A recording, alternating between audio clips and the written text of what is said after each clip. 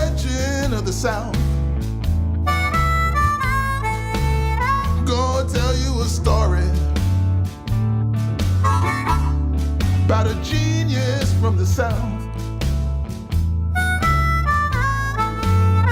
She wouldn't stand second to none. Her mama said, Zora girl, jump at the sun. So she jumped.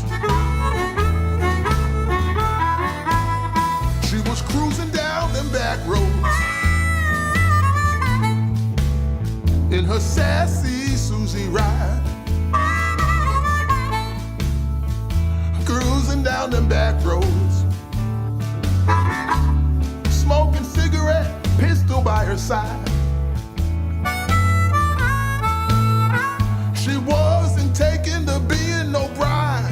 Folklore right into the day she died. That's who she be.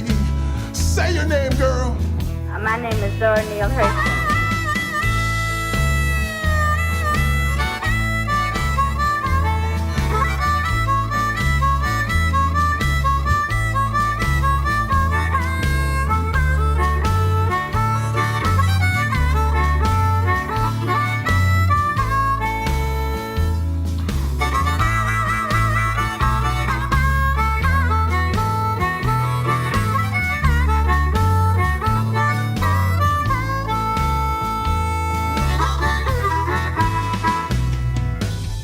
Zora liked to travel right and have a real good time. Zora liked her music. She liked her good old Southern blues.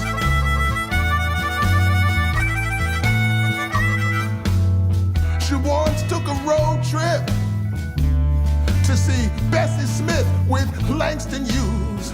She shown up there.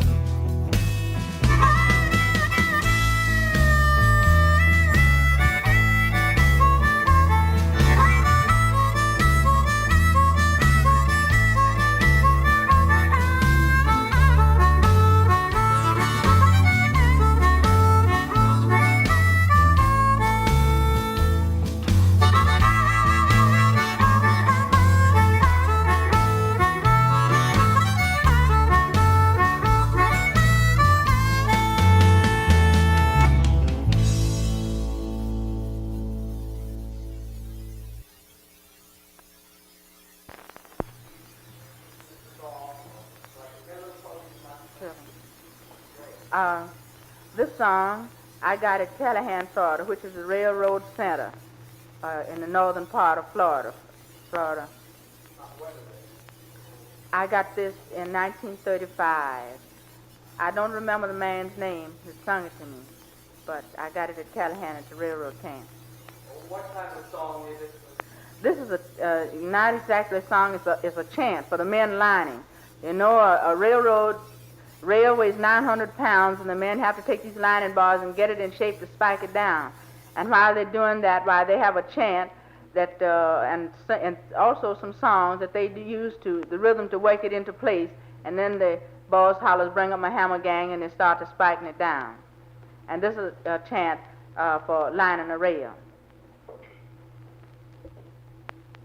Mobile, in Alabama, Fort Myers, in Florida, let's shake it, let's break it, let's shake it, just bring up my hammer gang.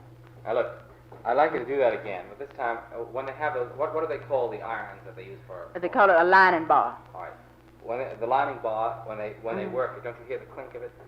They just say, ha. No, you don't hear the lining bar because it's under the rail and they shove the rail with it. Yeah. But you can't hear it. But you hear that. Hit against it? No, it's under it. You see, it's just like on this. And it's a crowbar. Because over in Mississippi, they showed me by hitting. Yes. Well, they said that the way they did it was several men taking a short hit. Well, I've seen them put it between their legs this way and put it back. And they get this flange under the rail.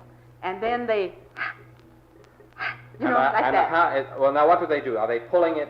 Pull it backwards. They're moving it backwards. In other words, they have it underneath, and they're using the leverage to go forward. Yes. Well, all right, Yeah. try. Would you sing And it all over? the men, you know, because it's awful strained, and they. About how many men are there on a bar? Oh, On a sometime it's about 7 or 8 on at that one time. Mm-hmm. But, Well, suppose you try it. You sing it over again. all right. This song is called "Shove It Over," and it's a line and rhythm, pretty generally distributed all over Florida. It was sung to me by Charlie Jones on a railroad construction camp near Lakeland, Florida. That I gathered that in 1933. When I get in Illinois, I'm going to spread the news about the Florida boys. Shove it over, hey, hey, hey, can't you line it? Oh, shack-a-lack-a-lack-a-lack-a-lack-a-lack, can't you move it? Hey, hey, can't you try? Eat him up whiskers, he won't shave. Eat him up body lice, he won't bathe. Shove it over, hey, hey, oh, can't you lie there? Oh, shack-a-lack-a-lack-a-lack-a-lack-a-lack, can't you move it? Hey, hey, can't you try? Oh, the rooster chew tobacco, the hen dip a snuff. The biddy can't do it, but he struts his stuff. Shove it over, hey, hey, hey, oh, can't you lie?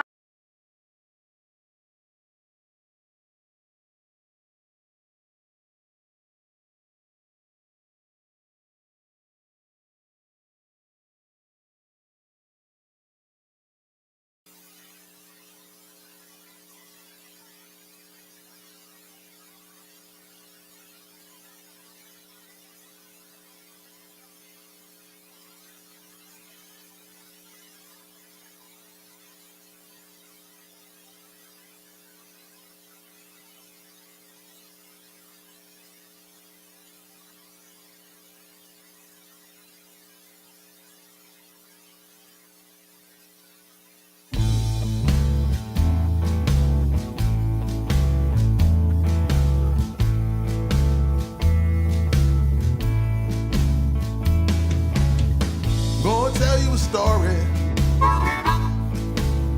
about a legend of the South.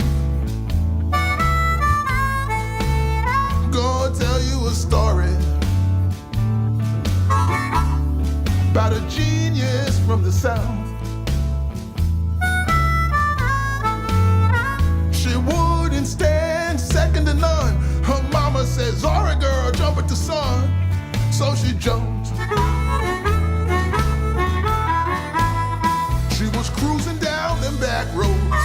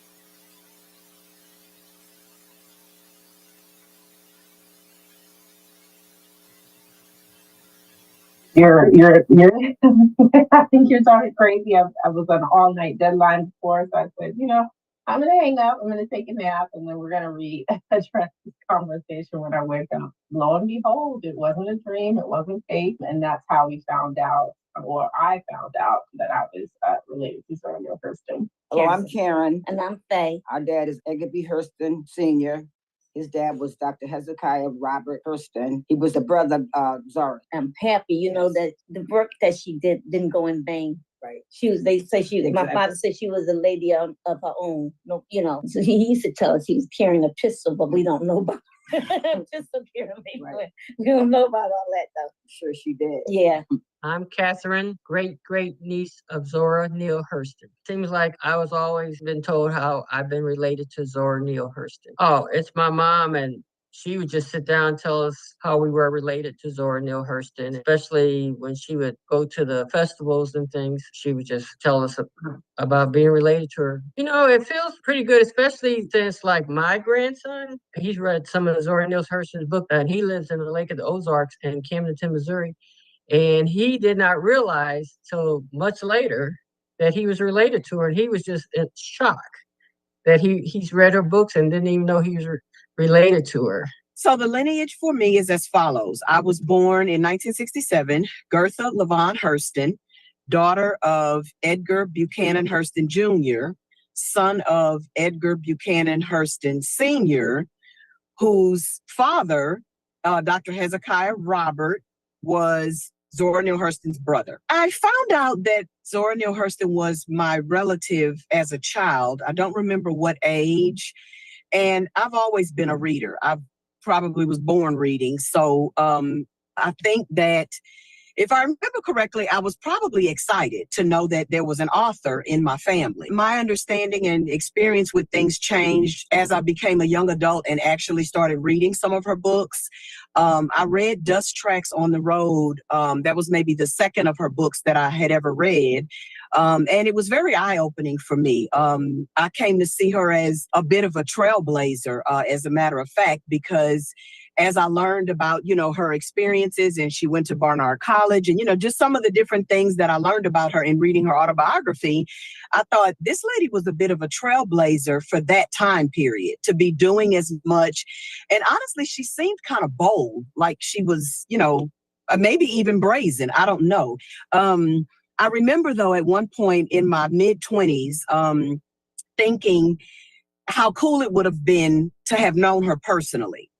I'm Halima, and this is Winnie. Our father is Edgar B. Hurston Jr.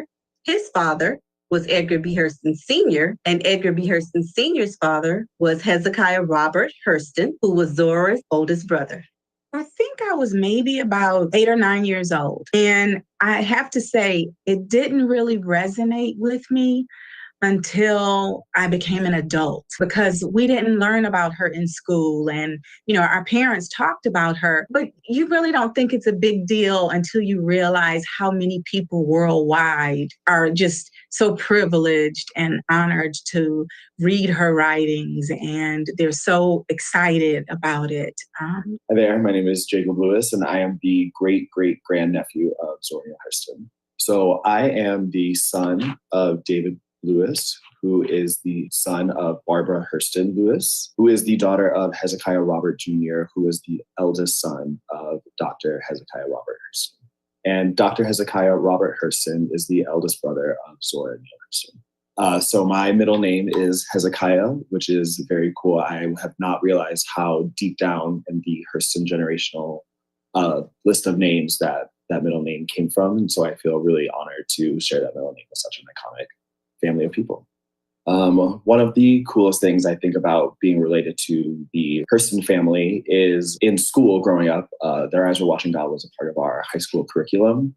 So to already have known the story, known about the author, about the time period that she was writing in, and to be taught in school why this was important, using her as a figurehead of that movement in English and in literature and in just preserving American history through her works, was such a cool experience to know that I am a part of something bigger that has had such a prevalent place in American history and how it is preserved and taught. My grandma was always very vocal about her relationship to Zora and we were very blessed and lucky as a family. We got to use a lot of the royalty monies from all of the works of Zora to really help me do some amazing things as a kid. We traveled all over the world where I got to just learn about and see so many different corners of the world and different cultures and different languages and people and food. At such a young age, her resources really helped me go to college to pursue a degree in dance at Fordham University and the Alvin Ailey School. And with Alvin and Zora both being around the same time period and being influenced by other writers, historian, public figures, is such a really cool connection that I get to experience in my professional field and feel really connected to all of the history that we learn about.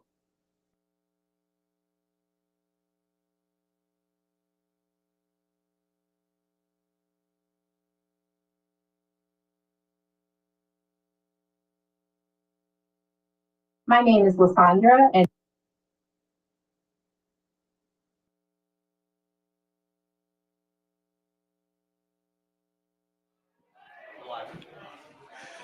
good morning, and welcome to day 2 of the inaugural Zora Neale Hurston Summit, celebrating the life and legacy of Zora Neale Hurston here at Barnard College in the city of New York.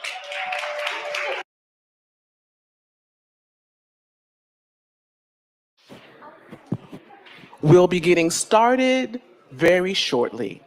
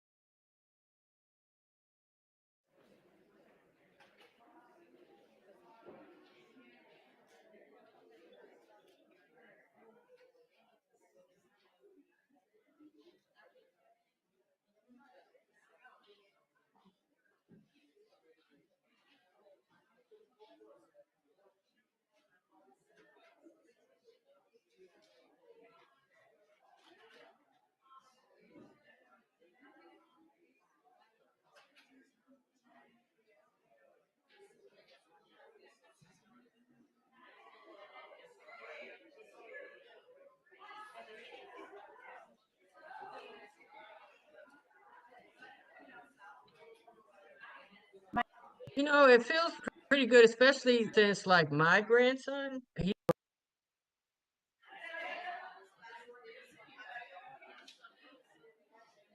Zora Neale Hurston through marriage. Sarah Hurston.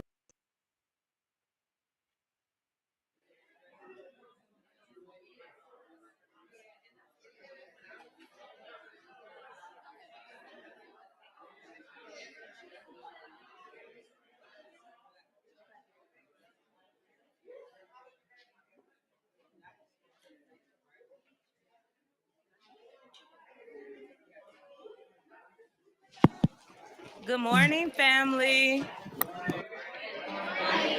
If you guys could do me a favor and not walk down the middle aisle, we have some videography happening. And apparently, I was supposed to announce this yesterday, so I apologize. But if we could not walk down the middle aisle, that'll make sure that all of our friends who could not join us today or yesterday will get to see the footage nice and clear of our amazing speakers. And we are just waiting for our trustee to join us. And so while we are waiting, I'm actually gonna start a song, if that's okay, by Miss Mahogany Amager. Joanne, could you bring that up for me? We're supposed to pay at 10:50. We'll play it now. Strength of the black woman, so full of glory, genius among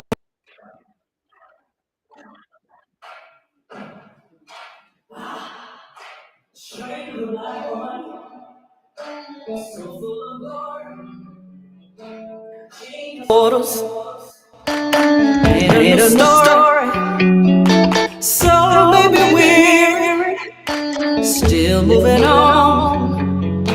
See and feel clearly. Y'all gotta right these wrongs. Genius of the South, where the pain is so strong. Literary icon to the world. This is our song. This is our song. Everywhere we go, we carrying a load of we black cargo. Barracoon, we've been here before too long. It's time to let it go beyond. Jump at the stars, go beyond the moon. Best tracks on the road. You don't know about we Negroes. Moses, man on the mountain. Can't drink from your water fountain, but it feels soft like a magnolia flower. Drinking from Jonah's gourd every hour. But when they look up in the So we're actually gonna pause that so we can get the tech together, because isn't that a beautiful song? We got to do Mahogany right. So we're going to actually get started, but I want to give some belated thank yous to some amazing people who helped support us and bring our VIP reception to life. So of course we had Dr. Stacy N.C. Grant, International President and CEO of Zeta Phi Beta Sorority Incorporated. And we also had Jess Garland, all the way from the Oak Cliff Cultural Center, assist us with music. We had a whole playlist and Jess bought her harp. Her harp. Did anybody see Jess playing yesterday? I was like, wait a minute. And that was completely unplanned. So we want to thank Jess, but we also want to thank Andrea Toston, who she pretty much bought a caravan. Dr. Wade, am I telling the truth? Of our Dallas-Fort Worth family to be here. Oh, y'all in the house? Y'all quiet this morning? We still sleeping? Anybody here with the Oak Cliff Cultural Center? This day too, we already hung out all day yesterday, so we can't be pretending to be shy. All right, so we're gonna switch it up just a little bit.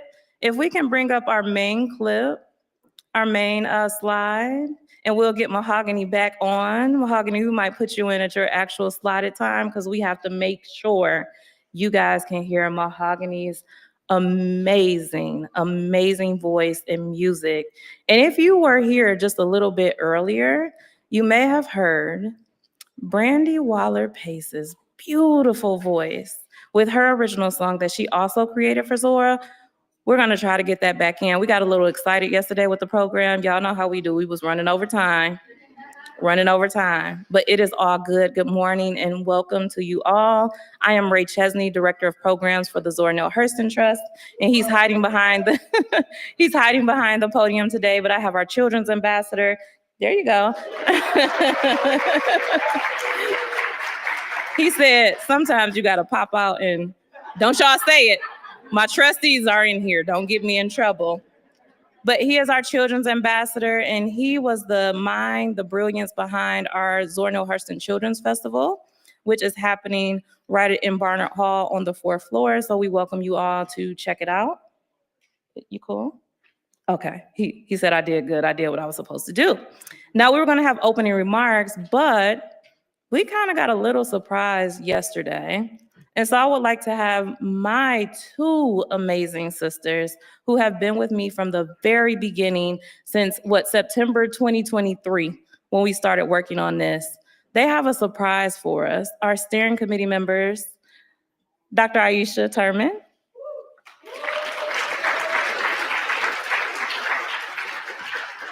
Don't show them the cover now.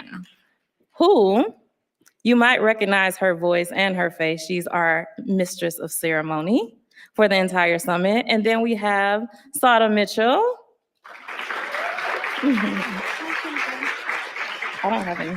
And Sada, I mean, when we talk about archiving and keeping records, she is that one. And she has brought in, both of them have brought in so many of the presenters, the speakers, the facilitators, and the sponsors that have worked to make this happen. So let's give them a round of applause.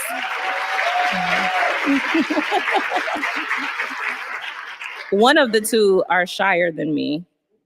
I think you guys can probably guess who. So the fact that she's on this main stage right now is quite the treat. I won't make you speak though, okay? Yeah, okay. And then I'm actually gonna have our two trustees join me on stage, Dr. Lois Hurston Gaston. Family, if we could assist Miss Lois with getting up the stairs safely, one of our gentlemen. And then I'm gonna have Lysandra Green join as well. Yes, y'all take care of my Miss Lois.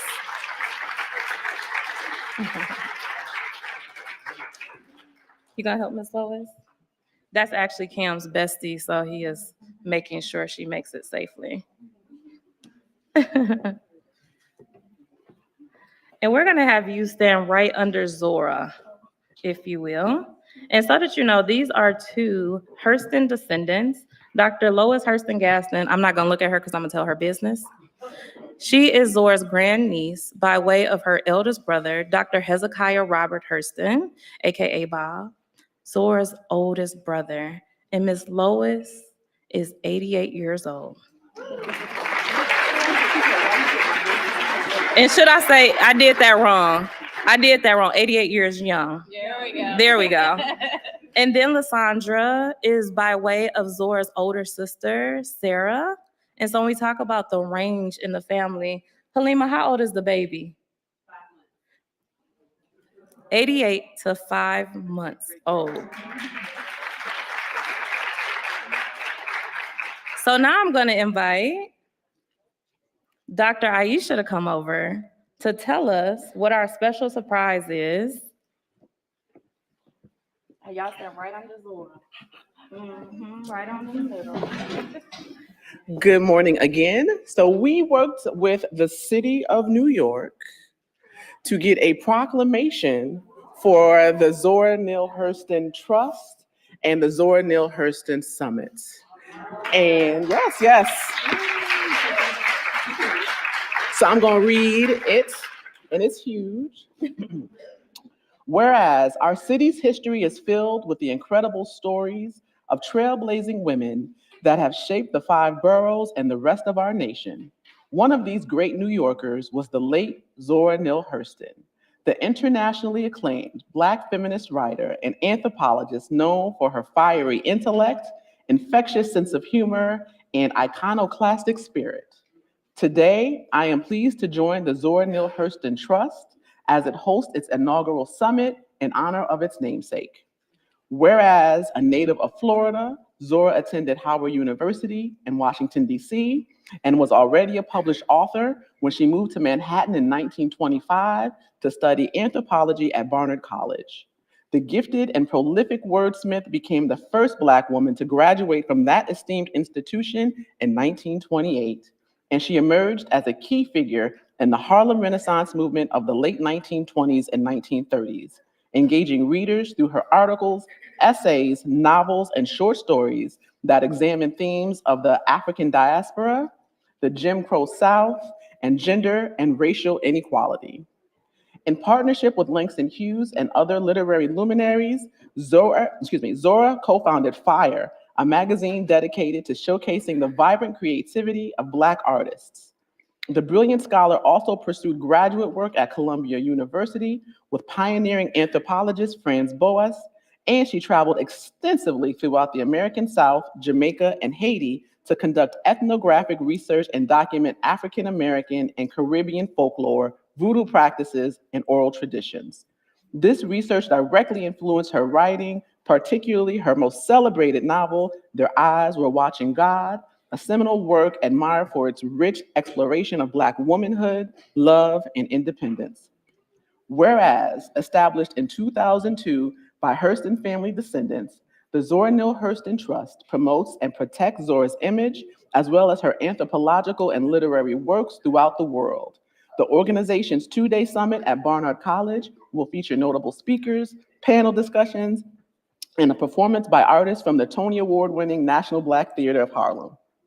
I applaud the Zora Neale Hurston Trust and everyone participating in this important event for their efforts to honor Zora's remarkable accomplishments and celebrate the indelible imprint she made in New York and beyond. Together, we will ensure that her influential life and legacy will continue to inspire people of all backgrounds for generations to come.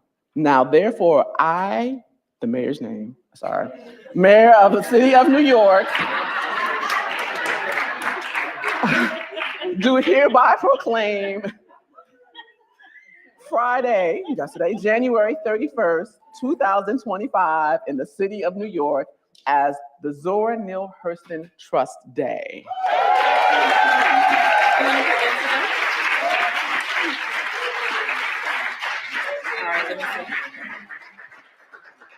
Now listen, because we family, right? This is our upscale family reunion, and we're all a part of Zora's family. And if you know anything about her, she's gonna tell the truth, come hell or high water, right?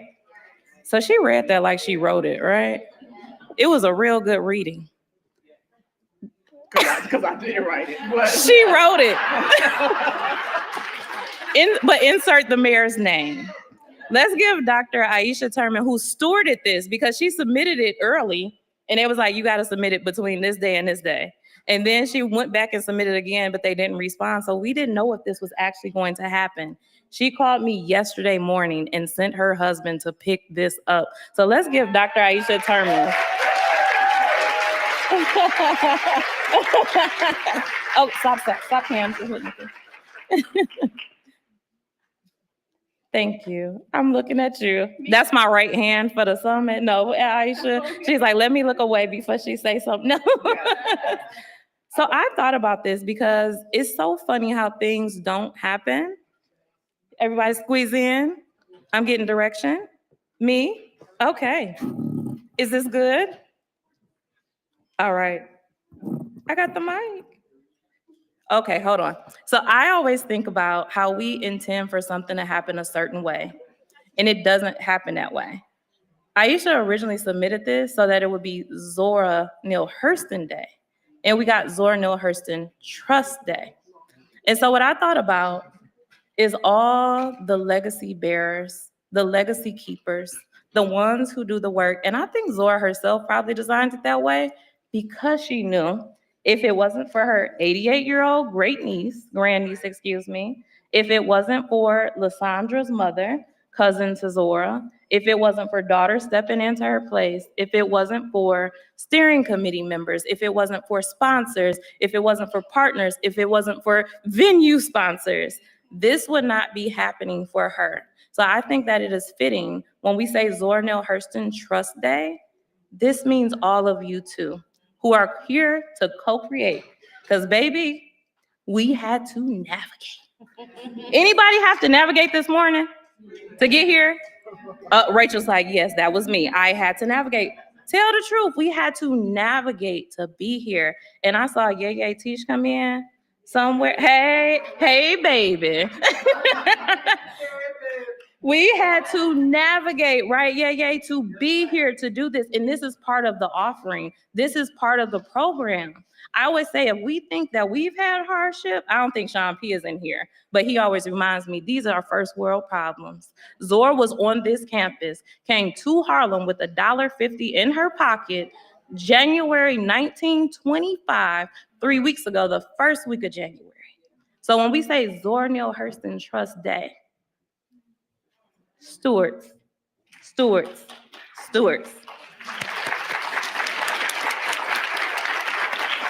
Okay, who wanted to do it? It's a real one.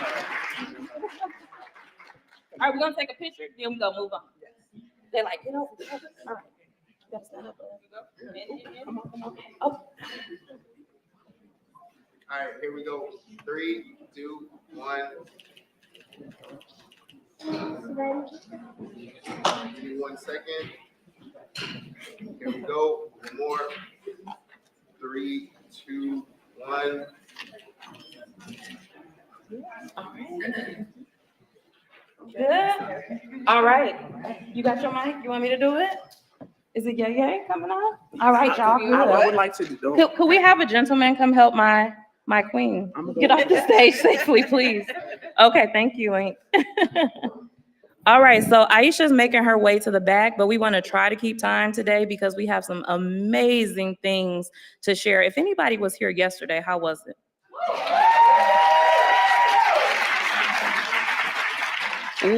We're taking it up a notch today because I thought about it And we thought about navigating, right? And all the little bumps along the way, because this was not intention over perfection. Incredible team working to pull this off, stepping into places that they were not originally assigned to support us all in this experience. Well, I thought about it because originally it was supposed to be a one-day thing. Now y'all see all that we couldn't fit it into one day.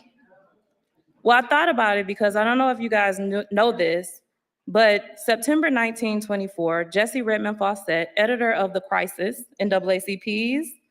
Oh, I see somebody excited. She like, Jessie, you know, we cool. Y'all can talk back to me. I don't like to be feeling lonely up here. So Jessie, he said I'm not lonely. Cam's got me covered. But Jessie Redmond Fawcett had released her first novel called There Is Confusion, right? And so we got the old guard there. We got Charles S. Johnson, research director for the Urban League. We got, of course, W.E.B. Du Bois, figurehead for the NAACP. And I found out just recently in my research, he didn't found it. He wasn't really in charge of it. He was the face. Say it louder. Jessie. You see why I was like, Dr. Aisha wrote that? Because it was Jessie, right? She published, my kids here, mostly all of the Harlem Renaissance contemporaries. It was Jessie. But Jessie, let me tell you what else happened to Jessie. Because they had this book launch for Jessie Redmond Fawcett. But the new guard showed up to the party and took it over. And in that moment, this is where the idea from the Harlem Renaissance started to truly form. And so I'm one of those scholars. Some scholars, including Ray Chesney, consider that the dress rehearsal for the Harlem Renaissance. So listen, y'all see Zora beautiful picture out there on that magazine cover? That was supposed to be up yesterday, but we couldn't find it, so because it was just a dress rehearsal. So today, it's about to happen. I'm gonna pass it back to, you good? All right, we good. Thank you, family. Thank you, Ray. And thank you for the recognition up on the stage. And I just want to throw one more thing in. Yes, Langston Hughes did all this wonderful work. Yes, W.E.B. Du Bois did this wonderful work and was the figurehead for the NAACP. But if it wasn't for Ida B. Wells Barnett, there would have been no data for the NAACP to even exist. No, I'm not. Happy Black History Month.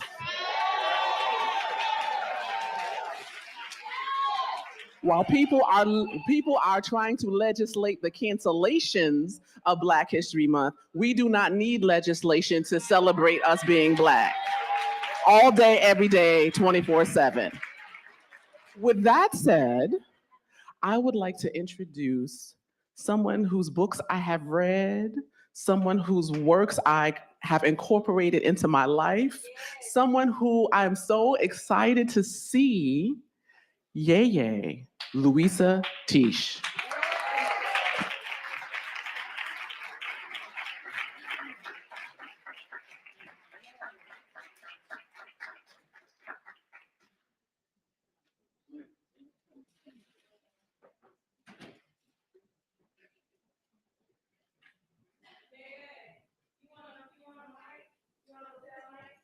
Yeah, because I ain't standing at no podium.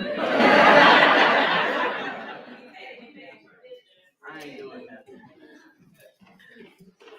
There's a mic right here. Yeah, you want to hold one or you want me to flip you? Well, let's see. I ain't trying to get fresh now. You can hook it up here. Mm-hmm.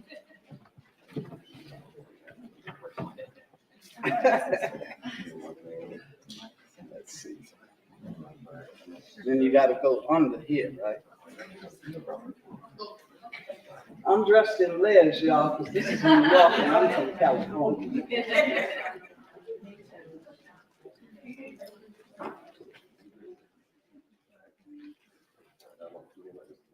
Okay.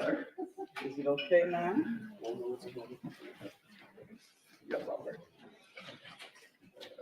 It's been a while since I had a young man.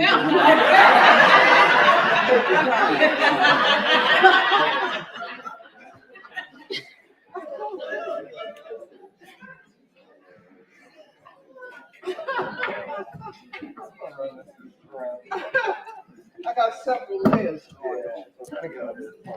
Yeah, there we go. There you go. Sorry about that.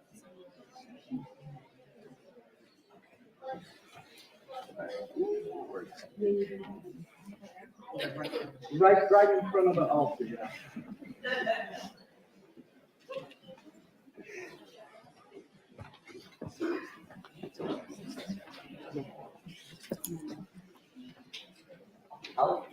Alex, can you bring up 66? Should be good. Well, don't. The reason you need this is because y'all recording. I have a loud mouth, so people will definitely hear me. Thank you. Wow. You have no idea how happy I am to be here celebrating this.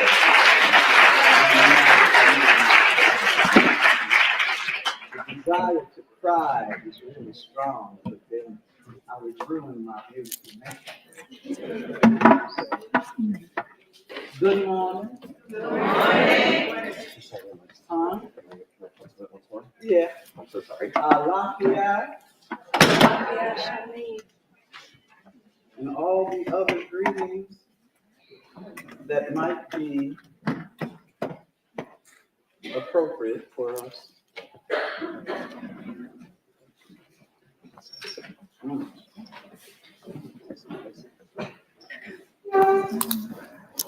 I should have told y'all I have a strange relationship with my.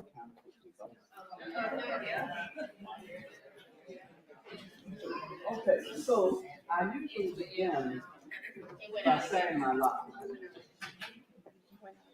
Okay, and yeah. I think. Yeah, absolutely. Do you all hear me? This one here. Yeah, but I can give you a stand. Hold it. Okay. Okay. All right, but the audience, you can hear me, right? The recording, all of that stuff. I usually begin by saying I love you, and by that I mean, may you have good health and be at peace with your neighbors.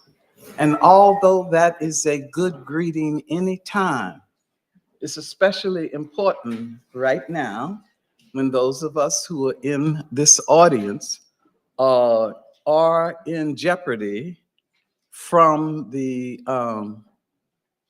behavior of some people who have lost their humanity and who would like to deny us ours, you know. As an E5 priestess, every year, twice a year, we perform divination to get the ancestors' word to us about how we should conduct ourselves and what we should watch out for. And, you know, things like 9/11 were predicted ahead of time, and the COVID epidemic was predicted ahead of time. Last year, we were told he wears the crown of a king with the mind of a child. Okay, and we see that manifesting in several people in authority and in several ways. And my main message coming from the ancestors is don't panic, prepare. Right. Don't panic, prepare. We have these wonderful sisters who are here with me. We have prepared an opening to do with you this morning. And I think those of you who know me, you know this ain't gonna be no talking head thing, right? You are the village.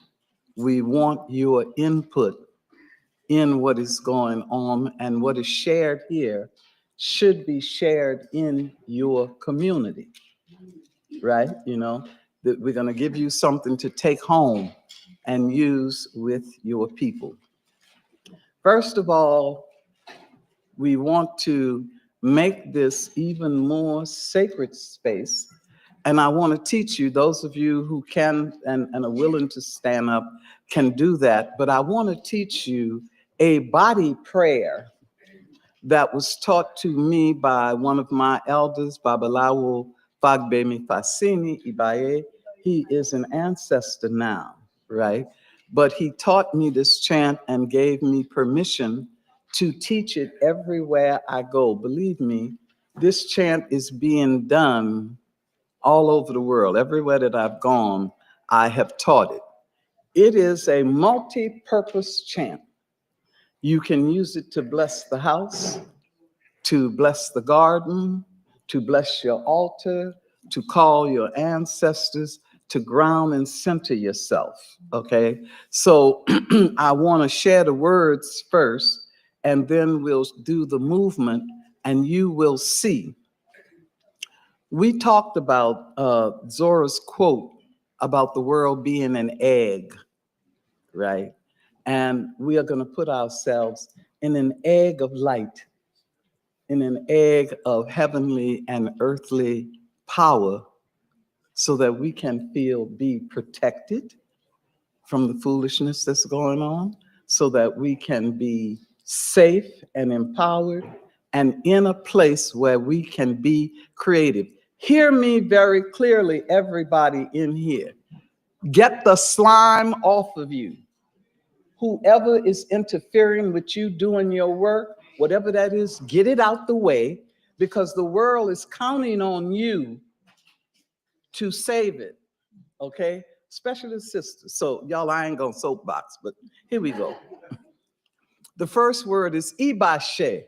Ibashe. Ibashe o. Ibashe o. Ibashe bashe o. Ibashe bashe o. Ibababa. Ibababa. Ibayeye.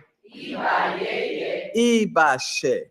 Ibashe. Okay, you know, the Yoruba language is a derivative of early Egyptian, and here we are saying respect to the power of the spirit, right? Respect to that power, O, with emotion. You know, O is that vowel that carries emotion. So, you know, I can say to my daughter, oh, mommy, why? Child, come here. She might not move, right? If I say, oh, mommy, wow, she come running, right? You know, so we put emotion on the letter O. Ibashe, ibasheo. Ibashe, ibasheo. Ibababa. Ibababa. Ibayeye. Ibayeye. Ibashe. Ibashe. Respect to the power of the spirit, respect with emotion, respect to Father Sky, respect to Mother Earth, respect to everything on the horizon. Yeah? Okay, now, I know I have to be helped out of this chair, y'all. This is the result of a misspent youth.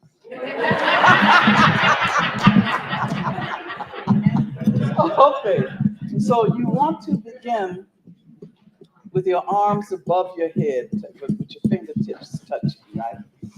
And I want you to take a deep breath and let out a sigh. Yeah, let yourself relax here. Now that turns into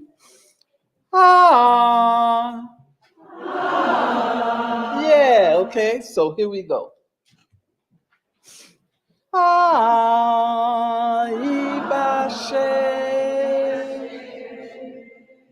This is very, very important.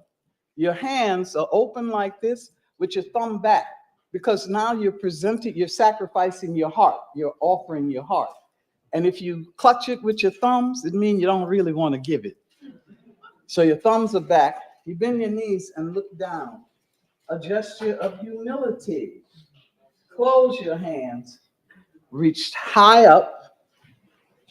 Bring it down. Bring it in front of your heart and open. Do you see that you've made an equal arm cross inside of that egg? Okay, so here we go. Start up here.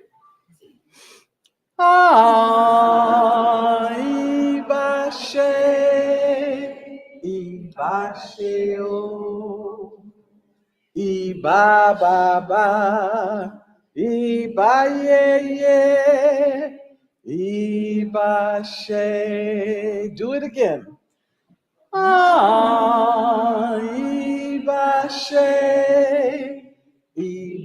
Ibasheo, Iba ba ba, Iba ye ye, Ibashe. Two more times. Ah, Ibashe, Ibasheo, Iba ba ba, Iba ye ye, Ibashe. For all of us everywhere. Ah, Ibashe, Ibasheo, Iba ba ba, Iba ye ye, Ibashe. Thank you. Thank you. Feel free to use that and know that it becomes addictive, right? It is what we call an extrovert meditation. So that as you are moving your body, and this is true, very true of African people. I remember back in the 80s, there was a great debate about whether or not African people prayed. Did you know that that was a liturgical question? Do African people pray?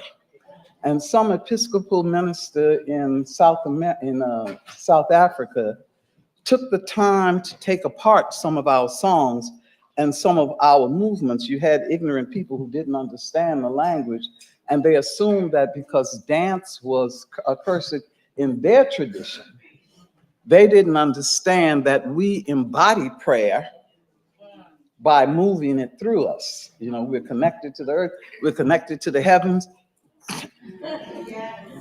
and the energy runs through us. It was not until people started studying India that they came to understand that indigenous people we always dance our prayer. Native Americans do it, South Pacific Islanders do it. And so feel free to add music to that chant. Feel free to move to it. Let it move through your body, yeah? Because you're calling heaven and earth into your heart and offering it in every way. Now, I have these wonderful people here who are going to be my legs because my knees don't want to cooperate, y'all. Too much dancing. And what we're going to do now is what's called blessing our Ori. Okay, in Yoruba tradition. Right here, between these two eyes, which the Hindus call the third eye, we call this Iwaju. Can everybody say that? Iwaju. That's the eye of character, okay? And it is this place here that reminds you of what your contract was with creation before your spirit left the land of the ancestors and came to earth, okay? Please remember, you came here to be somebody, to do something, and to have the resources for that. And it is Iwaju who knows what that is, okay? We go from Iwaju to Ori, the very top of your head, where energy from the universe is coming in to fuel your vision, right? Your visions are not fantasies. It's not because something's wrong with you. You are receiving transmissions. They say, oh, Batala descended on a gleaming, a stream of light. That stream of light comes into the top of your head and you can see. It's especially important now because the decaying culture is falling, the end is falling, and we are the ones who are going to stand in the compost to grow the new. You got me? Okay, all right. And so we can't be saying, oh, we better do what we've been doing. No. You're going to open the eye of character and you want to ask heaven and earth, what is my part in creating the new? Right? Right now you're standing in the rubble. Don't panic, prepare. Don't panic, prepare. So what we're gonna do, my sisters here are gonna pass you some water that we pray on and bless. There's no element greater than water. And what you're gonna do is open your third eye, bring that energy over the top of your head and down the back of your neck, and take a deep breath and see how you feel in that moment. This is a moment when you are consciously telling the eye of character, I give you dominion over everything. I bring in the power of the universe, and no pessimism can stop me, okay? I invite you to bless your head at least once a week, you know? If life is difficult and you don't know what to do, grab your head like this and say, come on, get center, baby, so I can see where I am going, okay?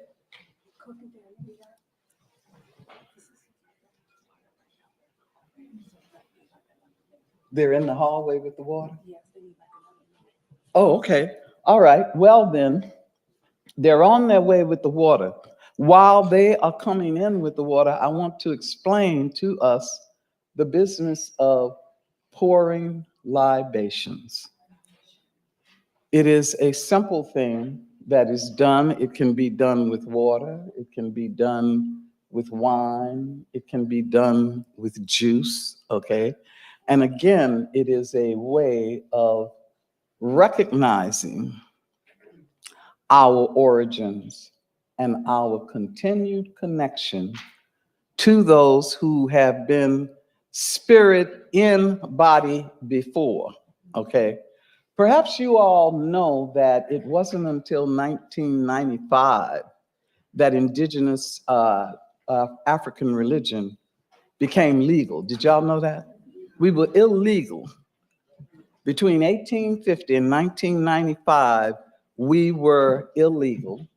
And if you had a ceremony, the police could come in and steal your stuff and turn stuff over. In 1995, we went to the Supreme Court and were declared a legal way of being. Okay, so those of you, whether you're Kemetic or Akan or Vodun or New Age Christianity, whatever your tradition is, know that you were illegal until 1995. Okay, what is even more wonderful is that now that people understand quantum mechanics, our ancestors knew that 5,000 years ago. But now there is language to explain that the memory of our ancestors is an energy that's never lost. It is never lost. And all you have to do is center yourself so that you can pick up the vibration and understand it. Ashe? Ashe. Okay, we got the water. All right. And so I invite you to open up. Open up. Open up. And while you are doing it, I'm going to repeat over and over the thing that we say. In Yoruba, we say, Ori, mig bamio. Ori, mig bamio. It means my head supports me. My head supports me, okay? And we say, you can do all the meditations, you can do all the rituals, you can attend all the lectures, etc. Nobody, human, ancestor, or spirit, can give you anything that your head will not accept. Right? Have you ever tried to get somebody to go to rehab and you paid for their rehab and you brought them meals and you did da-da-da-da-da, but they just wouldn't do it? They needed to feed their ori. Okay? Have you ever struggled with wanting to create something and you just kind of,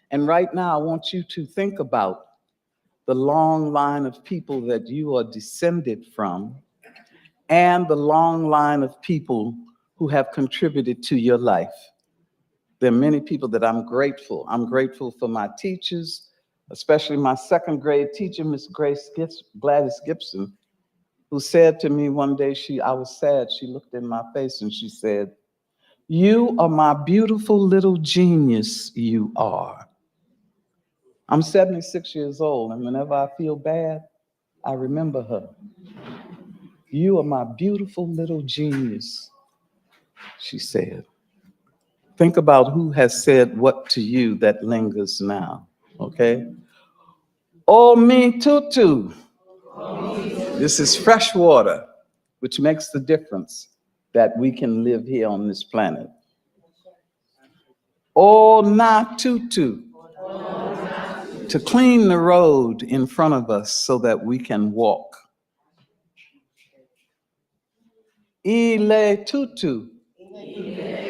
To refresh the house of life, this planet that we live on. Tutu bobo egungun. Tutu bobo egungun. That is to refresh the spirit of the long line of ancestors that we come from. I would like to call Zora's descendants up to the stage or ask you to stand up. Where y'all at? Okay. Okay.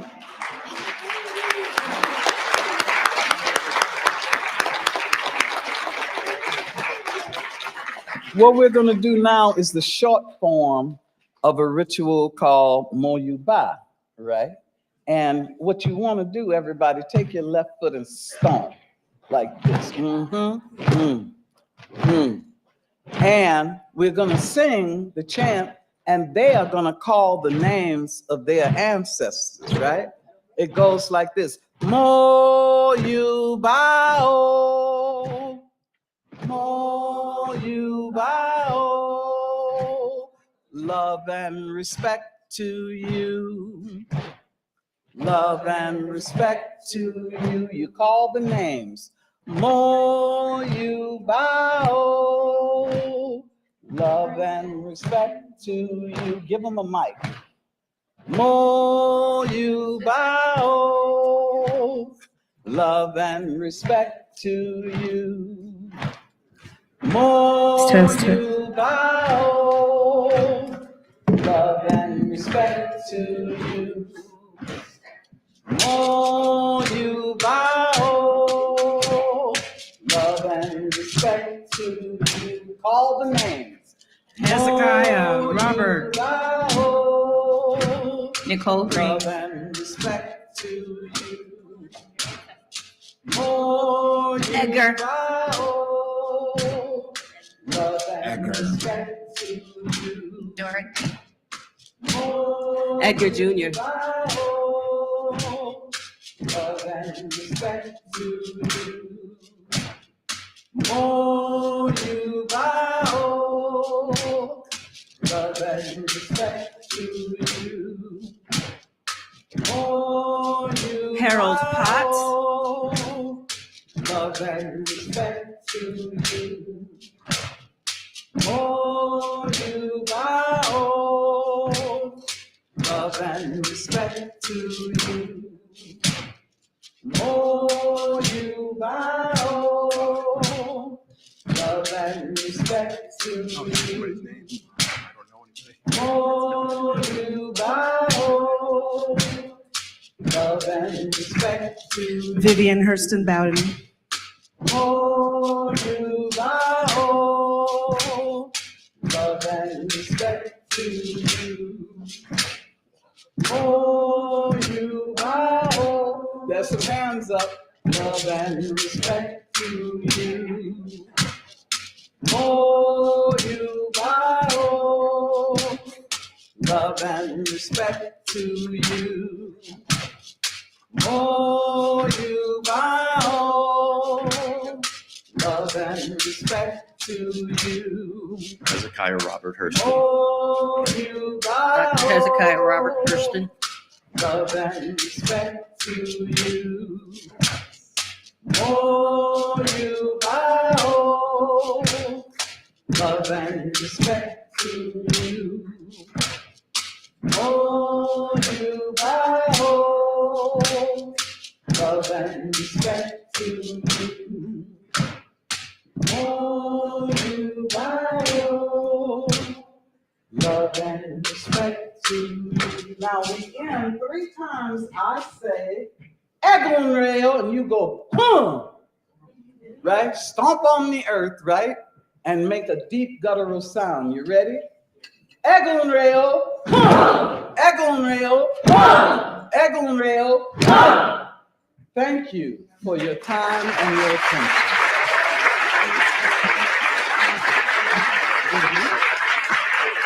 Yeah. You got a mic? You got the mic for the song? I say, Thank you and much gratitude to Yeye Louise Satish and all of those who assisted her in opening up our summit for today and gracing our Kinkofa main stage. Thank you so much. You're doing the closing song? We have one more piece of juiciness for you. This song is an ode to Zora's connection to Haitian voodoo. I'm a very proud Haitian American. This song is one that is used to call on the elders when you come onto someone's home and asking for their permission to be in the space and welcoming them as well. I don't think I'm gonna need this.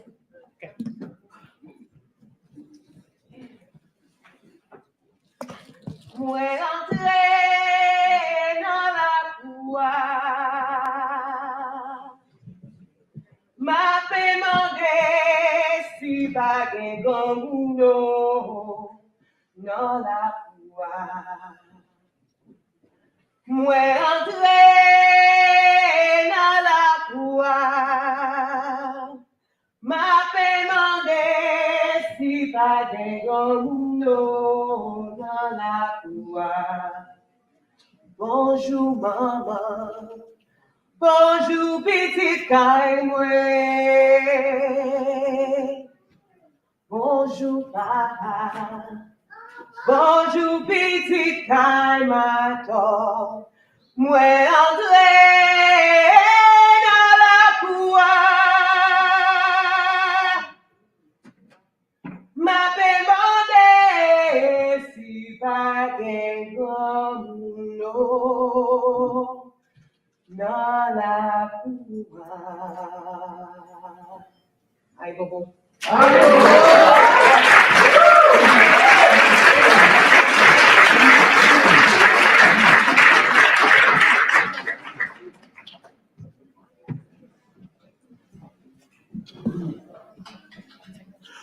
Once again, thank you so much to Yeye Louise Satish, all of her assistants, and Yona for coming up at the end and closing us out with that beautiful rendition.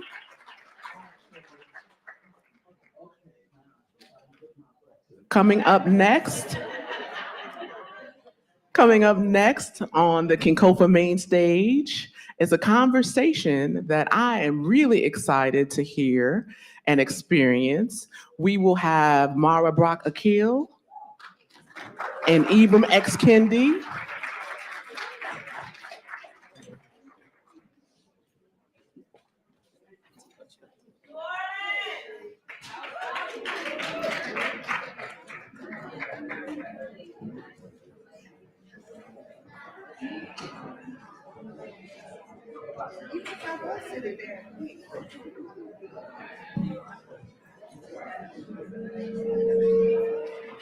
While we're clearing out the Kinkofa main stage and having Mara Brock Akil and Dr. Kendi on stage, how many of you have seen the documentary on Netflix, Stamped from the Beginning? Raise your hand if you've seen Stamped from the Beginning. If you have not seen Stamped from the Beginning, you should go and watch Stamped from the Beginning.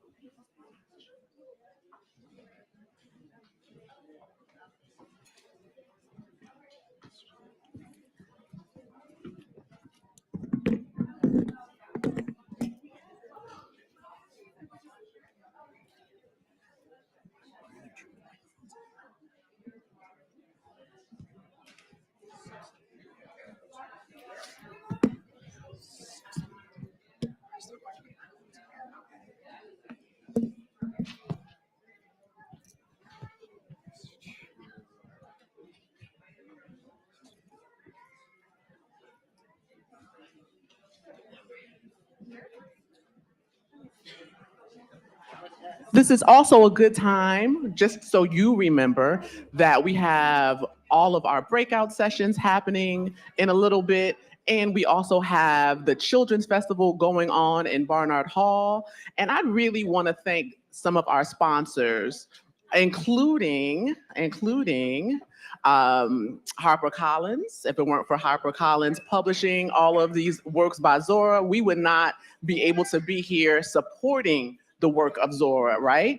Of course, Barnard for the space, Kinkofa, who you saw on the main stage yesterday and who sponsors our main stage. But we also have other groups like Brooklyn and the Library of Congress and the Sugar Hill Children's Museum, which is right up the road, who has graciously brought in educators for our Children's Festival, again, going across the way in Barnard Hall.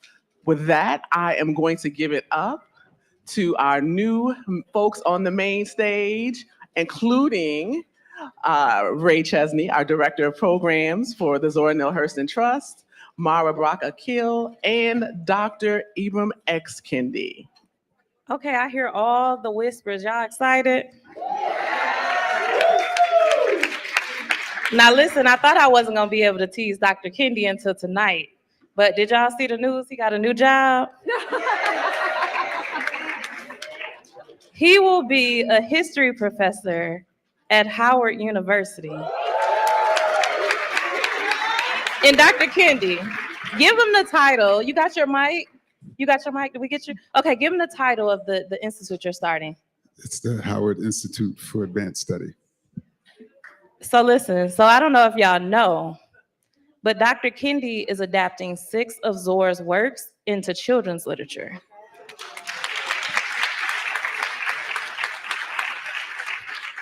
And I think our children's ambassador is back there with his iPad and his headphones. But I got in trouble when we started planning the summit because he said, what are the children gonna do? And I said, what should they do? And he said, well, Dr. Kendi has Zora books. And so he created a whole festival. So y'all make sure y'all go over to Barnard Hall, 4th floor, because Cameron designed all of these activities to make sure you guys know that now we're taking Zora to the kids. Thanks to Dr. Kendi, thinking of adapting these books. And I think he's in a little bit of trouble because I told you, once Zora chooses you, she puts you to work, right? Yeah. She was like, oh, we can move you from Boston University on over to my alma mater. So I'm confident that won't be the only thing you'll be doing there. Zora's gonna put you to work. Now, Miss Mara, this is the Mara Brock Akil, who watched Girlfriends. And I have to tell you, I could have never imagined in a million years that I would get a message from Mara Brock Akil. In your DMs. In my DMs, y'all. Because it's black. Listen, yesterday was dress rehearsal. We didn't act up yesterday. But it's the first day of Black History Month, right? Yeah. We done already kicked it off. Yeah. In my DMs, finding out that she too loves Zora Neale Hurston. We are talking legendary, iconic filmmaker who watched Girlfriends. Come on now. Come on, what up, Mara, Black Lightning? Come on, give them your resume, your CV, excuse me. The Game. The Game? Is it on? There you go. The Game. Y'all watch The Game? Look at Link. Listen, even the Well, video. somebody watched it because you guys, it's still historic.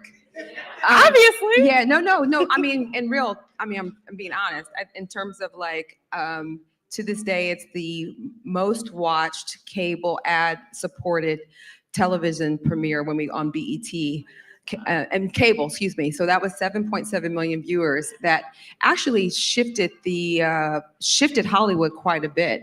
And that after that, they realized there was economy in us, and then there was a wave of other of programming. But that's a good thing. But anyway, the game, being Mary Jane. Casually. And I was, and on Black Lightning, I was really loved to serve and the executive producer for my husband's vision of Black Lightning.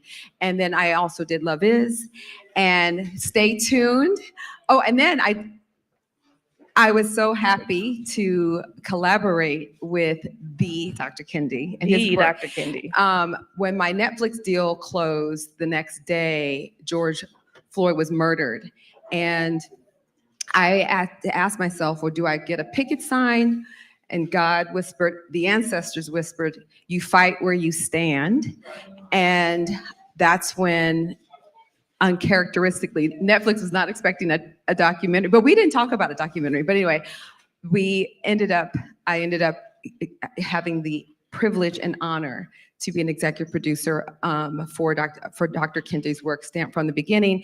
And coming soon, I have reimagined Judy Blume's Forever for Black YA, set in Los Angeles 2018. And I'm really, the trailer just got dropped yesterday, or today, Thursday. So yeah, that's my CV.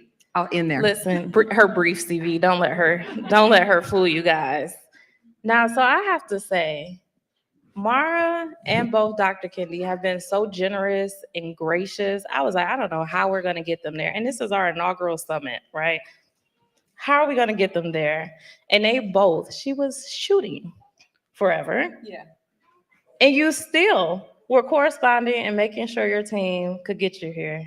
Same thing with Dr. Kendi. In the middle, Sadiqa got a new job, the real Dr. Kendi, as she calls herself. She has a new job. They just had another baby. How old is she, 2 now? Yeah, she's 2. Oh my goodness. Going on 20. Oh my goodness. And they still both made themselves available to us, coming all the way from LA, coming all the way, Connecticut. I know you always are on the move. Boston. Yeah. You were actually at home this time? Somewhat. See, he was somewhere in the world and they joined us today. So I'm so honored to be with you both, and especially that you are collaborators, but both love Zora. Mara, I always make Dr. Kendi do this because this is our 4th, 5th interview together. So I'm gonna repeat some questions because newbies to you. But Mara, this is my first time interviewing you. Where did it start with you, your love of Zora Neale Hurston? My love of Zora was on the first page of Their Eyes Were Watching God. And, I'll be honest, I was a reader. I was a big Judy Blume reader, but this level of sophistication stunned me. And I didn't understand it 100% all the way, but I understood it.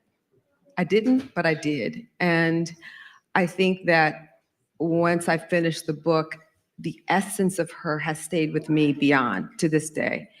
And I didn't even use the language agency back then. To me, that's a new term. And we just didn't use that term very publicly, I think perhaps in academia, but we weren't really using that term. But that was the essence of what I felt after I read her book, my own agency. And when did you first read it? My memory serves me somewhat correctly, but not always. I believe I can't remember if it was while I was in college at Northwestern or right after Northwestern. And my instinct says after, because if I know myself then, I was just driven by the to-do list. Let me check this off. Let me do this. Let me do this. And I remember taking a breath senior year when I really found my road, but also trying to figure out how to mark the path. So I feel like it was around 22, 23 in that age. So I have to tell you, Dr. Kendi is responsible for reminding me. Even Abby West is always like, wait, what? because I forget, like I just read Zora for the first time. You want to know what year? 2018. Yeah, so Valerie. Had you heard of her before that? Mara, let me tell you. So Their Eyes Were Watching God was assigned in my high school AP English class, but I was a reluctant reader growing up. Rachel, who went to high school with me, she's like, I did not read the book. I was a reluctant reader because it was my first form of protest. I was like, where are all the cool people, the cool kids, who are Black, they look like me, they live like me, but they have magic and adventure. And so I was like, I'm not reading all of these books, because Zora, they kind of slide her in there amongst a bunch of other white male authors because it's Black History Month, so we can talk about it for real today. And so I didn't read it. And so 2018, I was invited to do a Black history presentation at Michigan State. I didn't have anybody to present on, but I chose Langston Hughes. Happy birthday, Langston. We took over your birthday for Zora. I think Zora would like that. What's that? I think Zora would like that. Zora would like that. And these were not the original dates. Zora was like, let's go on and take over his birthday. But I didn't have anybody, so I picked Langston Hughes. But Zora kept popping up, and I had never heard her affiliated with the Harlem Renaissance. I was like, how come no one's talking about Zora? And then I was like, how come I'm not talking about Zora? And that's where it started. I apologize for doing Langston and Zora. I was like, girl, you can be the star of my show from here on out. She was like, great, because I have stuff for you to do, obviously. So Dr. Kendi, where did it start for you? I think for me, it was in graduate school when I was at Temple. And I think, shout out to Temple. And I think at the time, I was really wrestling with trying to understand the dynamics of culture, class, gender, and sexuality, and really trying to look for a writer who was treasuring and loving the Black people who were taught not to love. And I think coming across Zora, who loved regular Black folks, right? Who loved our religions, right? Who loved Black women, who literally went to the places where there was only Black folk around telling their own stories and treasured them so much that she wanted to capture it, and we can still sort of read it and see it. I think she in a way became a portal for sort of someone who can model how to love Black people on the page. And so I think that was a critical time for me, especially when you're in graduate school, you're pursuing your PhD, you're being told that you're extraordinary. You're not like those ordinary inferior Negroes. To come across someone who stated that, no, you're actually, there's nothing great or wrong about you, and Black people, in general, was just pivotal for me. And let me also just take this opportunity to thank the Zora Neale Hurston Trust, to thank the descendants of Zora for just having this honor to really work with those treasures and adapt it for young people. Because like you, I was a reluctant reader as well. I didn't really I was going to tell them if you didn't. But what if our children were reading Zora or being read Zora to since the time they come into the world, right? So that's one of the missions. Or in utero. Yes, exactly.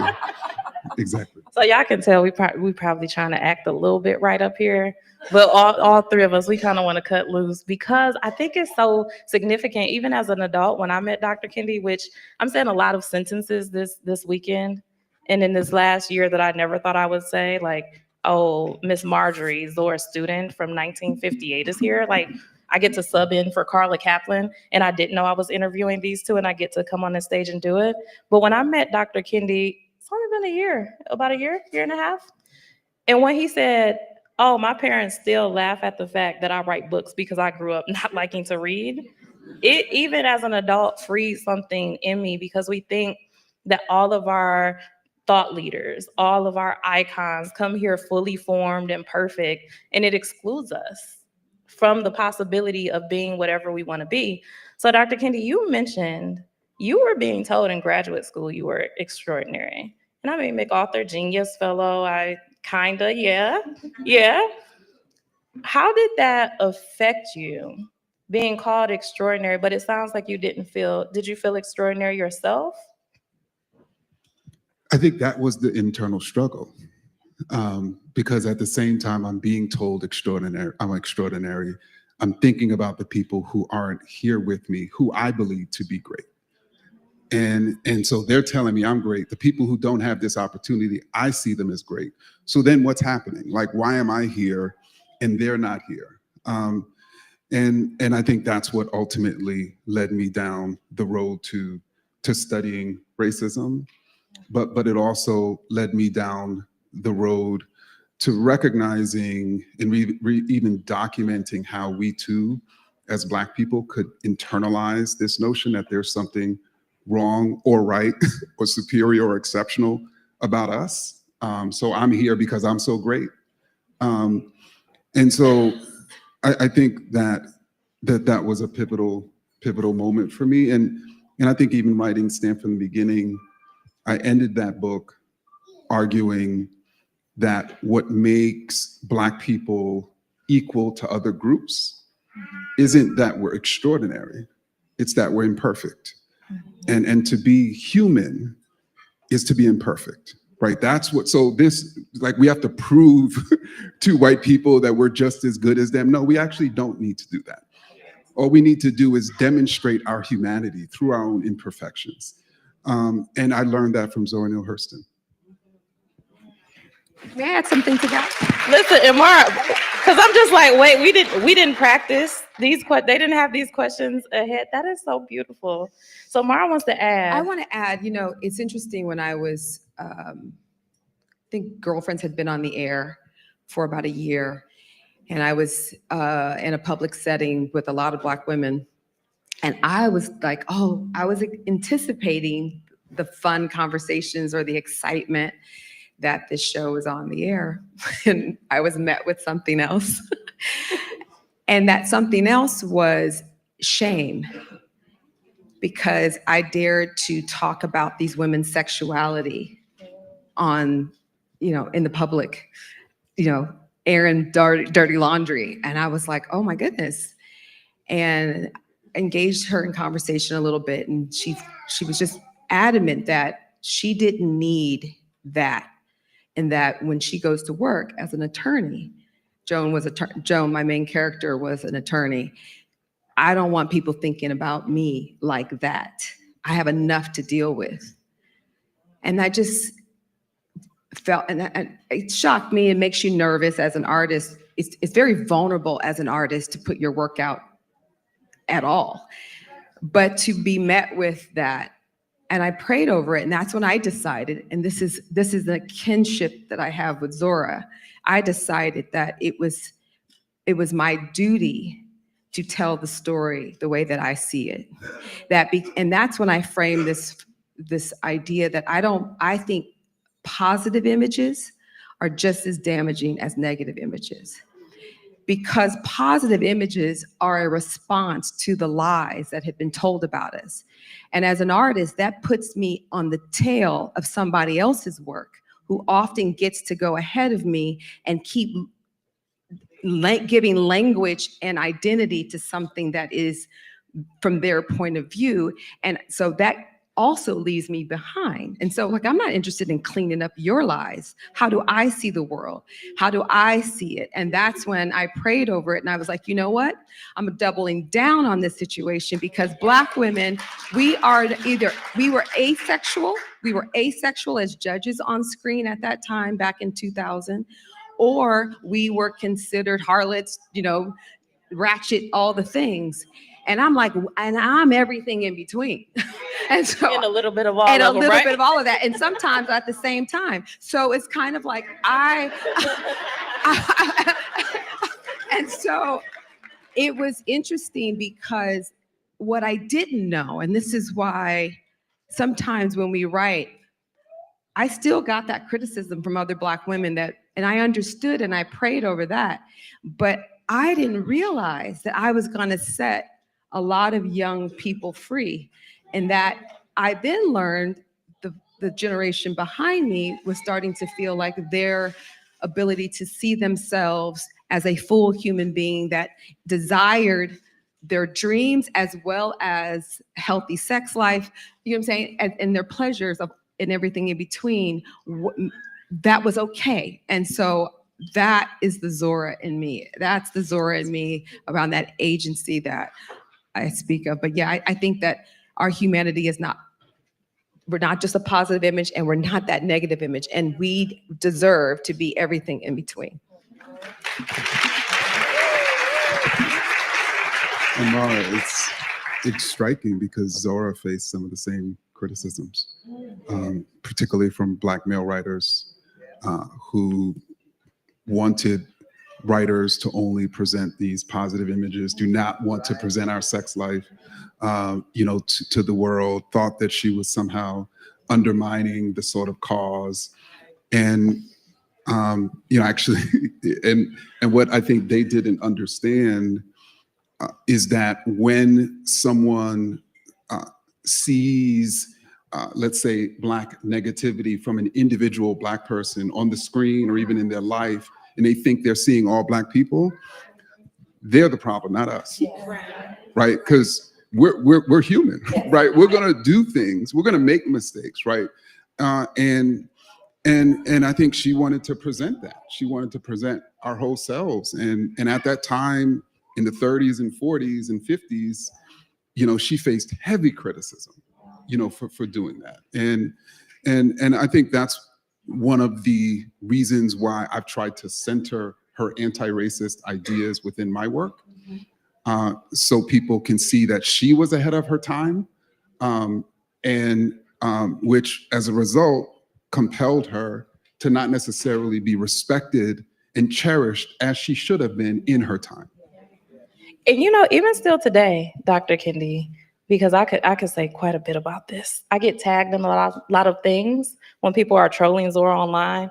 I get tagged on social media and they're like, they're talking about your girl, get them. And I said, I'm not, listen. Y'all don't want to start that fight? Don't let this goldfish fool you. I will turn into a shark. Right, Pisces twin? Real quick. But we talk about in her time, but still today, she is facing these criticisms. I've read online where people are saying that she put characters in there and they talk like slaves. And I'm like, do you know the level of brilliance and ingenuity it takes? They didn't come, like our ancestors didn't come here and go to school. You know your history, and I'm not a history professor, but still, do you know? There were no classes and courses on learning the English language. So I always say I mess up words. I get the wrong word with the wrong meaning, and I take pride in it because it's not my native tongue. And when people say, what's your native tongue? Well, I don't know. You want to know why I don't know? Do you have a minute? Do you have a minute? But here's the other thing. We often, because I want to expand it, when we talk about the criticisms, these respectability politics, we put the label and we'll say like the writers, which is true because they was tripping on our girl Zora. They was like, I dare you. Not only is this lady married and having sex, she marrying younger men, and we know that was Zora. She said, I can tell it because I've done it, okay? I know all the spectrum of living. I know all the behaviors, all the ways. But it's not just a writer or a thought leader. This is human nature, and that's the gift that Zora gave me. People gonna people. It don't matter what time, what place. Because it wasn't, if it's okay with the Hurstons, Miss Lois, your aunt, they like, oh, our Aunt Zora, she can never be tied down. She don't need to be married anyway. And so it's still like we carry this indoctrination of needing to be perfect, as you were speaking to. And I often think about the fact with this summit, this whole thing is meant to rehumanize Zora, because to counter the erasure, we often turn our historic figures into icons. But with icon, y'all can probably relate. With icon status, there is an expectation. Look, Dr. Kendi, like, don't start, because you don't get to be human anymore. You are expected to, you are criticized, even with the release of The Life of Herod the Great. Everybody wants Zora to put out masterpiece after masterpiece. What was it, her 134th birthday on the 7th? And we still expect this standard. A lot of us do, that it needs to be perfect, and that's not okay. It's interesting that you mentioned, married. She was married, or the idea that I know she wants. Okay, let me slow. I have so many thoughts racing. Let me slow down. Let me breathe. So this must mean this won't be the last conversation. No. Okay. Okay. No, I could talk about this all day. I guess what I'm trying to get to is that in the current times, and sometimes this is why it's important to tell the story and to write the story, especially the encouragement from the sister before us. I believe that all of us should be documenting our lives and telling our story.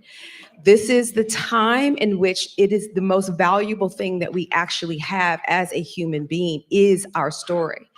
Now, whether it is going to be for the capital market, that's neither here nor there. But if it's not archived, if it's not in there, right? There's even a conversation about AI. What is AI gonna grind up and spit out? Well, not gonna be our stories because they're not in there. We've been laboring so much, we haven't had the chance to reflect, craft, and get our stories told. And sometimes we're trying to tell history and we can't even document real time because where is the time? And so I am also here to say, on behalf of myself and Zora, that we all need to be crafting our story.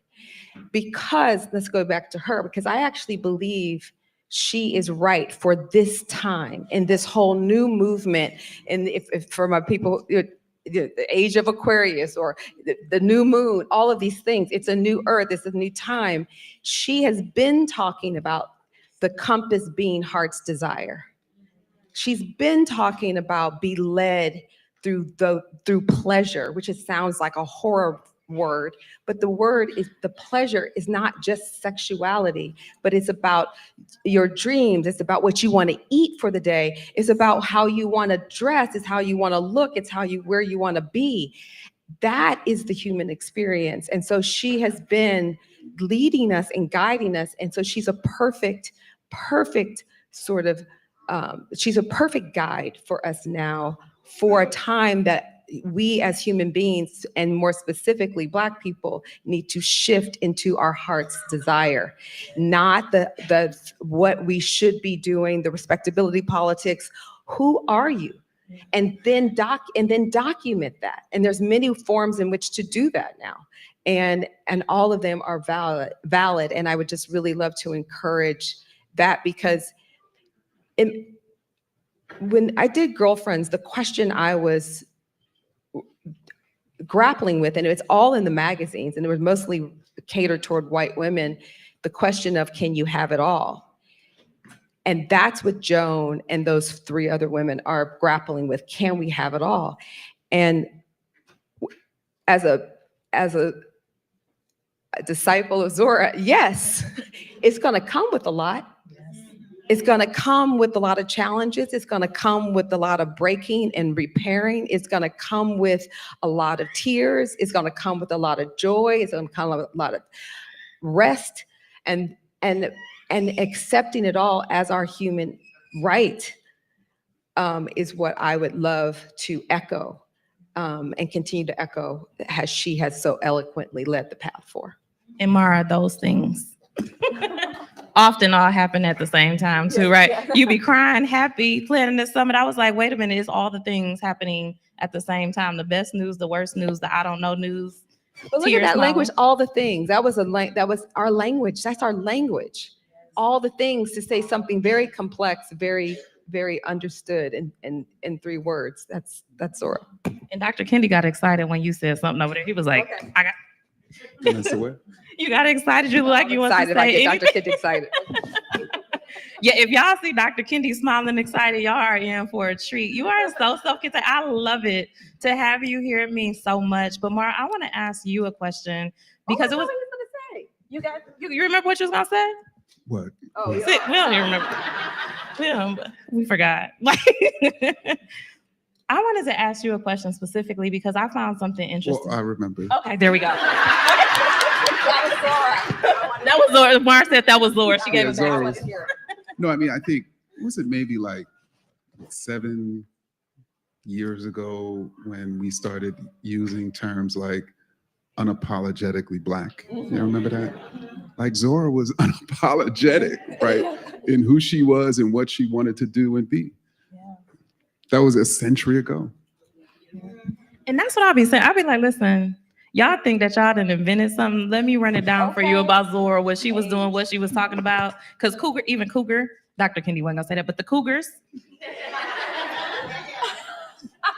Zora's like, I'm gonna lie about my age. I think for one husband, she shaved like 20-something years off. She did. I can't remember if it was for James Pitts or Albert Price, but sis shaved off 20 years. 3 times. So Zora's married 3 times. The second time, not for long, but the first one, the longest, they would never live together. I think that tells a lot. I'm partial to cougars. My wife's a cougar. Shout out to the real Dr. Kendi. I love it. But Mara, I have to ask because look, everybody's like, wait a minute, compose yourselves, friends. She gonna get you. Listen, I'm always like, Dr. Kendi, thank your wife and your family for letting you be with us. She gonna get me. This was not planned, but shout out to the real Dr. Kendi Sadiqa, and congratulations on her job. Yes, on her new job. So please extend our gratitude and our congratulations to her. This is like really interesting to me, Mara, because I was like, Mara Brock-Akil, of course she's gonna be there and be talking about being a Black woman in film and how she connects to Zora because of that. You know, Zora was credited as the first Black woman filmmaker. When sis was out in the field in 1927, 1928, through the rest of her life, she was telling Library of Congress, Columbia, y'all send me a video camera. She had a Kodak. Some recording equipment. Back then it was separate. You had to have the film and the audio were completely separate. She was putting her name on stuff. So she was like, listen, y'all might not give me credit now, but somebody gonna find my name somewhere so y'all know that I own this, which I love intellectual property issues in 1920s, 1930s. But that's not how you connected, or that's not what you feel most connected with Zora about. This is what's the beauty. Working on Stamped is when I learned it. I did not know she was a filmmaker. And at the time that we were working on Stamped, and when I learned that, I cried.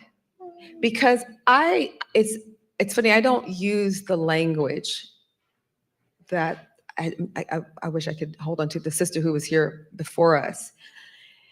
But I call on the ancestors all the time. So I'll call on, one day is Whitney, next minute is Zora, next minute is literally my grandmother. But when I found that out, and knowing that I had been asking her to sit with me when I sit, like for instance, I know that she wrote Their Eyes Were Watching God in 7 or 6 weeks or something like that.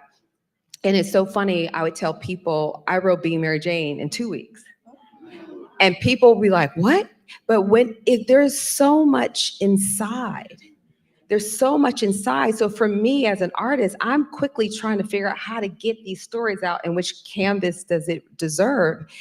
And sometimes one of the challenges being successful in the industry is that you also have to work at their pace.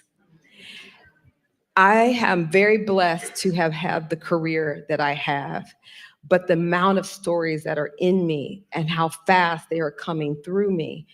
And I can imagine Zora must have been that way as well. She was just sitting on the richness and the details and the beauty of us, and probably just it was probably just pouring out of her.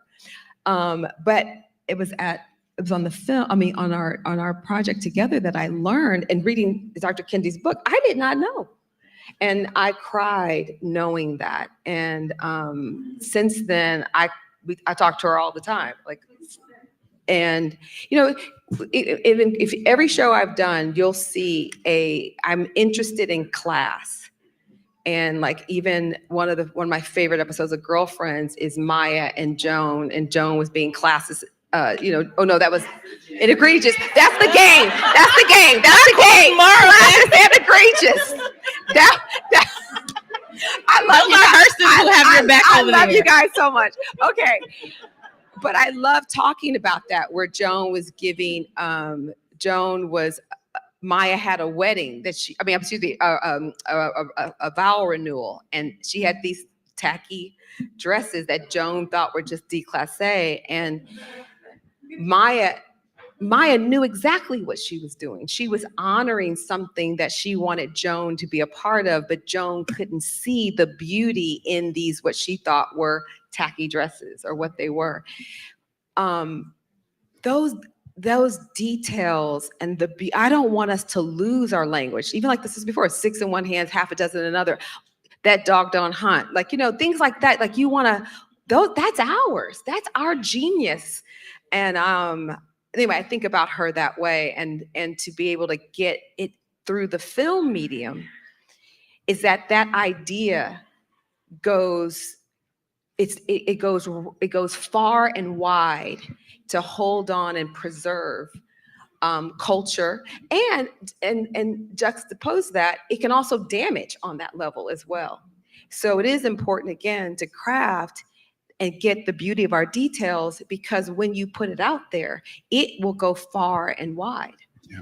And Zora was the queen of that. She kicked the bucket, hitting a straight lick with a crooked stick, cooking with gas. She put those. I actually love to read her work and be like, and we still say that. Like in Jonas Gourvine, her first novel in 1934, her father, John Pearson, which is John Hurston, of course, he said, "Oh, I can go hard."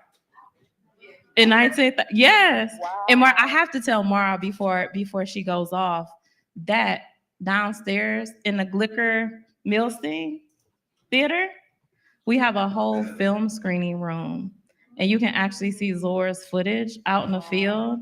1927, 1928, she took photos and recorded Oluwale Kasula, Cudjoe Lewis for Barracoon. We got to see it. Unfortunately, it didn't make the cut, but we got to see Who do I need to talk to? Yeah. Do I need to mobilize all the Hurstons? You do. Yeah. We need to do a recut. Mobilize Netflix to release it with an extended version with the Zora. Zora. Miss Lois, you got it? We got more work for you. Because Miss Lois, Zora's grandniece from her eldest brother, who is 88, she hand-typed Barracoon twice to submit it to the publisher. Wow. And I've seen the manuscript. Miss Lois, go ahead and stand up.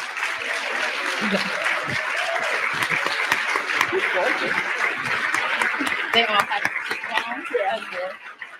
And I have to tell you, like, seeing a manuscript, so we talking about trying to read this dialect and vernacular in print. Most of the manuscript is written in cursive because Zora often had to hawk her typewriter when she was short on money. So Miss Lois retired from work to work for Zora full time. So thank you, Miss Lois.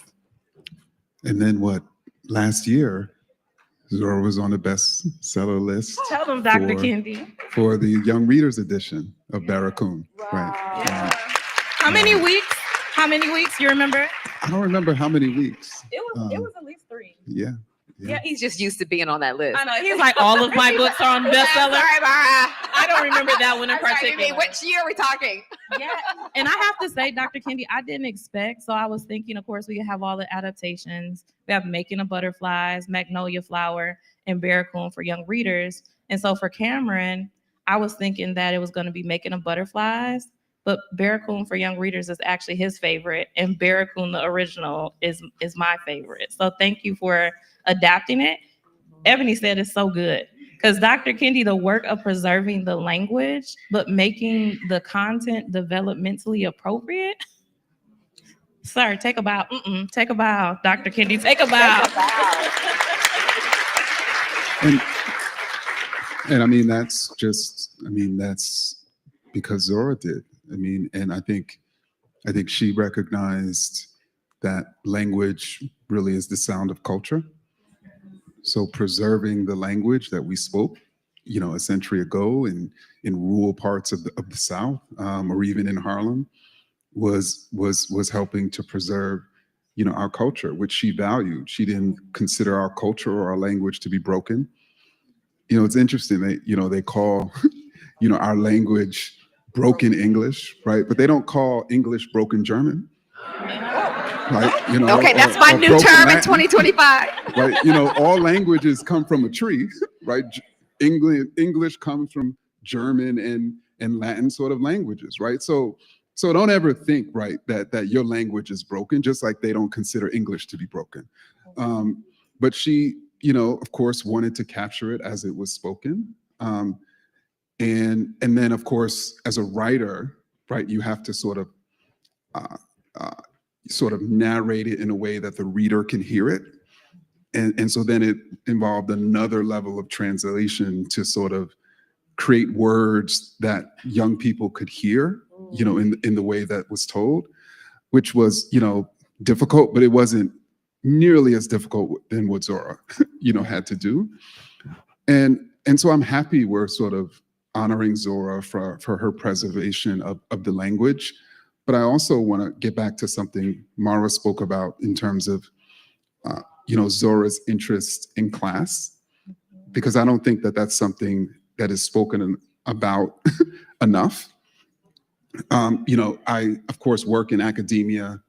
I work in a tradition of Black thinkers, and many Black academics and thinkers recognize the importance of having a class analysis, particularly in this country where the vast majority of Black people are disproportionately, impoverished. And we're constantly talking about the importance of sort of recognizing those class dynamics. However, too often, the way we write and who we write about are not necessarily matching, our sort of ideology. So we talk about, right, the importance of being anti-capitalist, or the importance of recognizing the beauty of impoverished Black people. But then when we produce books, when we produce literature, we're actually not thinking about those people. Yeah. Right. And Zora certainly was. And so I think, and so I'm saying that because you can have people who will critique Zora's class analysis and then produce books that regular Black people can't read. Yeah. So Dr. Kendi, your daughter has my book, Zora's, Zora's Garden. And I have to tell you, first off, giving it to you for Amani, I was like, oh my goodness, because Cam and Amani seem to have a lot in common, both brilliant children, but it's written in dialect. And Miss Lucy, Zora's mother, who I absolutely love, mother to mother, because she protected Zora, Miss Lucy talks in dialect, but Zora doesn't. But Miss Lucy is giving Zora all of this wisdom. And I have been, listen, I'm not even traditionally published. I've been banned from libraries for writing in dialect. It doesn't fit the quality that they require. And I'm like, wow, so, but y'all got Zora in the collection? Have y'all read this? Have you read what's actually here? And it's interesting because I have a bone to pick. Let's call it the bone of contention.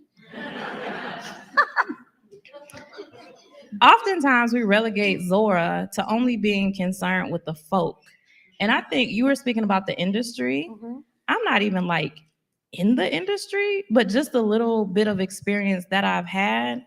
It's really interesting because oftentimes by the time we, the public, get the final product, if you don't, Mara gave me the eye, if you don't have the right protector, if you don't have the right supporters, it deviates so far away from what you wanted it to be. Because Zora wanted to write a book called The Golden Bench of God that was largely based. I love that title. Keep going. It was based off Madam C.J. Walker and his idea of these Black woman millionaires. And then she had another one called Mrs. Doctor, which is about the upper strata of Black society. And the publishers told her, stick to what you know, sis. Oh, yeah. The Negro is in vogue right now, and we want you to continue to perpetuate this unilateral representation of your people because it doesn't exist. You're filling a gap, right? And we can sell that. One of my favorite essays by Zora, 1950, what white publishers won't print. And she was like, they in it, she says they're And in it's it to still make relevant, money, yeah. not to be advocates, not to be activists. That's important to know. I think, I think that's okay to know. And I think this is why I do I'm going to keep saying this. Please tell your story. But for the new writer, I believe that there's a way to do that. And the part of the craftsmanship, when you know your craftsmanship, then you can learn the politics of how to protect that of which you want to say in the work. If you don't know how to, for a lot of my job, I have to take that note I have to. I'm asking for their money to make my art. We had an agreement about telling this story. They have a say. That I come to the meeting knowing that and okay with that. But let me hear what you want and let me say it the way I need to say it. That is a level of experience built on craftsmanship. And what has given me the confidence to learn how to do that is watching the three women, the pillars in my life. Number one is my first level of education, but also having the experience and the mentorship and to know when to move that story, when to take that note, how to take that note. But that said, the craftsmanship, I want to say to the young people or to the parents for young people, something that I wanted to impart to my youngest son, who I think is an amazing writer, but he would never believe me. He would never believe me. I had the opportunity to talk to his 5th grade class, and I came up with what I do believe is for all of us. Well, this is my method of writing, but it's one that I want to encourage kids to understand because they do need to have the education of the mechanics. So we want to hold on to our dialect. There are mechanics in which to translate that story that becomes of value that can be then negotiated and moved through a system. And part of that is what I wanted to share with him is that what people need to know is that there's 2 main parts to me to writing. There's the catching of the ideas, the culture, what it is that you want to say, or what question you are examining. And then there's the craftsmanship. So I have a catch and craftsmanship thing. So catching, part of writing is literally carrying your journal around with you and the thoughts or the experiences or the idea, which is what Zora would do. She's witnessing, she's watching, she's looking, that detail, that way you made me laugh, the way he said that to get her to look at him. She's watching that. And it's okay just to catch that. That's not completely writing, but that is the bulk of what is great about the writing. Then figuring out how to craft it in a way that it can be in the marketplace as a play, as a book, as a TV show, as a painting, as a ceramic, as a learning how to catch that and craft that. So then you can then figure out how to get it into the place that can have the largest and widest audience. And if I could just add that one beautiful thing, if we want to call it that, is when you're able to craft it and when you're able to develop an audience. And there's so many people who are consuming Girlfriends or consuming a book by a Black writer. What's going to happen next is that new writer or that new filmmaker, when their agent pitches their new idea to that television company, to that publisher, they're going to use your book. They're going to use your show. They're going to be able to show, you know what, this work can be successful. And I think personally, that's been one of the most enriching aspects of seeing my work be quote unquote successful. The number of agents and editors who have told me they've been able to use one of my books to pitch their new writer. I mean, there's just nothing, you know, so you're not just writing for you, Yes. you're writing literally for the next Black writer. And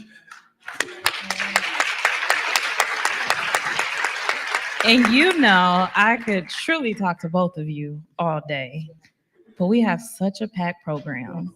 I'm hoping that we'll get you around campus so you can see some of the stuff that we have, because I actually got to see Zora's Their Eyes Were Watching God manuscript. And I don't know if Melissa is here from Yale, but at Yale, so the 1937, I saw her signature page. I was like, where's security? Like, they let me be in there by myself because it's restricted. I was like, I've turned into a little kid about it. Yeah. And so in the art gallery on the 4th floor, I actually created some foam boards and I have some pictures, the final signature page where she signs it in Haiti. So we'll have to make sure you see that.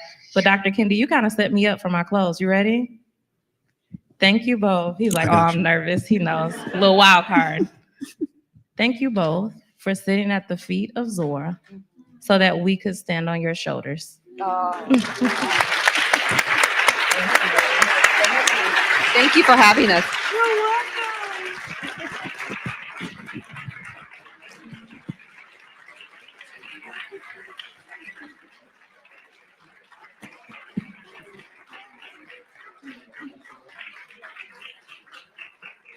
Thank you so much to Ray for moderating that session between Mara Brock-Akil and Dr. Ibram Kendi.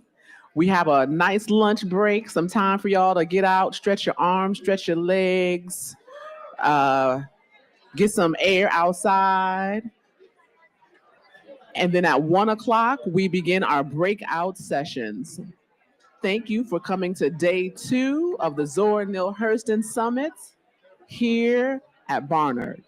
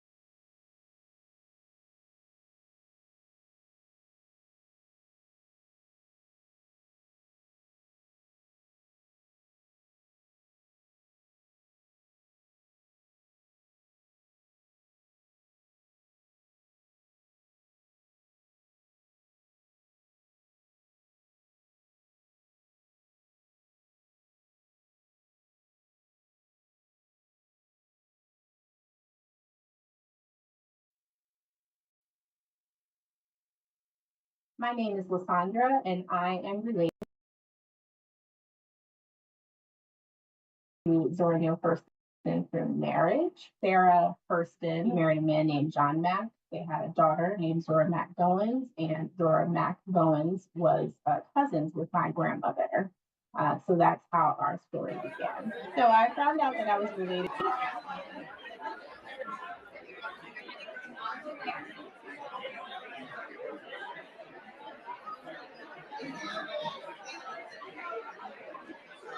Zora Neale Hurston when I was, I think I was about 20 years old. I was actually at Howard University. That's where I graduated from college, and I was the editor of the yearbook at the time.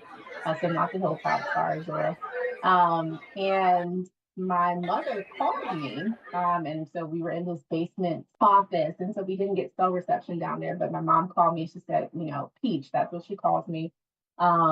You'll never believe it, but I just got a call from a genealogist saying that we're related to Zora Neale Hurston.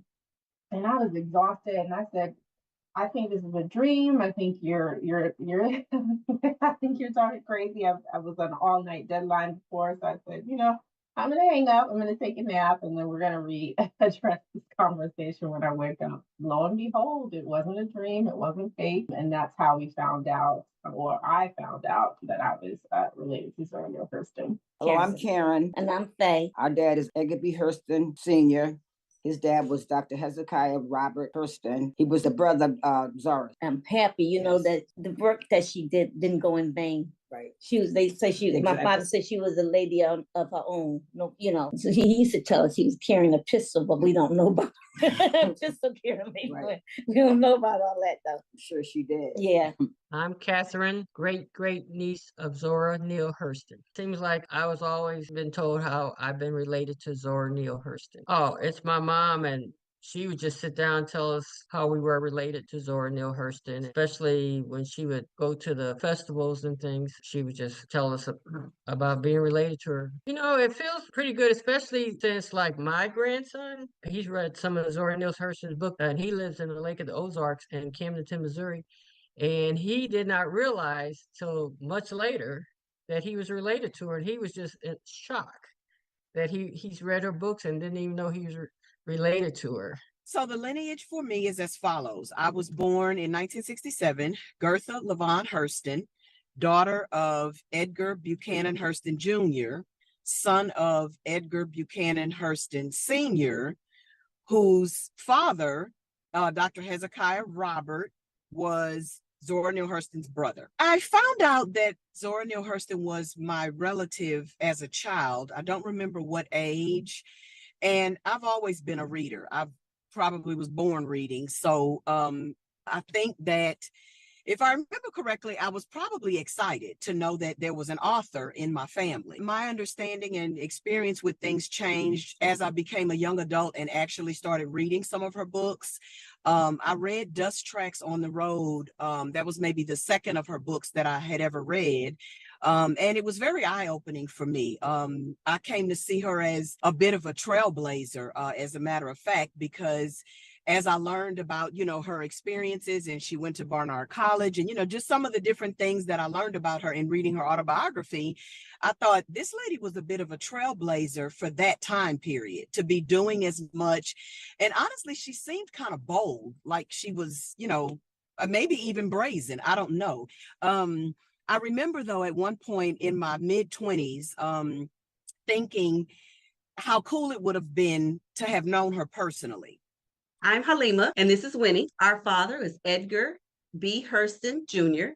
His father was Edgar B. Hurston Sr., and Edgar B. Hurston Sr.'s father was Hezekiah Robert Hurston, who was Zora's oldest brother.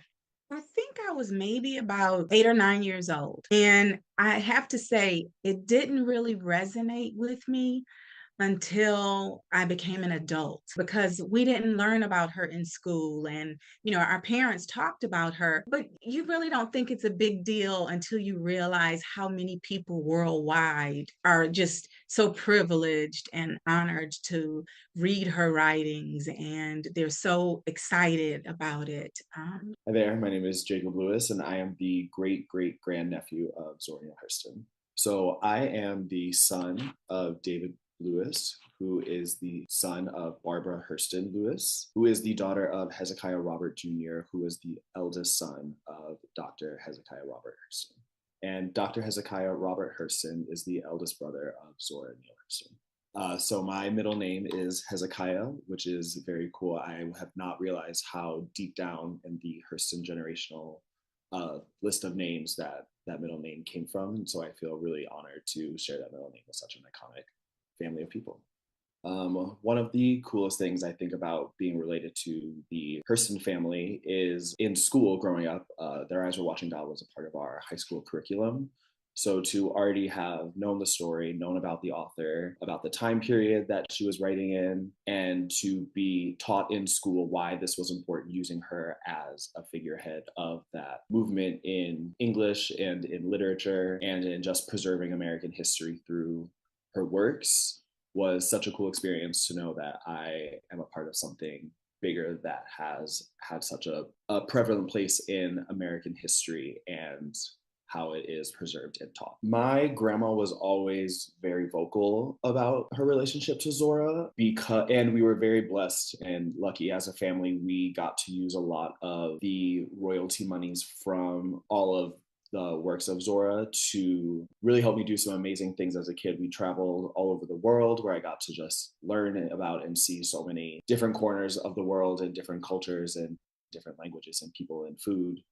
At such a young age, her resources really helped me go to college to pursue a degree in dance at Fordham University and the Alvin Ailey School. And with Alvin and Zora both being around the same time period and being influenced by other writers, historian, public figures, is such a really cool connection that I get to experience in my professional field and feel really connected to all of the history that we learn about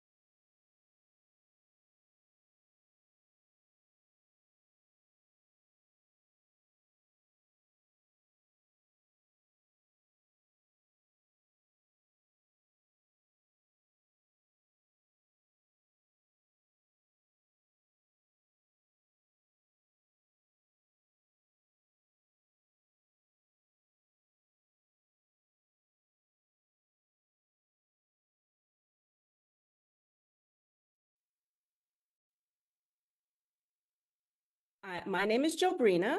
I am the daughter of Lois. Lois is the daughter of George Hubert Hurston. George was the son of Dr. Hezekiah Robert Hurston, who was Zora Neale's eldest brother. My favorite quote of Zora Neale Hurston's is, and this is only a part of it, but it's, "Sometimes I feel discriminated against, but it does not make me angry.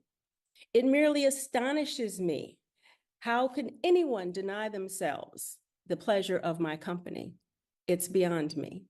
And I have always loved that quote. It speaks to her courage and confidence and an amazing sentiment, and something that I've used to bolster me in times of need. So, Hi, I'm Audrey Hurston. I am the grandniece of literary genius Zora Neale Hurston.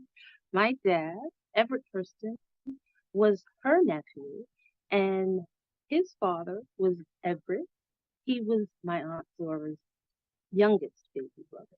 And Zora, when she would be off here and off there, she made sure she made time to in touch with my father. They wrote back and forth. My father always knew when he took too long to answer one of her letters, because I haven't heard from, it's been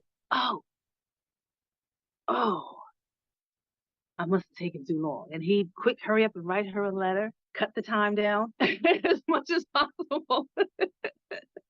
And her response was, whenever there was too much time in between letters, her response was always the same. If you hadn't heard from Zora in a while, rest assured it was because she had not heard from you. Zora was that. She was that one, from my perspective, she was that one. You didn't know what you were going to get necessarily. You knew her personality, so you knew how you were going to get, but you didn't know what you were going to get. It's not just that she was a spirited person. My impression of Zora growing up was that she enjoyed being. A lot of times we're just busy being us, but she enjoyed that. She recognized that she was that spirited person, and she leaned into it. Hi, I'm David Lewis, son of Barbara Hurston Lewis, who's the daughter of H. Robert Hurston Jr., who's the son of Hezekiah Robert Hurston Sr., who's Zora's oldest brother. When you get past the books and look into kind of personal life, it's her love for travel, her love for anthropology, her love for history. All of those things were kind of an inspiration. It made it so that the world's a much bigger place and smaller place at the same time. One of the things where it's kind of made impact on my life, we decided to name my son's middle name after Hezekiah, just to kind of keep that family lineage going. I'm Abby Lewis. I'm the daughter of David Lewis, who is the son of Barbara Hurston Lewis. And she is the daughter of H.R. Hurston Jr., who is the son of Hezekiah Robert Hurston Sr., who is Zora's oldest brother. It's helped me when I was younger, helped me get into reading, knowing that I was related to this author and she did all of these amazing things. And the more, I went through school and the more we had to do projects in English, like pick a writer and learn about them or do a presentation, I always wanted to do my projects about Zora because I was related to her and it got me excited to do it. And the more I did those projects, the more I learned about her and just her life and who she was as a person. It's really cool to see the history that she made and know that we have this personal connection. My name is Lois, and I am one of Zora Neale Hurston's grandnieces.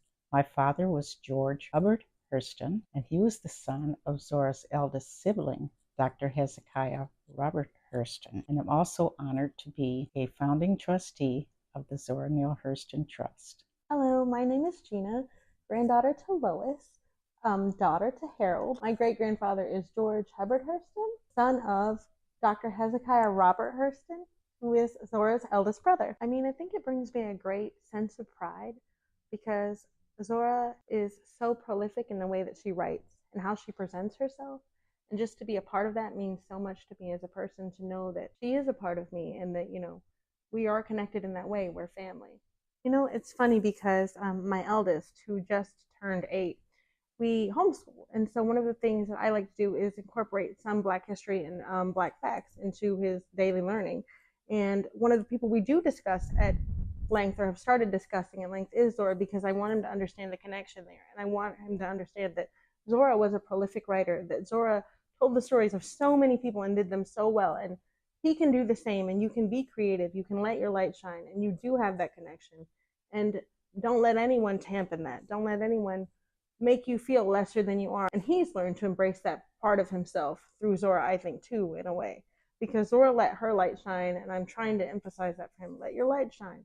You know, be who you're supposed to be, and don't let anybody tell you any different. And I think that's what Zora would want in her lineage, is just be who you are, let your light shine. I think she was the first person that came along, and I say person because through her writing, I feel like I've gotten to know her, that allowed me and showed me that it's okay to be myself. It's okay to be awkward. It's okay to be a dreamer. It's okay to just want to see all of the world in every aspect and get to know people. And I think that's what Zora did well, was represent people and really get to know them and enmesh herself in them and tell their story. So it just makes me feel like it's okay to be myself, to embrace that, and to not be afraid to let my light shine.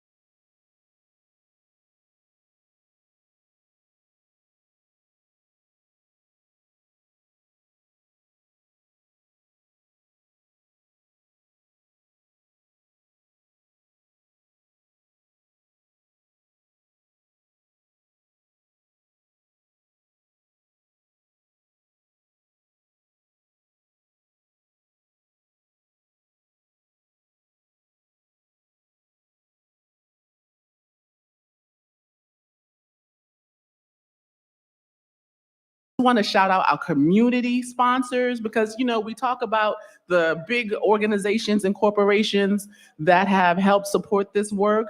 But I want to shout out some of our community sponsors, including the Oak Cliff Cultural Center, all right now, the National Black Theater, yes, Brooklyn, and the Sugar Hill Children's Museum of Art and Storytelling. And if any of you were over in the Children's Festival with your little ones, it is because of the support of the Sugar Hill Children's Museum that we were able to pull that off today. But without further ado, I would like to introduce Miss Jamila Lemieux, who is going to give us a bit of a reading from Mules and Men. Everyone give us a round of applause.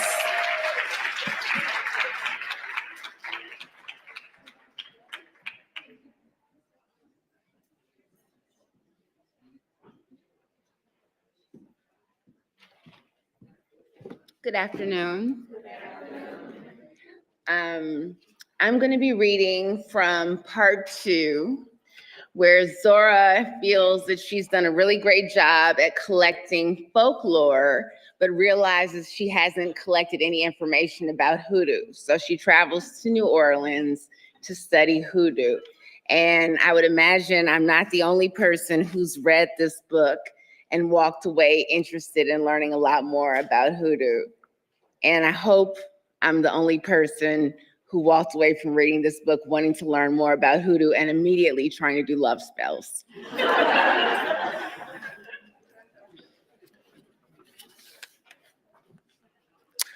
I heard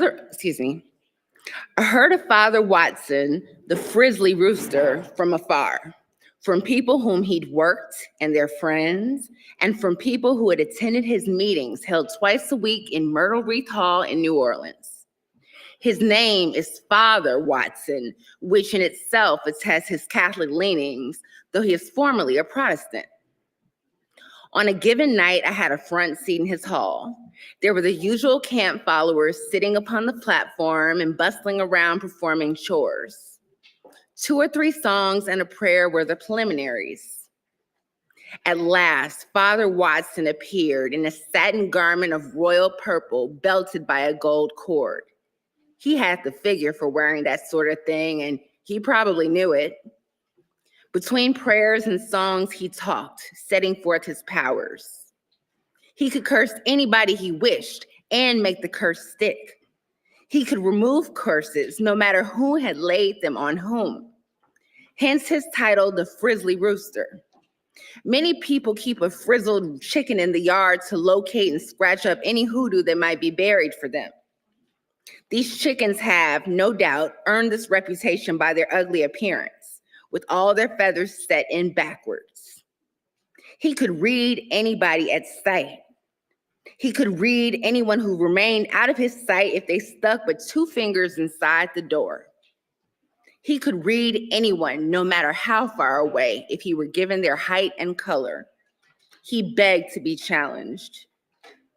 He predicted the hour and the minute 19 years hence when he should die, without ever having been ill a moment in his whole life. God had told him. He sold some small packets of love powders before whose powers all opposition must break down.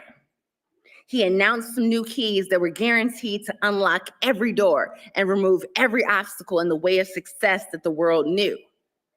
These keys had been sent to him by God through a small Jew boy. The old keys had been sent through a Jew man. They were powerful as long as they did not touch the floor. But if you ever dropped them, they lost their power. These new keys, at $5 each, were not affected by being dropped and were otherwise much more powerful. I lingered after the meeting and made an appointment with him for the next day at his home. Before my first interview with the Frizzly Rooster was fairly begun, I could understand his great following. He had the physique of Fall Robertson with the sex appeal and hypnotic, whatever you might call it, of Rasputin. I could see that women would rise to flee from him, but in mid-flight would whirl and end shivering at his feet. It was that way, in fact. His wife, Mary, knew how slight her hold was and continued to continually planned to leave him. Only thing that's holding me here is this. She pointed to a large piece of brain coral that was in a forever spot on the altar. That's where his power is. If I could get me a piece, I could go start up a business all by myself. If only I could find a piece. It's very plentiful in South Florida, I told her. But if that piece is so precious and you're his wife, I'd take it and let him get another piece. Oh my God, no, that would be my end. He's too powerful. I'm leaving him. She whispered this stealthily. You know, give me a piece of that, you know. The frizzly rooster entered and Mary was a different person at once. But every time she was alone with me, it was that on the altar, you know? When you back in Florida, give me a piece. I'm leaving this man to his women. And then a quick hush and forced laughter at her husband's approach. So after not very long, Father Watson initiates Zora. And very quickly, people call on her to do hoodoo work for them. In a few days, I was allowed to hold consultations on my own. I felt insecure and said so to Father Watson. Of course you do now, he answered beneath me, but you have to learn and grow. I'm right here behind you. Talk to your people first and then come see me. Within the hour, a woman came to me. A man had shot and seriously wounded her husband and was in jail. But honey, she all but wept, they say ain't a thing gonna be done with him. They say he got good white folks back at him and he gonna be loose as soon as the case is tried. I want him punished. Picking a fuss with my husband just to get a chance to shoot him? We needs help. Somebody that can hit a straight lick with a crooked stick. So I went to the Frizzly Rooster to find out what I must do, and he told me, that a low fence. He meant a difficulty that was easily overcome. Go back and get $5 from her and tell her to go home and rest easy. That man will be punished. When we get through with him, white folks or no white folks, he'll find a tough jury sitting on his case. The woman paid me and left in perfect confidence of Father Watson. So he and I went to the workroom. Now, he said, when you want a person punished who is already indicted, write his name on a slip of paper and put it in a sugar bowl or some other deep something like that. Now get your paper and pencil and write the name. All right, now you got it in the bowl. Now put in some red pepper, some black pepper. Don't be scared to put it in. It needs a lot. Put in 1 8-penny nail, 15 cents worth of ammonia, and 2 door keys. You drop 1 key in the bowl and you leave the other one against the side of the bowl. Now you got your bowl set. Go to your bowl every day at 12 o'clock and turn the key that is standing against the side of the bowl. That is to keep the man locked in jail. And every time you turn the key, add a little vinegar. Now I know this will do the job. All it needs for you to do it is faith. I'm trusting this job to you entirely. Let's see what you're gonna do. That can wait another minute. Come sit with me in the outside room and hear this woman that's here to waiting. Thank you.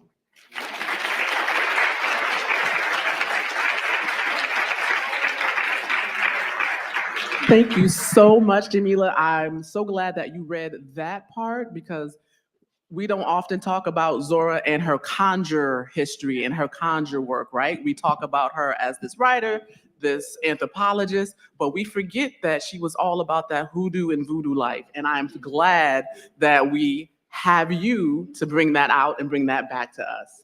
So up next, as we explore more of Mules and Men, we have the National Black Theater.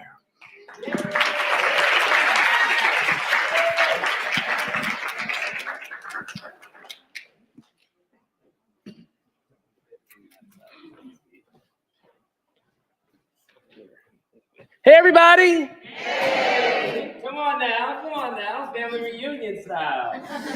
Hi, everyone. My name is Jonathan McCoy. I'm the Executive Artistic Director of Dr. Barbara Antier's National Black Theater, housed here in Harlem, New York. I'm here to give a little bit of context, because what you're about to see is actually quite a beloved project of NBT and actually a special moment for National Black Theater. We have a beautiful director in residence, Jamario Steels. You can raise your hand, Jamario. Jamario got awarded a residency. Actually, our inaugural director in resident is actually right here, Ebony Well Golden. And what does that mean? That means that we give these Black directors the opportunity to actually live their soulful journey of illuminating their light inside of the directorial form. And so when Jamario applied for the program, he said, they're supposed to use an existing work. It's supposed to be an existing play. And Jamario said, well, I'm a Floridian, and I want to uplift an existing work of one of my great ancestors, and that's Zora Neale Hurston. And what I want to do is that I want to actually take Mules and Men and turn it into a play. And so we were like, oh, okay, people, you know, we Black folks, we Kool-Aid. That's not the rules, but we gonna do something with it, right? And so being the institution that we are, and knowing that through Gumbo, we create the best meal possible, we said, we're gonna lean into your curiosity, Jamario. We're gonna now reach out to the trust. We're now gonna have a conversation with the trust, and we're actually gonna give you an opportunity to pitch your idea and create the container for you to be able to own the volume of your imagination. And through the volume and the trust and the beauty of the volume, the trust, the grace of the Zora Neale Hurston Trust, they have given us the permission to actually take Mules and Men and actually turn it into a theatrical work. So what you're gonna see right now is a snapshot of the creative ideation that Jamario has been working with his ensemble. We ask you to lean forward in your seats because we have never actually shared this before. You're the first to witness the concepts and ideas that we're trying to maneuver in animating her text and giving this living, breathing cosmology of culture the opportunity to be reckoned with in a contemporary form. So I welcome you to lean forward. I welcome you to give your thoughts and ideas. And if you have things you want to share, Jamario's right there. We're happy to receive the grace of conversation that will allow us to be better or go deeper inside of our own understanding of self. So if you want to be a part of the journey, we welcome you. And without further ado, I give you a snapshot of National Black Theater's and Jamario's actual take on Mules and Men.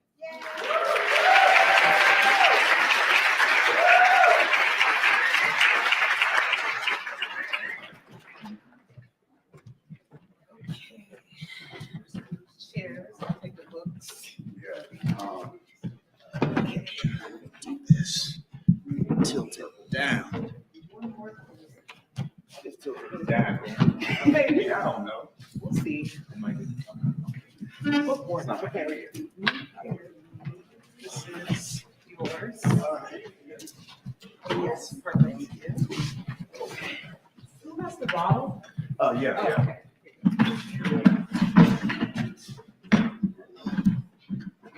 Thank you. Yes.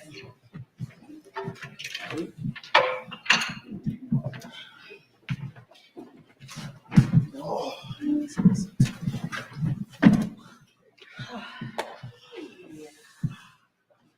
hot.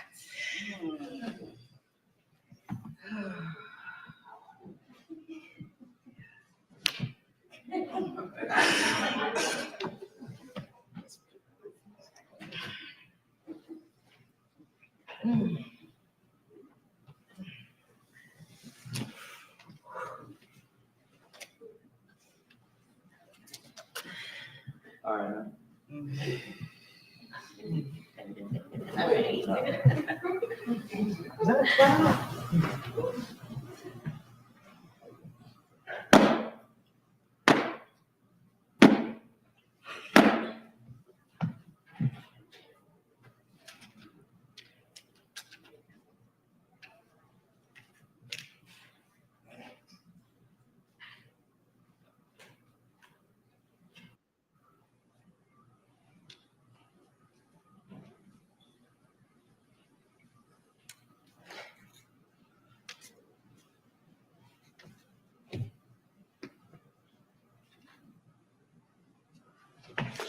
A whole lot went down. Now, during slavery time, two old niggas was talking, and one said to the other, "Old master made me so mad, until I'll give him a good cussing out. Man, I called him everything with the handle on. The other one says, you didn't cuss old master, did you? Good God, what he didn't do to you? He didn't do nothing. Oh, man. You know when it lightens. When it lightens, the angels is peeping in the looking glass.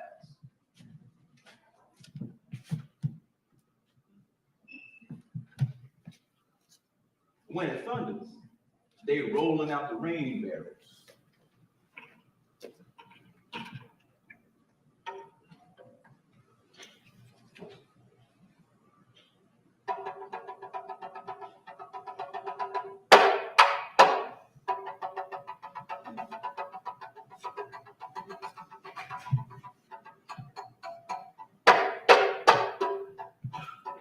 And when it rains, somebody done drop a barrel or two and bust it.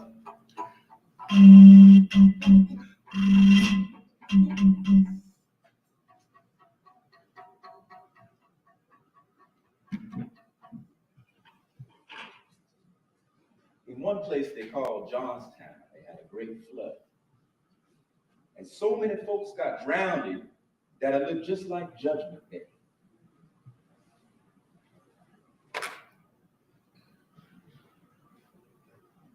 So some of the folks that got drowned in that flood went one place and some went another.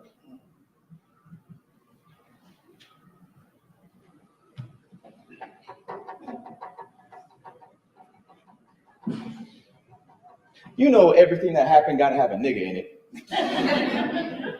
And so one of the brothers in black went up to heaven from the flood. When he got to the gate, old Peter let him in and made him welcome. The colored man was named John.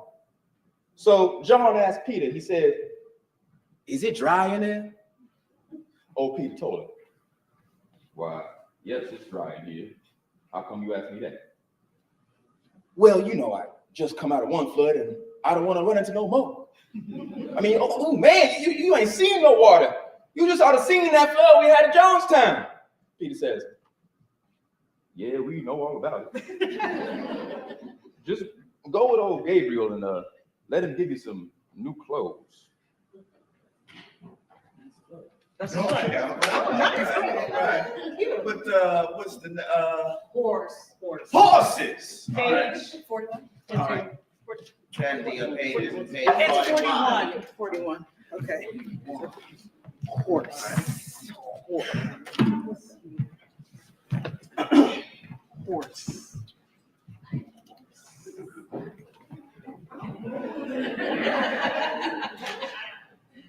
Horse. Yeah. Okay, I see. All right. You see it? Y'all see it? Yeah. Which eye? My father owned a fast horse. I mean a fast horse. We was living in Ocala then. My mother took sick and my father come and said, "Skeet," he used to call me Skeet, "you ought to write your sister in St. Petersburg." "I just wired her," I told him. "Well, what did you put in it?" I told him. He says, "That ain't right. I'm going to catch it."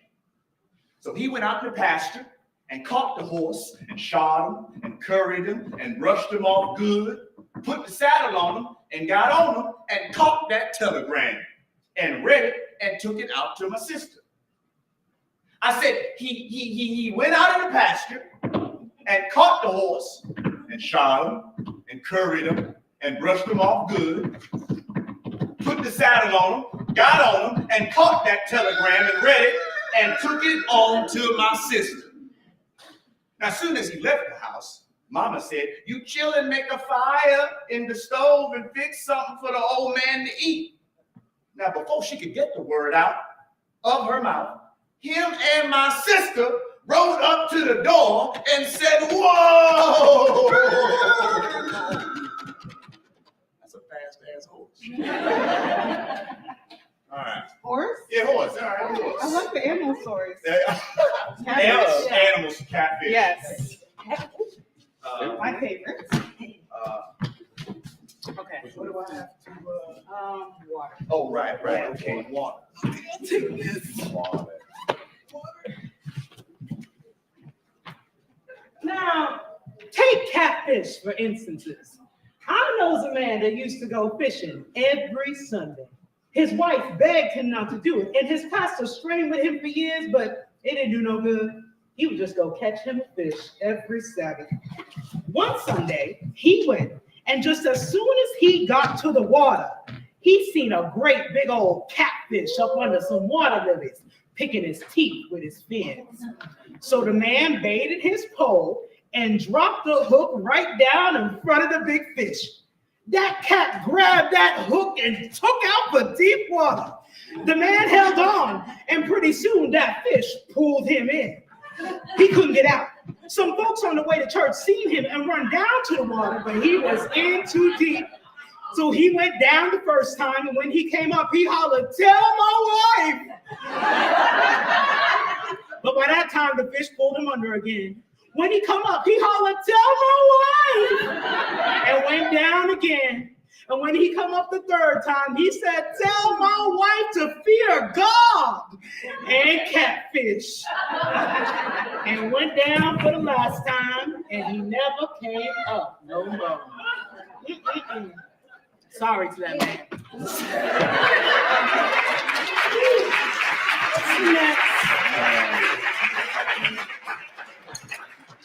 Okay. Some animals. Zora, I think it's Zora time. Yes. Zora. Yeah, I like it. You know she went to farm. She did. Yeah. Right here. I just want to Gather up. have the chance to hear from Zora yet. It says, on December 14th, Zora Neale Hurston boarded a mid-afternoon train at Pennsylvania Station in New York City, bound for Mobile, Alabama. From Mobile, she would travel on to Florida and then to Louisiana in a major effort to gather material on African-American folklore and other folk practices, including voodoo. So, what do we do? Are we telling stories? Collecting stories. Collecting stories. Telling her story. Telling her story. Yeah. All of ours. Lucy Hurston's daughter, Zora. Let's hear from her. I went outside to join the woofers, since I seem to have no standing among the dancers. Not exactly a hush fell about the fire, but there we go. A lull came. I stood there awkwardly, knowing that the too ready laughter and the aimless talk was a window dressing for my benefit. The brother in black puts a laugh in every vacant place in his mind. His laugh has 100 meanings. It may mean amusement, anger, grief, bewilderment, chagrin, curiosity, simple pleasure, or any of the other known or undefined emotions. Claudia Thornton of magazine Point, Alabama, was telling me about another woman taking her husband away from her. When the showdown came, and he told Claudia in the presence of the other woman that he didn't want her, could never use her again. She told me, she said, "Dear Zora, I was so outdone. I just opened my mouth and laughed." The folks around the fire laughed and boisterously shoved each other about, but I knew they were not tickled. But I soon had the answer. A pencil-shaped fellow with a big Adam's apple gave me the key. "Ma'am, what might be your interim in?" He asked, which was supposed to be a killing bow. My what? Your Interim? Your entitlum? The entitlum gave me the cue. Oh, my name is Zora Hurston. And what may be yours? More people came closer. Yeah, my name is Pitts, and I'm so glad to meet you. I asked Clifford to knock me down to you, but he wouldn't make me acquainted, so I'm making myself acquainted. Well, I'm glad you did, Mr. Pitts. Oh, sure enough. Yeah. I wouldn't be saying it if I didn't mean it. He looked me over shrewdly. I see that last crack you shot, miss, and I paid you. I laughed heartily. The whole fire laughed at his quick comeback, and more people came out to listen. Miss, you know a heap of these hardheads want to woof at you, but they scared. Well, how come, Mr. Pitts? Do I look like a bear or a panther? No, but they say you's rich and they ain't got the nerve to open their mouth.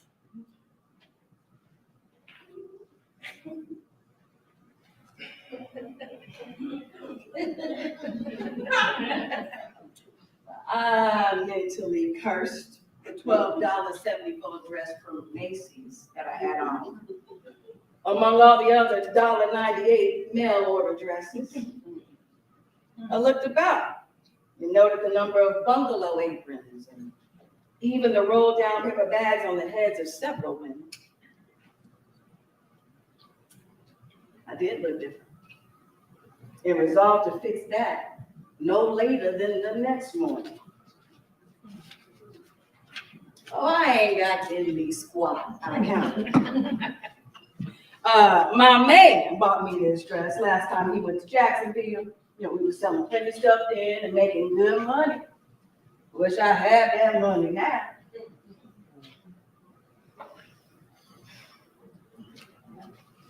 That's it for now. That's Zora. That's Zora.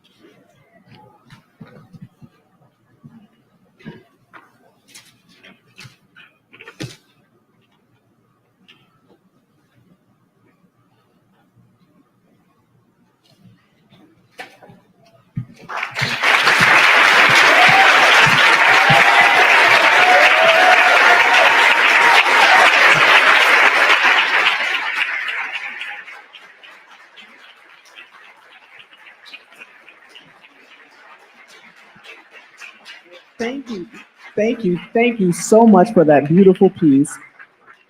I know I'm looking forward to seeing the complete piece once they get it all worked out and together, but it was perfect the way it was to me. Up next, we have some selections from the Barnard Gospel Choir.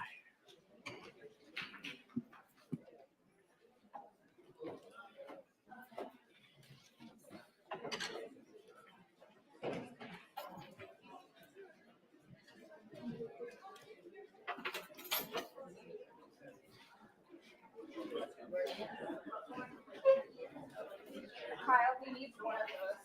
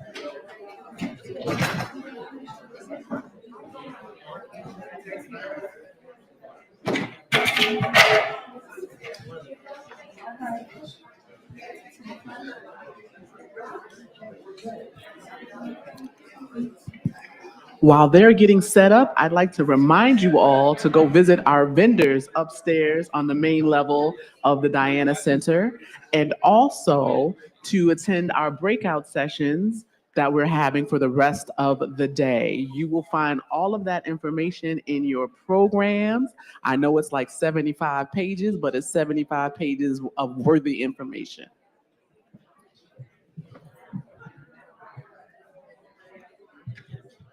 You're not giving a thumbs up. Okay. I'm seeing.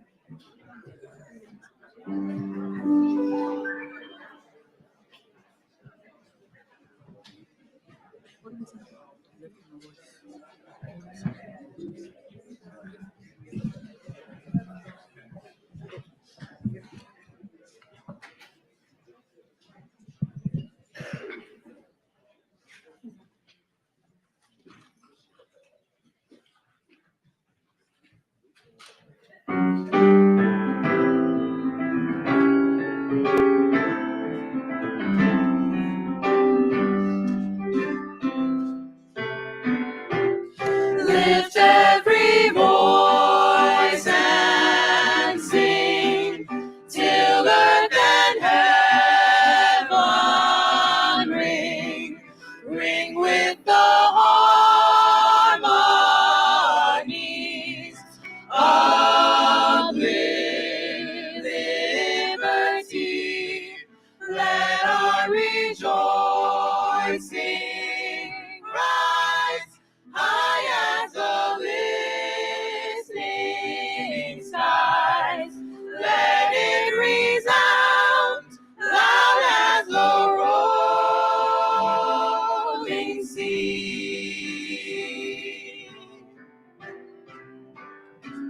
Sing a song full of the faith that the dark past has taught us. Sing a song full of the hope that the present has brought us, facing the rising sun of our new day begun. Let us march on till victory is won. God of our weary years, God of our silent tears, Thou who hast brought us thus far on the way, Thou who hast by Thy might led us into the light. Keep us forever on the path, we pray.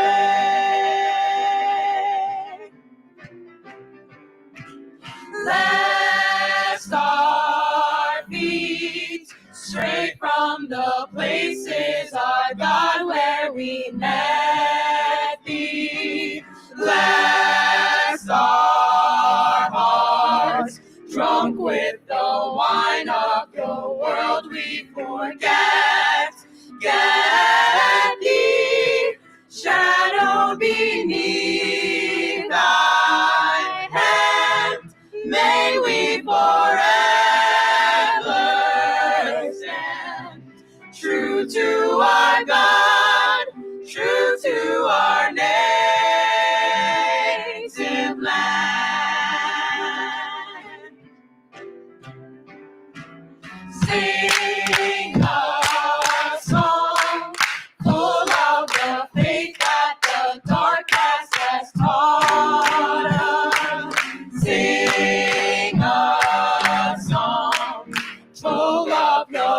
hope that the present has brought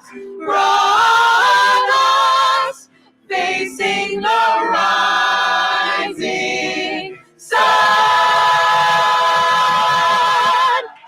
of our new day begun. Let us march on till victory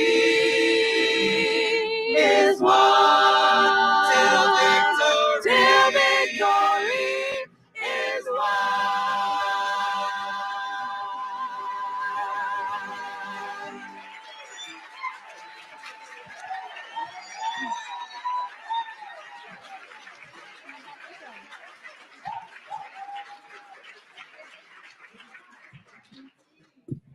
Hi, everyone. We are the Columbia Gospel Choir. Did you enjoy that? We are the first gospel choir on Columbia and Barnard's campus since 2019, and we are beyond happy to be here with the Zeta Phi Beta Incorporated and Barnard College to join us in celebrating Black History Month and the life and legacy of Zora Neale Hurston. So thank you very much. Can you believe we're actually not recognized yet, but we will be recognized next year. But we're still here, and we're glad to be.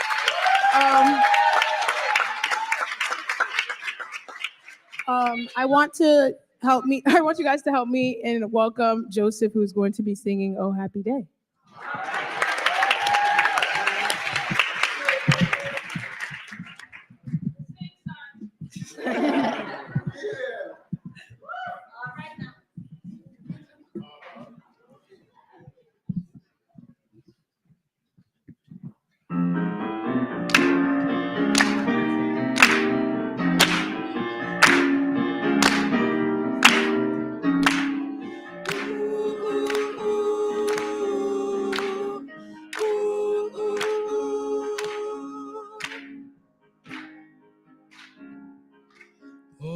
Happy day. Oh, happy day. Oh, happy day. Oh, happy day. When Jesus washed. When Jesus washed.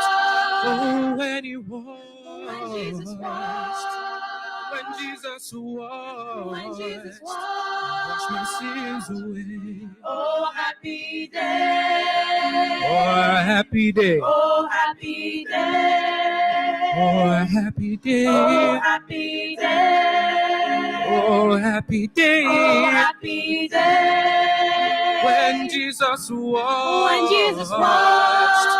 Oh, when he washed. When Jesus washed. When Jesus washed. Wash my sins away. Oh, happy day. Oh, it's a happy day. Oh, happy day. He taught me how to wash, fight and pray, fight and pray, and he's rejoicing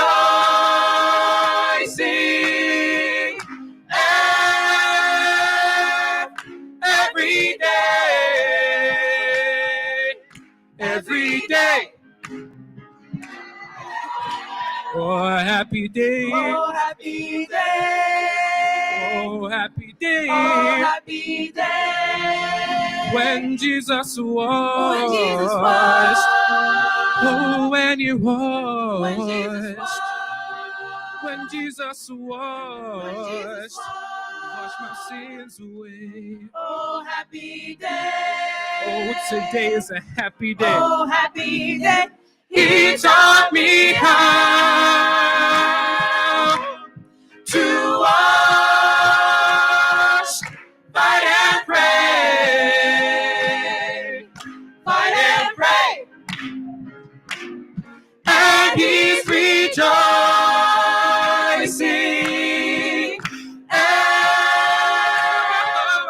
every day, every day. Oh, happy day. Oh, happy day. Oh, happy day. Oh, happy day. When Jesus washed. When Jesus washed. Oh, when he washed. When Jesus washed. When he washed.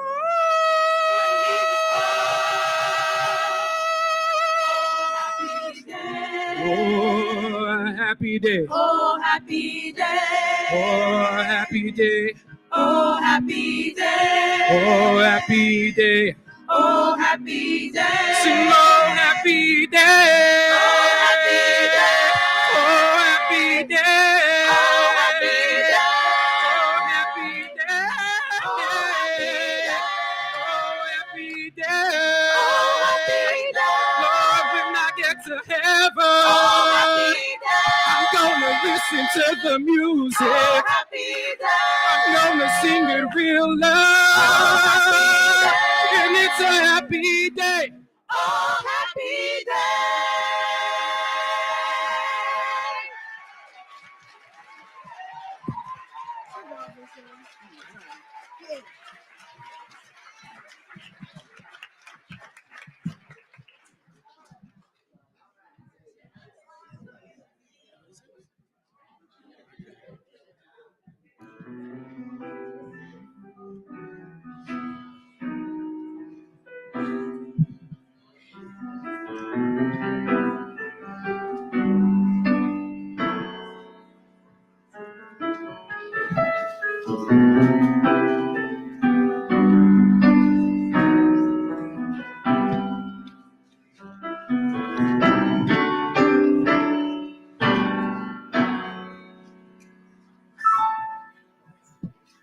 Fall down, Lord, please. Let it fall down, Lord, please.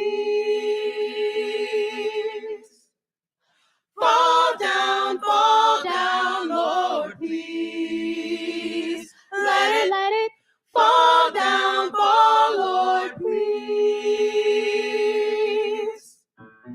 Sometimes it's soft as a misting rain that gently touches our souls. It pulls the fire that burns in us, and we simply lose control. So just rain down, Lord, please. Let your love fall like raindrops rain. Lord, please. Just rain down, Lord, please. Let your love shower us. Just rain, Lord, please. Full as a dam at capacity, our passions bow to explode. We can't escape it surrounding us, caught in a storm that I don't need no shelter from. Rain down, Lord, please. Let your love fall like raindrops rain. Lord, please. Just rain down, Lord, please. Let your love shower us. Just rain, Lord, please. Rain, rain, Lord, please, rain. Rain, Lord, please, rain. Rain, Lord, please, rain. Rain, Lord, please, rain. Lord, Rain, please. Lord, please, We need it. rain, Lord, Rain please, down, Lord, rain, please. Lord, please, We need it.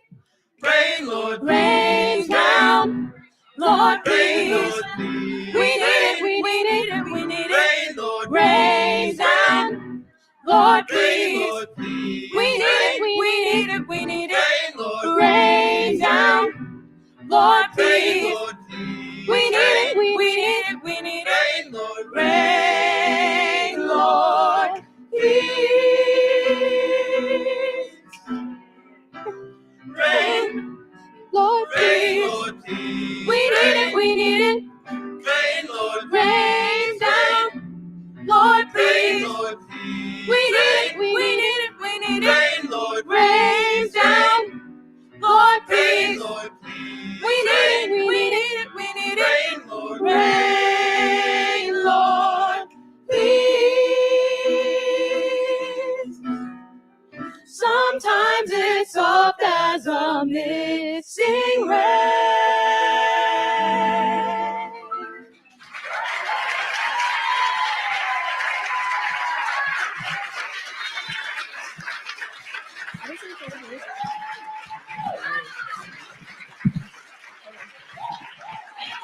Thank you, everybody. Wow, see so many beautiful Black people in this room. Thank you so much for coming out. Thank you for joining us and honoring the life and legacy of Zora Neale Hurston. Once again, I want to thank Barnard College and the Zeta Phi Beta Sorority Incorporated for inviting us here. As Tenny said, we are the first gospel choir here since 2019. I am the founder.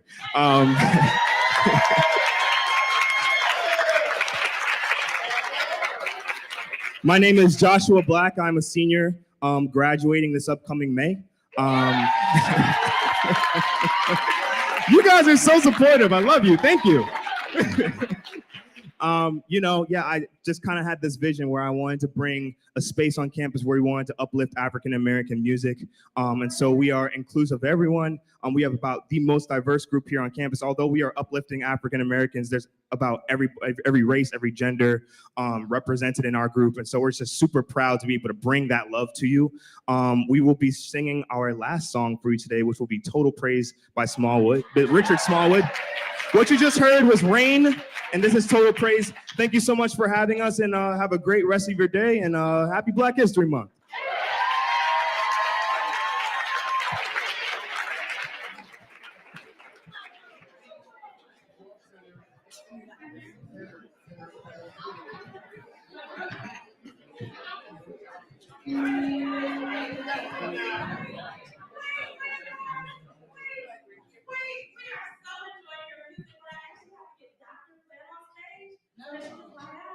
Okay. Sure. Yeah, okay, that's fine. She's out the hall waiting for it. Thank you so much.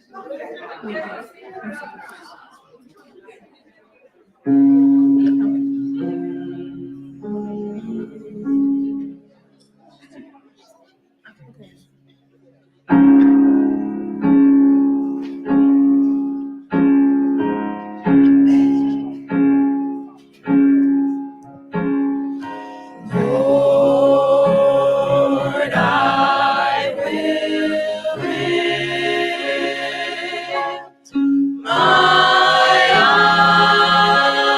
eyes to the hills,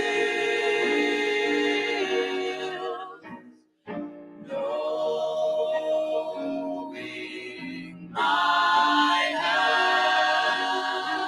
help is coming from you. Your peace you give me in time of the storm. You are the one my strength. You are the strength of my life.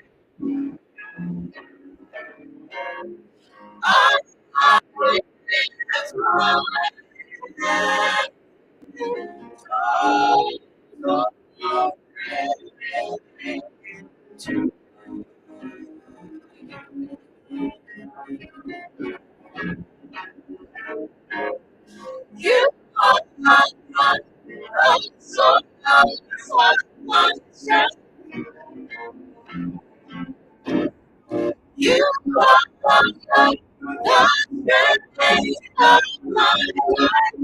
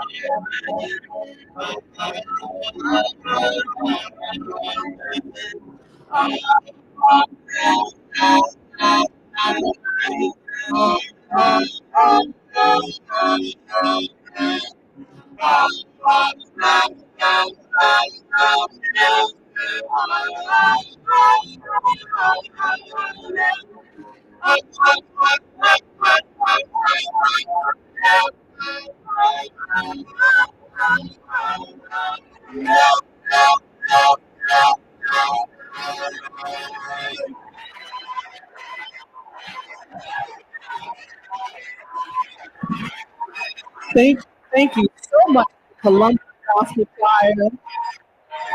Thank you for bringing your gifts and your talents. I'll say that only Zora can have a space where we have Yaya and Lisa teach in the morning. We have conversations about Zora and Hulu in the middle of the day. And then in the afternoon, the Lord walks across the stage. And I'd also like to say on this first day of Black History Month, it is only us that can take a song by SWV and change it to praise the Lord. Amen, amen. Ashe, ashe. Coming up next to our King Cobra main stage. I'm being told to hang on for a second. All right, hold on, family. Hold on. Hold on, family. Hold on.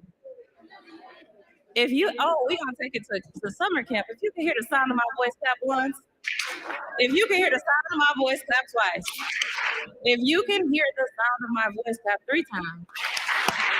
Now listen, y'all, sometimes I gotta play the bad guy. And that was such a beautiful contribution to the ceremony. But we do want to, I know it's Black History Month, and I have been to Ghana, and I have found out if it does not say the time on the flyer, it can happen at any time. So we trying to meet in the middle because we need to get Dr. Deborah G. Plant on this stage because she gets to tell you about Zora's latest release, The Life of Herod the Great, a manuscript that was finished when Zora passed away, and it has just released on January 7th. But now we gotta have a previous conversation because we gotta get y'all to our breakout sessions. One of which is Dr. Raymond Williams will be breaking down the story of the life of Herod the Great. And I gotta get y'all time to get over there, right?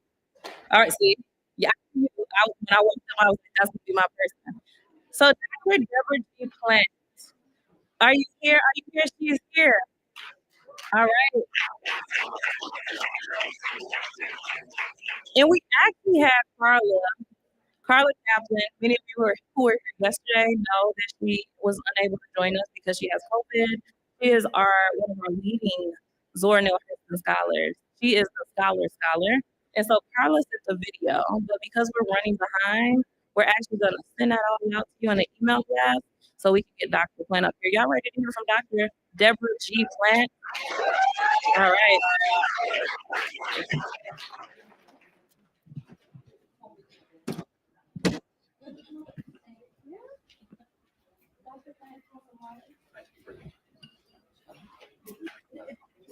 Okay.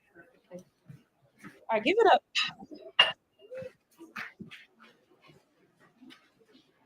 Give it up one more time for Dr. Deborah G. Plant.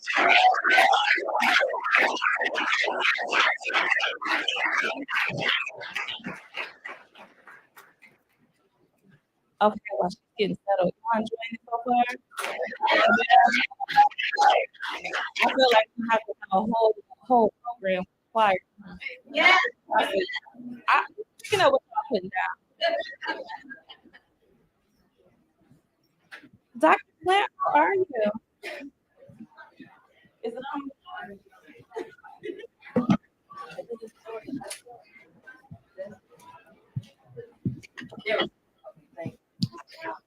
I'm fine. How are you? I'm really excited. I was telling them earlier, I've been saying a whole lot of sentences that I could never imagine I would say. And it's all because of Zora. So I got to tell y'all a little story.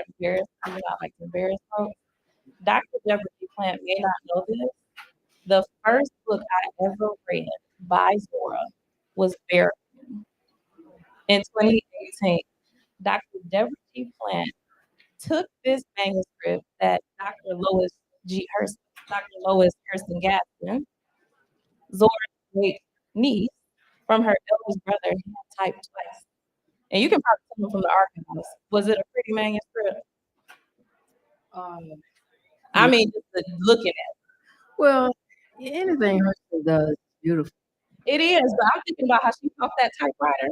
Mhm. And so a lot of it was handwritten. Yes. I said, we trying to read it. We talking about it's hard to read it.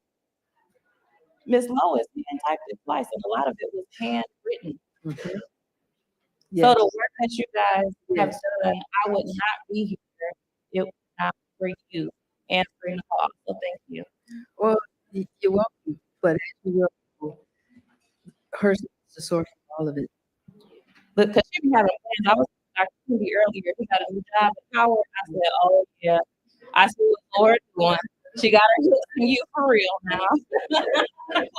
So listen, so I could talk to Dr. Plant all day because when you see people that really do the work and they do it with reverence, it is so deeply touching. So Marvin interviewed Dr. Plant yesterday about miracle, and he was like, listen, if I lose it, I'm gonna get it back together.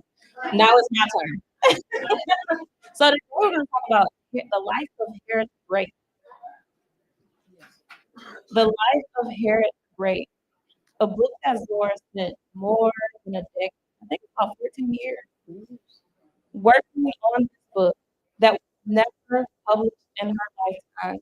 In fact, her last known letter, January 16th, 1959, she wrote to Harper Brothers asking just for the general editorial department if they might have any interest in publishing, I think by that time it was the fourth manuscript for Harriet Great.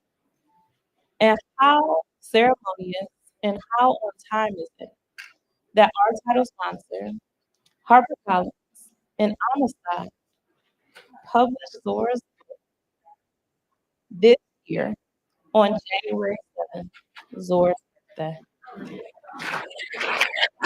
And what I would add to what you just said, you were referencing the last letter. And what she also said was any publisher who publishes this book has to have courage. Yes. Has to have courage. And Harper Brothers at that point in time, well, we can debate whether they had courage or not. But HarperCollins today had that courage. And if HarperCollins people are in the house, we want to say thank you. So our HarperCollins and Amistad family, I promised Abby I wouldn't make her stand up or do any speeches today. So I won't, but thank you, truly thank you. All right, so let me ask Dr. Plant some questions because I have questions. So Dr. Plant, how did you approach the challenge of preserving his voice while making the text accessible to modern readers?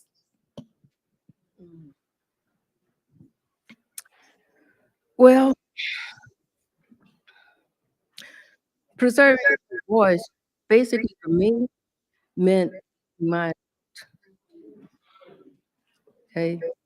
And it meant as I edited the work that I would edit in a way that reflected what Hurston intended as well as what she gave us, and she gave us a lot.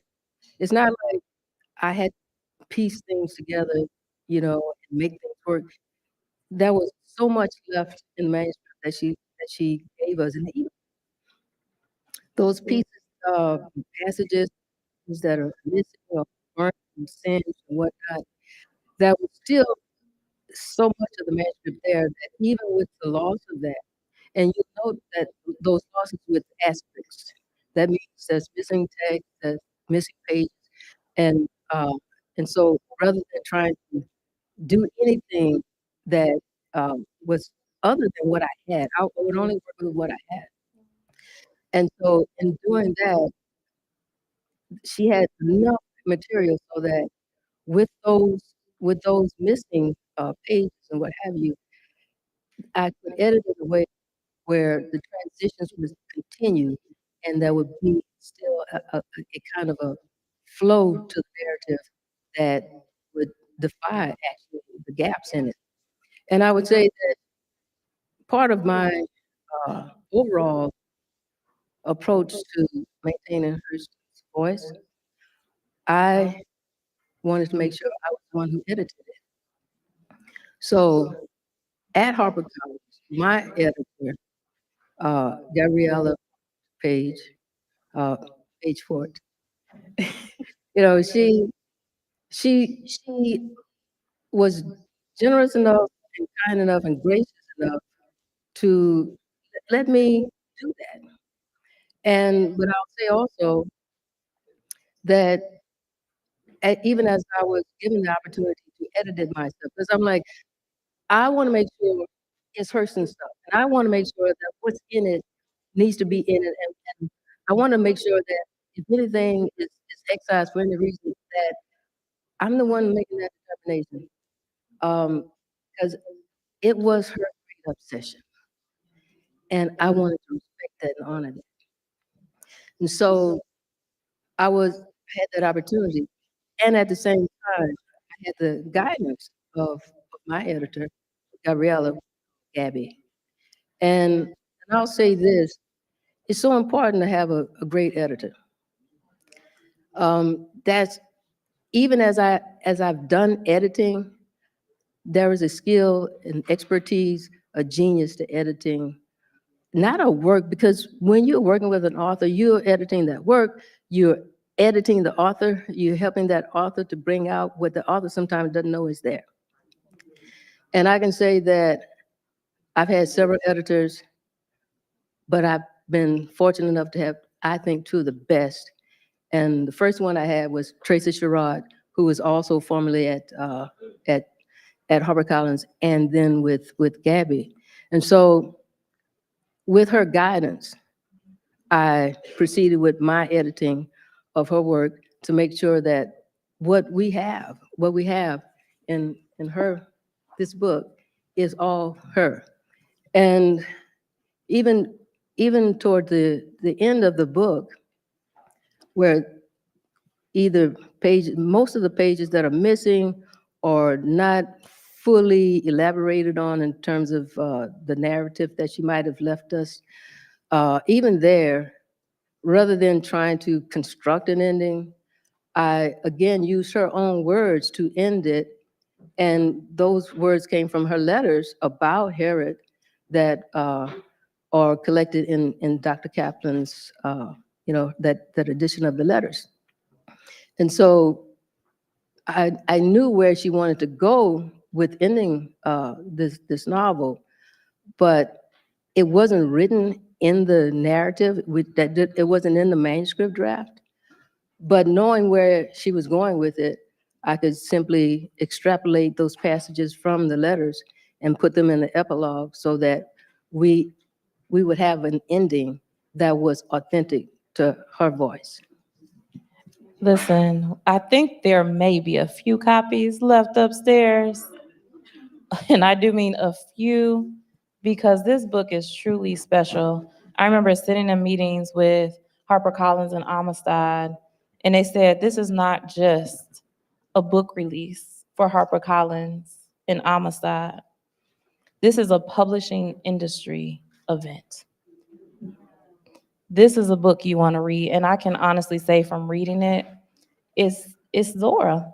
Yeah. And the fact that you removed ego to do that, thank you for that gift. Oh, well, Beautifully done. She's like, I'm gonna get in trouble. That's not on the questions. So what was the most challenging part of editing The Life of Herod the Great?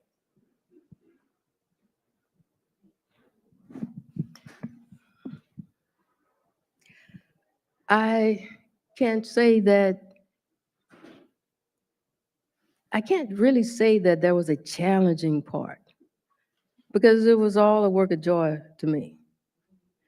I can say that something real simple, which it's not quite part of the editing process, but it is.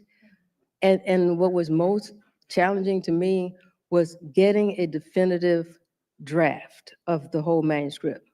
And that was problematic because the copy that I got from the archives, the copy was it wasn't properly copied. And so I had to spend time going back and forth to the archives to make sure that everything that was in, everything that Hurston left us, that it was in the final version that I finally digitized. Because part of the manuscript was in typescript, part of it was in longhand, and sometimes how it was copied, I couldn't tell whether the page was really very light and therefore illegible, or by virtue of the conditions because of the fire and what have you, or whether or not there wasn't enough toner in the copier. You know, and so what I want to say about that is that if you happen to be a graduate student or assistant to a professor or to a library staff worker, and they give you a job to copy something, do a good job. Okay? Yes. Yeah. Right? I mean, Dr. McLaurin was talking about some of Hurston's work where their eyes are watching God. No, yes. And she said, in the manuscript at Bonneke in the archives, that a line, Women Are the Muses of the World, was on the back of a page. It wasn't in the manuscript. And sometimes Hurston did that. She would write stuff on the back of a page. She did that with Barracuda. And I'm like, oh, that goes inside, right? She'll type, and then she might forget that she wrote something on the back. But you, as the editor, and you're looking at this material, you know that it goes inside. You have to make that insert, right? And so if you don't look at the back, if you don't copy it, then you're missing part of the whole, right? And so the copy I had is well, I'll just leave it at that and say we need to do, when we are given a job, let's be diligent about it. And I'm speaking from experience myself because I was an assistant at University of Nebraska. One of my jobs was to assist my professor, Dr. Linda Ray Pratt, who sent me to the archives, copy this. And there was material on the back and whatnot, and half page of this, and I copied all of it. I'm like, but she didn't want anything on the back. And I say, I copied all of it. I don't know if you want that or not. Oh, thank you so much.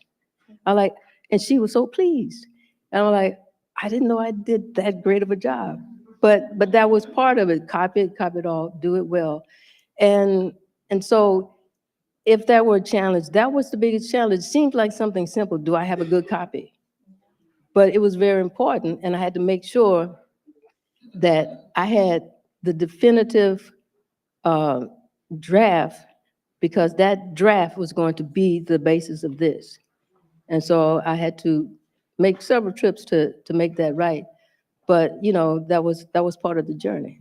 So you had to spend some extra time in Gainesville. A lot of extra time. But it was a good thing that I did, though, because what I learned too is that the copy that I got, the initial copy, it was done in black and white. Because of the way the manuscript is now protected and in the vinyl and all of that, you can't just put that on a machine, right? And so I had to take a lot of copies with my iPhone, but they were color copies.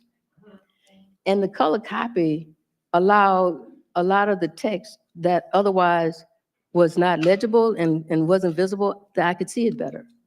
So it allowed me, when I can make out a whole word, I'm like, yes, that's a whole word right there. And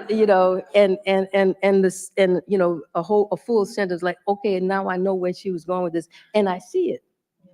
Because that's how much I didn't want me in her work. I wanted I wanted, to the extent possible, everything, every word is Hurston. And so getting the color copy helped me to do that. And so maybe that's why the error was made. I don't know. But, you know. So I love that because we think about the final product, like what medium we use for the final product, but the source material, thinking of how we examine source material, for me, I'm like, great. Because I actually went to the Beinecke and they let me see that Their Eyes Were Watching God manuscript. I was looking around like, where's security? They're actually going to let me touch this. Yeah. Yes. And it's funny because, you know, most people, I know somebody's going to call it out. The opening excerpt of Their Eyes Were Watching God. Ships at a distance, have every wind's wish on board. But Zora had crossed that out on the front of the page. And I think it was 4 pages in before she wrote it again on the back. And most people can quote that. Zora heads, they can quote that. So imagine if she hadn't published it in her lifetime to make sure that that excerpt made it in. And now I think present tense, you making sure her back page notes made it into the right place, the labor and the trust in yourself to do that. I'm gonna nerd out, but what do you think drew Zora to Herod as a historical figure? What drew Herod Zora Hurston to to Herod? Herod. Well, that's okay. Well, initially, Hurston thought of Herod like most of us thought of Herod. Like, as she put it, he was this mean little butcher who was some evil tyrant who dispatched his soldiers to do away with the Christ child. And in that process, we're told in the New Testament that he gave an order to destroy all the boy babies 2 years and younger, to make sure that he, destroyed this child who everybody was telling him was going to be the king, the new king. And so out of ambition and greed and jealousy and all of that, he gave out this order. And that's what she grew up understanding and believing, right? But she started doing research on the Jewish people from, as she put it, the time of Sinai with Moses to the time of Christ. She wanted to tell the story of the 3,000-year journey of Jewish people for democracy and for the rights of men. And as she was doing her research to document this story, because she felt like we didn't know that story and we should have it, because of everything that it meant, not only to the Jewish people, but also to all humanity, because this is what all humanity is looking for and fighting for: democracy, freedom, and everything that, that speaks to individual sovereignty, collective sovereignty. And as she was doing her research, she noticed, this is where she noticed Herod. And as she's reading this and she's reading that, and she's finding that Herod was not this stereotyped, flat, one-dimensional, evil, wicked man in the New Testament. And as she learned more about him, she became more fascinated with him. And so learning about him, she learned of the ups and downs and the struggles and whatnot of the Jewish people, and how not just all of the struggles with the domination and the conquest and all of this, but also their resilience and their coming into prosperity and whatnot under Herod. And so Herod was this individual who brought stability to Judea, brought stability to those cities and towns around Judea, and brought Judea into prosperity. And so when, instead of this mean, and that's not just, as she points out, it's not to say that Herod didn't commit a lot of atrocities, what she said, but this is what's the nature of the time. This is how politics work. This is how people handle, their competitors and whatnot. Is they committed these murders, they poisoned people, they, et tu Brutus and all of that, stab you in the back. So he was a part of that time, but he was also a beloved king. He, she said people threw garlands at his feet and whatnot. And so there is this other part of Herod that most people who read the New Testament and believe it or hear about it in church, they don't know this part. They don't ask about that part because for the most part, we're told don't ask, right? So, and so here is Herod, not only an astute statesman and a soldier and just someone who, in Hurston's eyes, she said he had a beauty loving soul, and he created all of these temples and buildings and monuments and what have you, and all of these aspects of Herod were unknown.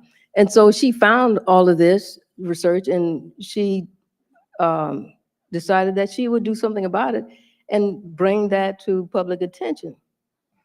And so anyway, you asked me what's the attraction? That's the attraction, that he was almost bigger than life. He was a man of his time, but he was also ahead of his time. He was this individual who, also had this history of being like those Mark Antony and the rest of them, Julius Caesar and Cleopatra. He was, he was like them. He did those things, that he committed the acts, various acts that they committed as well. But there was also this person who had character, and she was really impressed with his character as well. And so this is part of it, and I'll let you get to your next question.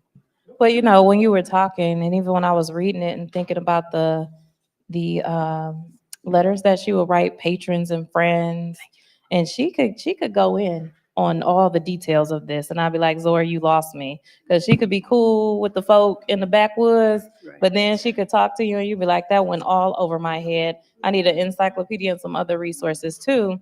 But even as you were talking, I just kept hearing Nina Simone playing in my head. Please, Lord, don't let me be misunderstood. And I think that's what Zora's giving us. She's like, listen, let's see the whole picture, the humanity behind this historic figure. And I love the fact that we're doing that for her here today. Yes. And just starting it and with this work. So thank you. So we actually get to really get spoiled, because for my next question, we have a special treat. How does Zora's portrayal of Herod compare to traditional historical accounts?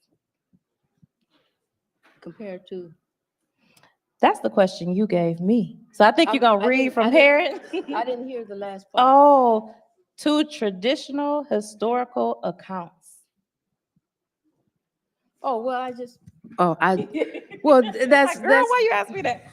No, that's what I kind of already answered that. Because the traditional accounts, because this is what, if we did a survey, are we gonna do a survey? It's like, I mean, how many people are aware of what we have in the New Testament about Herod? The massacre of the innocents, right? He slaughtered these children. That's what most of us know about him. And the thing about it is that none of that's true. And not only see, and this is about Hurston. Told y'all we was gonna get a you don't treat. even you don't even know what to do with Hurston. Look, she wrote this. She started thinking about writing this, well, before 1945, but at least by 1945, because she's telling Carl Van Vechten, I'm going to write this story about this 3,000-year struggle of the Jewish people. All right, and she does all of this research. She learns about Herod, and she sees Herod as not only someone that she's impressed with, but she sees him as someone, she says, if we look at him as a window through which to see all of what the 1st century BC was about, we can look through him and see what that first century, last century BC. All right, and so not only was he someone who represented, was she put at the crossroads of the last century BC and the 1st century BC, he's there when basically all that was going on that would be the foundation of Western civilization was happening then, right? And also ushering in this new era that began with the birth of Christ. He was in that time period. And so she said, to the extent we understand Herod, we will understand that time period. And we will also understand something about ourselves, because that permeates everything we do today. So Herod, she is looking at Herod. She is talking with historians during that time period. She's talking to various religious leaders, and she says she talked with Bishop Fulton, and she told him about what she was finding out about Herod. And what did he think? He says, she says, he told her, be as a good Catholic and leave that alone. Okay? And so she's like, he thinks I'm supposed to just do this man this big disfavor, because they're all concerned about the Feast of the Innocents. Because there are all of these rituals based on this slaughter of the innocents, which never happened. And historians today, not even back in her day, today, 2014, 2015, 2021, these historians are saying exactly what Hurston said back then. Okay? They're saying it now, she said it then. And they will tell you, what is it? Herod in History, Tchaikovsky and Benedict Eckhart. They say, these are historians, and these historians say, for up until now, that is the 21st century, up until now, Herod has been a kind of untouchable subject because no one wanted to go against convention, and they could not find a way to objectively talk about him because of the pushback. And you get to see what Hurston was up against back in 1959, right? And this is why she wrote that letter and said, you will have to have courage. Even historians in the 20th century and up until the mid-25th, up until the 21st century, 2014, 2015, these historians, they write in their books, they will confess it. We were afraid. But now, we have the courage to touch that which was untouchable. So even the historians had to have courage, right? Because when tradition sets in and people decide, thus says the Lord, you better look out. Oh, Dr. Plant, listen. So I have to, Dr. Plant, you still want to read us a passage? You cool with it? Yeah. Okay, but I have to tell you, so the opening letter for Herod is actually synthesized between two, right? 1957, 1958. Or is that the opening letter? yeah. The opening letter, that final passage, and I'm paraphrasing, but Zora said something so unique, and she was in Fort Pierce at the time that she wrote it, when she's saying that we cannot judge historical figures. You know what I'm talking about? For me, could you read that sentence, please? It's my favorite. Okay, the preface. You're talking about the preface. Yeah. Okay. Okay. This is just for me, y'all. Yeah. Okay, so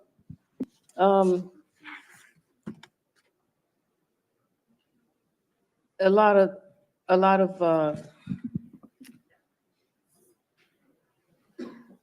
we want to know, well, Herod the Great, why do we need to know about Herod the Great? And so Hurston answered that question in her preface. Well, in her prefaces. So that's another story. Okay. Part two. Yeah. Okay. So she starts off, why a life of Herod the Great? For many valid reasons. The first being that the West, whose every nation professes Christianity, should be better acquainted with the real, the historical Herod, instead of the deliberately folklore Herod. Outside of Herod's connection with Christianity, rarely has an individual appeared who gleamed and glittered from so many facets. He has impressed upon the pages of history. Where am I? Wait a minute. Yeah, he has impressed himself upon the pages of history as an athlete, a soldier of the first class, an equally able administrator, a statesman, a devotee of higher learning, as a great and tragic lover, and as a friend as famous as Damon and Pythian.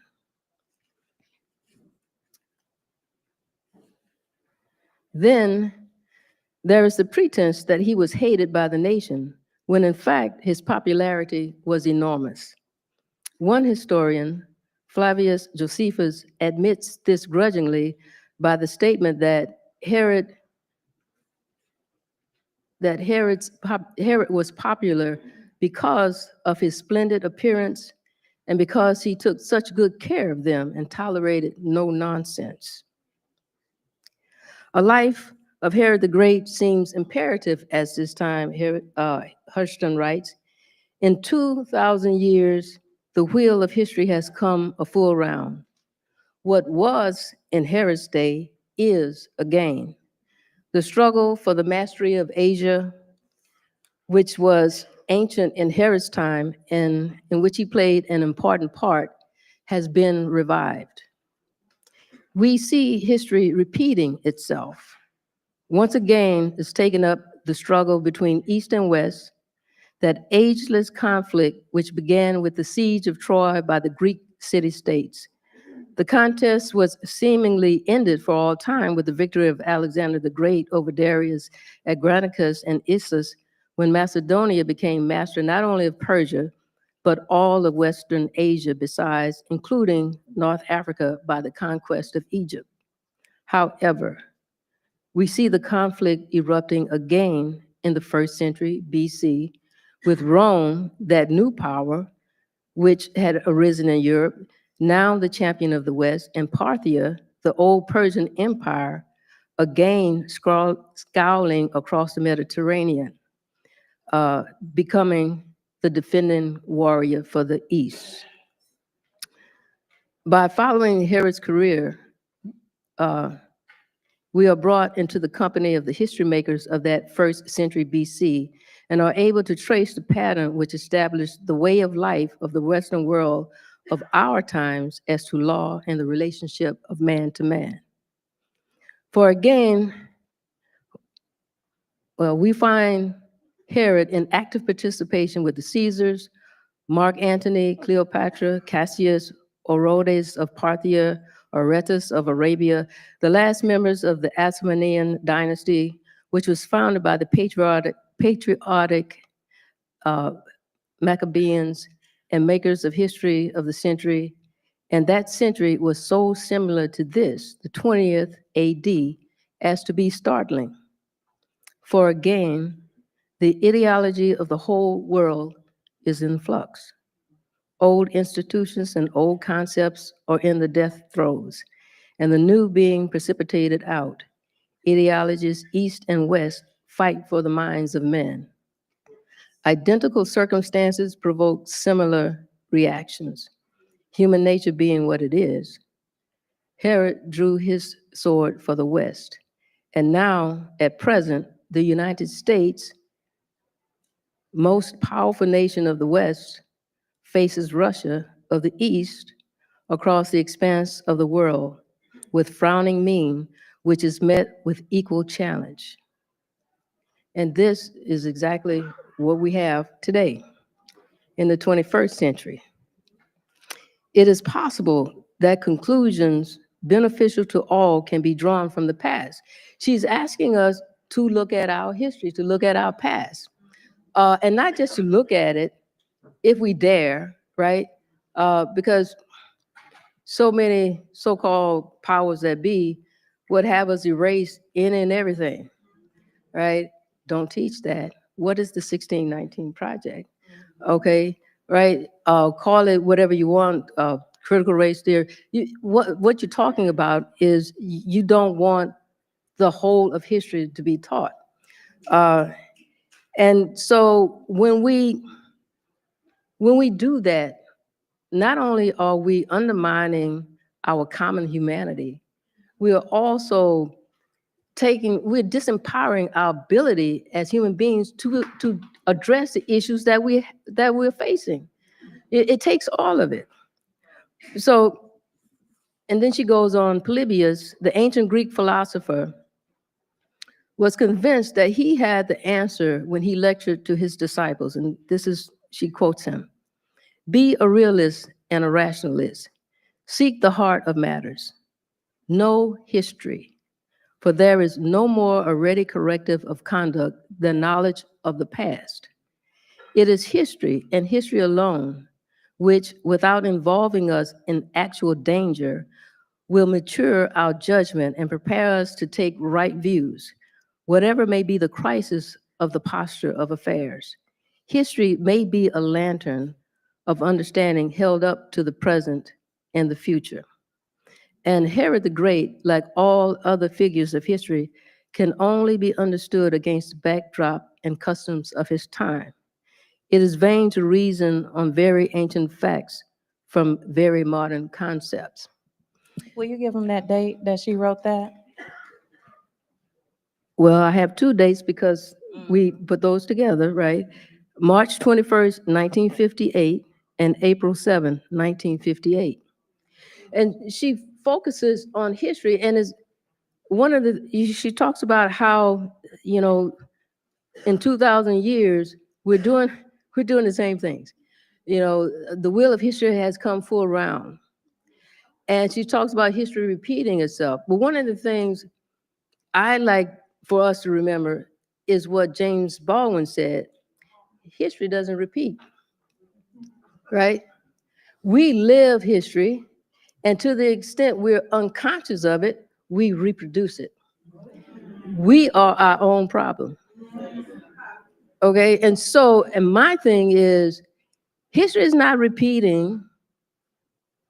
History simply continues until we bring conscious awareness to it and a commitment and a conscious commitment to intervene and create what we want.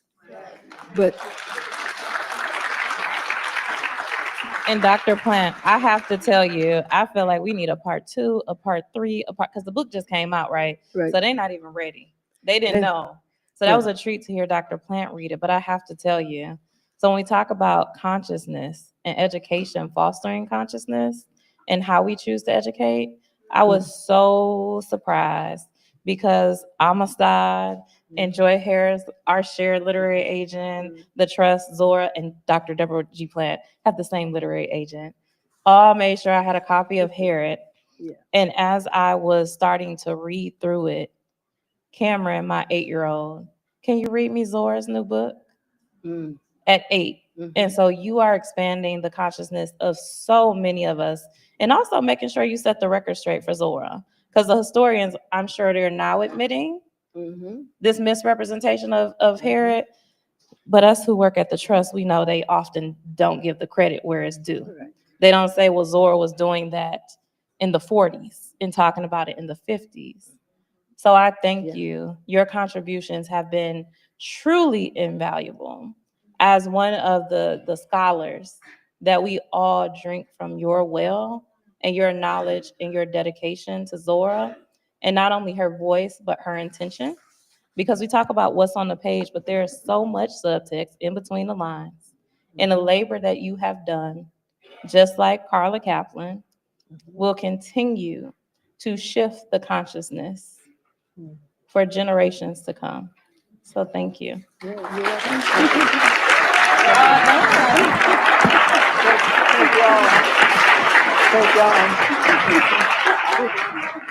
Thank you, Ray Chesney and Dr. Deborah Plant. We have about 5 minutes for folks to skedaddle to the final breakout sessions, one of which will be held in this space right here. A list of the breakout sessions can be seen on the screen above the stage. Oh, so we're running late. And yesterday, we were 45 minutes behind.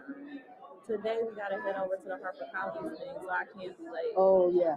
Okay. Ooh. If anyone has seen or found a tripod, can you bring it back here to the AV area? If anyone has seen or found a tripod, please bring it back to the AV area. You know, and I was trying, Carla, I've been telling her, I'm like, just rest and recover. We are okay. And she refuses. She's like, I have to do something. I can't believe it. I said, you can go out and just want to catch COVID. Right? Right. So this is my baby, Dr. Plant. So Dr. Plant, okay, please recognize this building.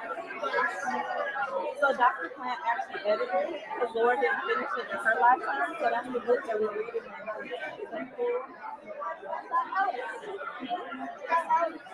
What is it? Oh yeah. So he can only listen to chapter books at night. He's 95th percentile in the country for math and 94th in reading. So I figured out when he was about 3 that instead of reading picture books, it was still stimulating him. We started doing chapter books and close your eyes and imagine. So it would slow his brain down. And so he is listening to Here at the Great with all of my mispronunciations. Have you met her? You met all, it's like 50 of them here. Not all of you. You know what I mean? Well, we'll see tonight. Okay? All right. You're not coming tonight? So they're all like, well, most of them, right?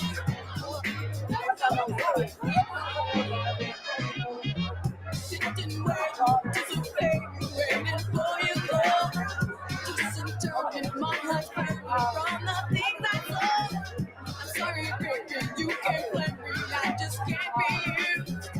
I'm so bad, I'm trying to get it, baby. We are three. So we got a breakout session around happening. So actually, Flo, she sent me some pictures, some photocopies of his degree. So it's on display in the art gallery on the fourth floor. So you can see some other things. But yeah, you can do whatever you want. If you're ready to, I know it's a long day, so if you're ready to get out. Yeah, but listen, like, can I skip out? Really talking no more. Listen,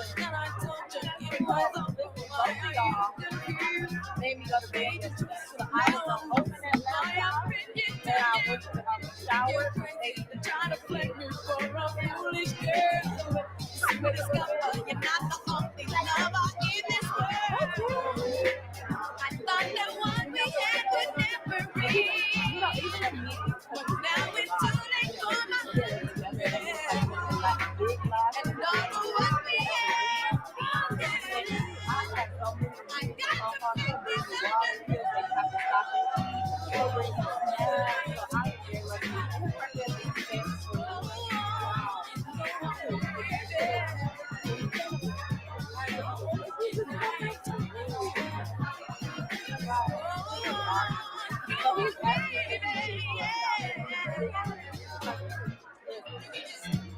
ask Dr. one of your Zora questions? Because this is fun.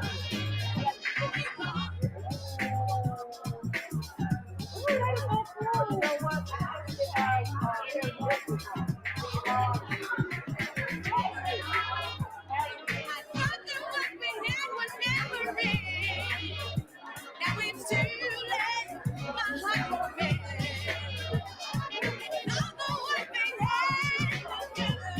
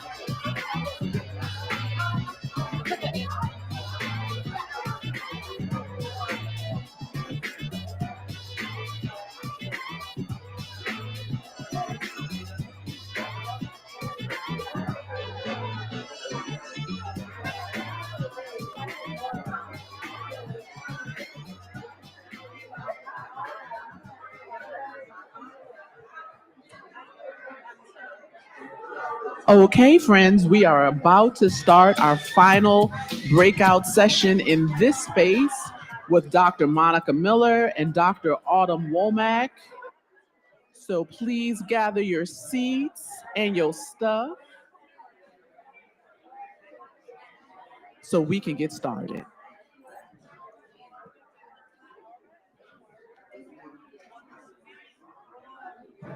My name is Michael, and I'm Lois's son. I am Zora's great-great-nephew.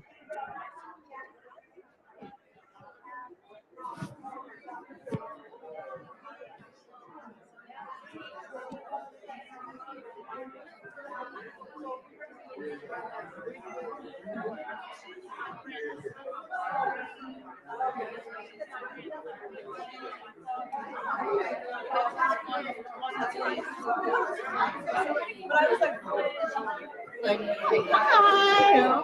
You guys know each other? Autumn Womack. This is Ray Chesney. Hi. I made it to 1 p.m. It was totally my fault. Once I realized it was my fault, I was like, I can do it. Yeah, it was great though. You saw my stuff after. Me too. I mean, it's really beautiful. Except for the stuff that you do. It's like a wedding. It's always happening. Like you don't get it for a wedding, right? Yeah. It's like, and I'll rely on the pictures. Yeah. All right, we actually have The closing ceremony. I have to moderate a panel across town for HarperCollins after this. Yeah. So you're leaving like that. Okay. Yeah. So we'll be back to clean up. We'll figure that out with Devin and Devin and Kyle.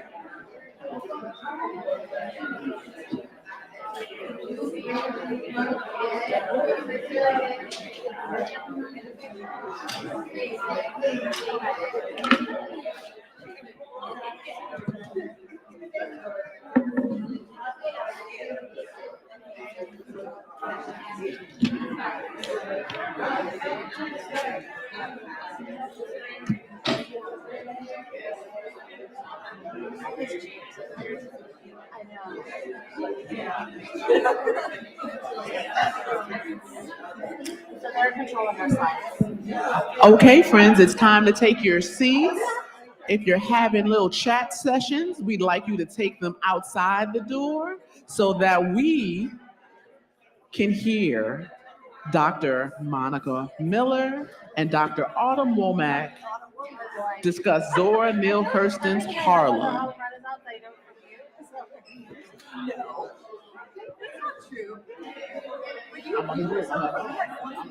I got it. All right, y'all, we're about to start our final session.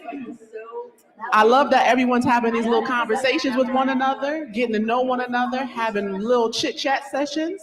But we're trying to stay on our time, not the CP time, as much as I do love being a colored people.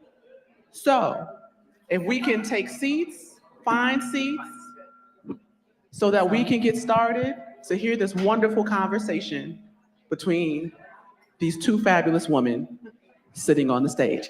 Thank you. Let's all give a round of applause for our Kenkopa main stage sessions. Hello. Yes, hello. Am I? Okay. So you are here to, actually I can move this forward. Our panel is called Zora Neale Hurston's Harlem. And we're going to introduce ourselves and tell you a little bit about the panel and then have a conversation. Autumn, are you going to introduce yourself, please? Oh, sure. I can go first. Hi, everyone. My name is Autumn Womack. I am a professor at Princeton University. I live in New York. And I went to grad school at Columbia, so it's always like a homecoming coming back here. So I am a scholar of 19th and 20th century African-American life and literary culture. I came to Hurston, interestingly, by way of her work in filmmaking, those films she recorded in the late 1920s. So I wrote about them quite a bit. And that kind of just exploded, I think, as it happens with Hurston, where like you pick one thread and then you just kind of weave an entire quilt. So I'm excited to talk about Hurston in the context of Harlem Renaissance. Thank you, Autumn. Okay. And I'm like cosplaying Aisha here. I don't know what this is not a good thing. I am Monica Miller, and I am a professor and proud chair of Africana Studies here at Barnard. And yes, Africana Studies, yes. And you know, thinking of, I said this to my class, some of my class is here today, which is very exciting. I said to my class on Hurston the other day, in terms of how I came to Hurston, somebody asked me when was the first time that I read Hurston, and I feel like, I don't know. It might have been, it was definitely college, if not graduate school, which is unbelievable to me. Yeah. And also, I did not, when I came to Barnard to start my job here 25 years ago, I did not realize that I was stepping onto, you know, kind of hollowed Hurston ground. And but then when I figured it out, I was like, oh, and I figured there would already be a kind of culture of Hurston here at Barnard when I came, and that was not the case. So immediately I said, oh, we have to do something about this. Like people need to be reading Hurston, I need to be teaching Hurston, and we need to think not only about Hurston's work, her time here at Barnard, her time in Harlem, but also, as many of you have heard, you know, we're embarking on a project to think about 100 years of Black students at Barnard, to think about Hurston's legacy, specifically at Barnard, but also, which is one of the things Autumn and I are going to talk about today, about about Hurston's legacy within the Harlem Renaissance. Yeah. So that's what we're going to talk about today. We have a few slides that we're going to talk through, and yeah, okay. Let's get started. Let's get started. Yeah. Okay. Oh, I got to move the slides You have the forward. first. Okay. Okay. So we're looking at Hurston. This is 1927, a photograph that's actually in the Langston Hughes papers at the Beinecke Library. And we wanted to kind of spotlight this photo as an entry point to our conversation for a couple of reasons. It's an early Hurston. We tend to have a lot of photos from kind of the 1930s Hurston and a little bit later, but this, I think, really kind of captures her spirit of this moment in the 1927. She was really steeped into Harlem culture at this moment and the Harlem Renaissance in particular. So we get to see Hurston kind of at this moment when she's really getting the toolkit and meeting the people who help her become kind of the person that and the artist that she would go on to evolve into. So, I mean, some of you heard this today, but I'm going to repeat it here. The Harlem Renaissance starts, right, as a result of many things, but I'm going to boil it down to two of them for us today. 2 dinner parties, right? One in March 21st, 1924, and the second one on May 1st, 1925, right? So the March 21st, 1924 dinner party was at the Civic Club downtown. And the Civic Club was special at that time, as we heard yesterday, because it was one of the few clubs that was interracial, right? It was not a segregated quote unquote social club. So that particular dinner was organized, as we heard this morning, Ray mentioned, was organized to celebrate the work of Jessie Fawcett, a novel that was called There Is Confusion. Right? So it was a book launch for her. People were coming to the party, and there was a deliberate sort of the intention, right, was to bring young Black or young talented Black writers and artists together with white philanthropists and kind of like culture and movers, right, in the city. This dinner party happens, and it is a resounding success. Elaine Locke, who was one of the fathers, midwives, use your term, of the Harlem Renaissance, manages at that dinner party to create the table of contents for his volume called The New Negro, right? And that is the volume that in some ways launches the Harlem Renaissance. So that's one dinner party. The second dinner party, though, happens a year later, May 1st, 1925. And that is the party that Hurston comes to New York, right, in anticipation, right, of earning two second place finishes, right, at that party. But what's important about those two parties and their relationship to the Renaissance is precisely what Autumn was just mentioning, is both of these parties position Hurston, right, within the think creative center, right, as well as the power center of the Harlem Renaissance, right? She meets at the opportunity party Langston Hughes, right, who obviously is taken with her. If we see, I mean, it's beautiful to see the photographs of Hurston in his archive, right? She meets Langston Hughes, she meets Charles Johnson, she meets again Elaine Locke in a different environment, and meets so many other of the writers and artists, right, that we think of as principal players in the Harlem Renaissance. In fact, that dinner party is so well known, or it was even at the time such a I think a kind of landmark that the newspaper, it was covered in the newspaper, said, I think there's something like the beginning of a Renaissance happening in Harlem, right? So it's in some way sort of like, if you build it, right, they will come. They will come. Yeah. Let's see. Oh, so this is actually, we missed the slide, but this is actually the cover of the Opportunity magazine that announced not the first set of prizes, right, but the fact that the prize was coming up for the next year. Yeah. Right. So just to give you a sense, and that's a beautiful illustration by Aaron Douglas on that. Okay, Autumn, I want to say a little bit more. Please. About I want you to say a little bit more. I want you. I'm like, I want to learn. Tell me. I want you to say a little bit more about one of the things that we were interested in talking about in this conversation is really a little bit more specifically about Hurston's collaborations, right? The group of quote unquote younger Negro artists that she was working with, right? So Tell us Yeah. about this. Yeah, so just this is Fire, a quarterly devoted to the younger Negro artists. This came out in 1926, so it was just 1 year after that Opportunity Dinner. So a lot happened in that year. Elaine Locke publishes The New Negro, 1925, and that really was, as much as Locke wanted it to be this kind of new voice or kind of a container for new voices, it really did in many ways for the new generation of writers represent a kind of older view, right, of what the artistic moment and movement might be. So Hurston, who was kind of in between in a really interesting way, like she had come up through the Opportunity Literary Prize. She knew Elaine Locke well, right? But she also was like friends with Du Bois and friends with Countee Cullen and kind of moving in this younger direction.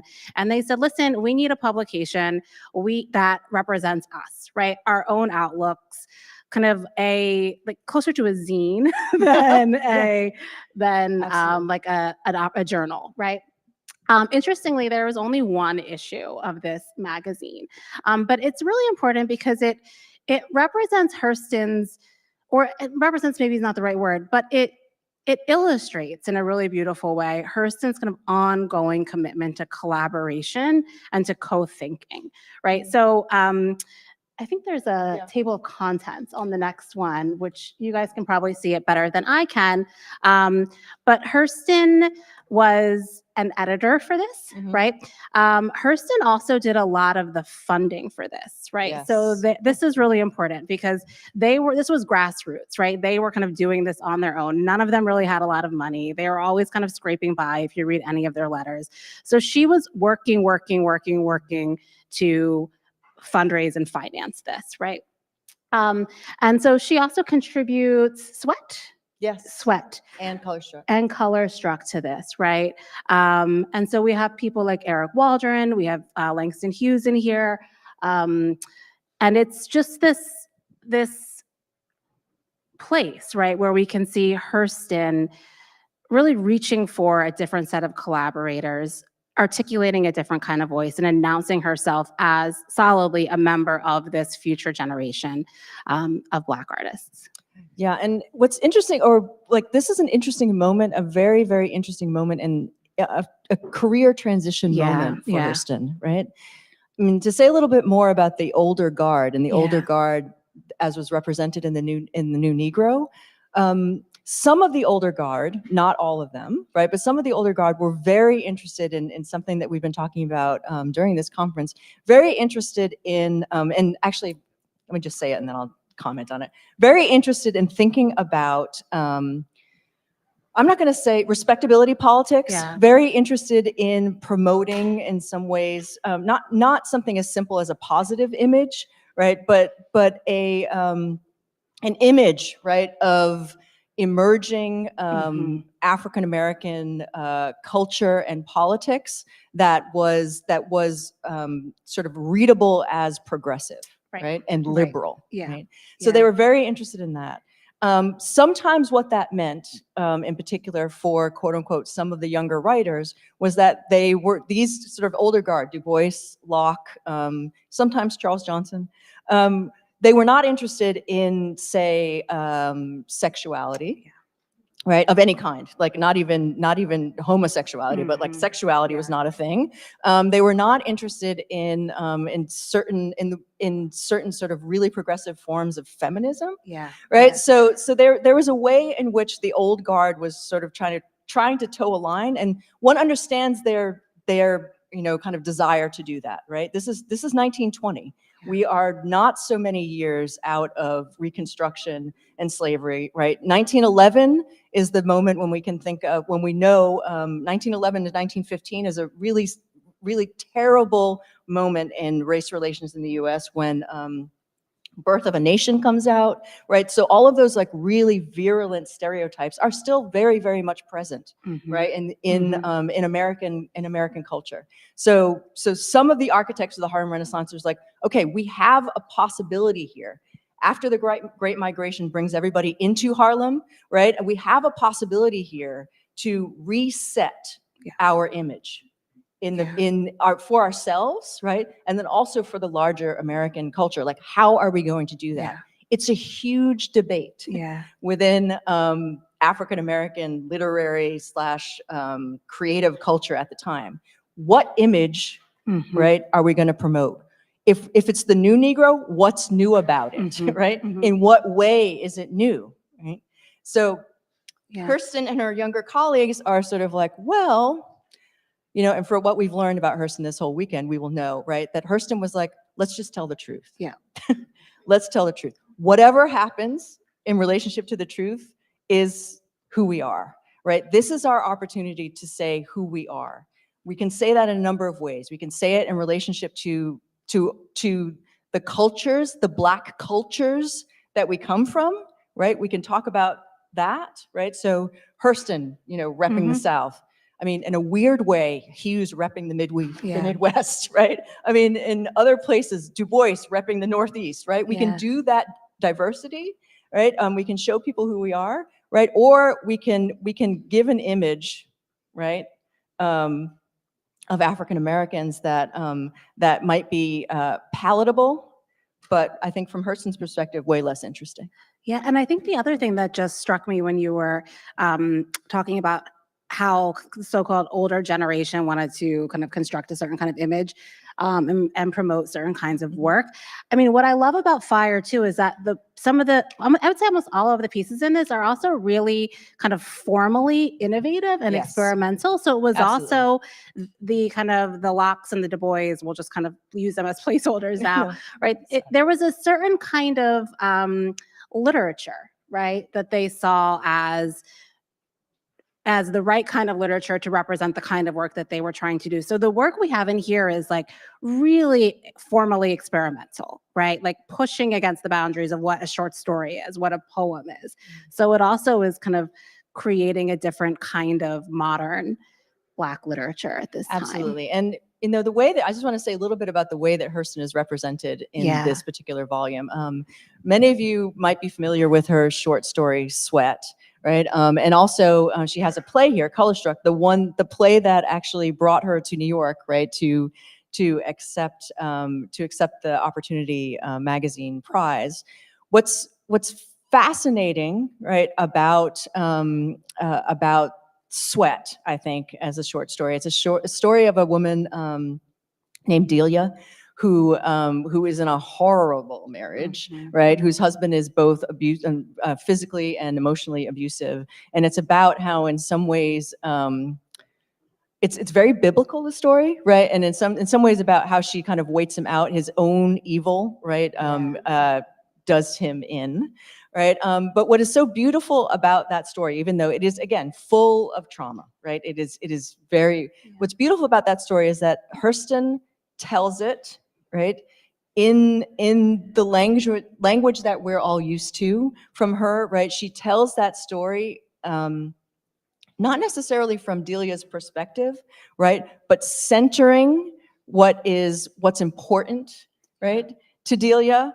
And I'm just going to read, I wanted to read one part of it, which is my favorite. This is like one of my favorite paragraphs in all of Hurston. I have many, but this is one of them. Let me see if I can get to it. Okay.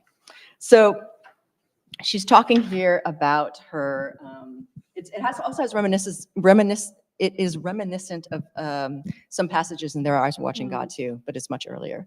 So she's thinking about her marriage, and this is what she says.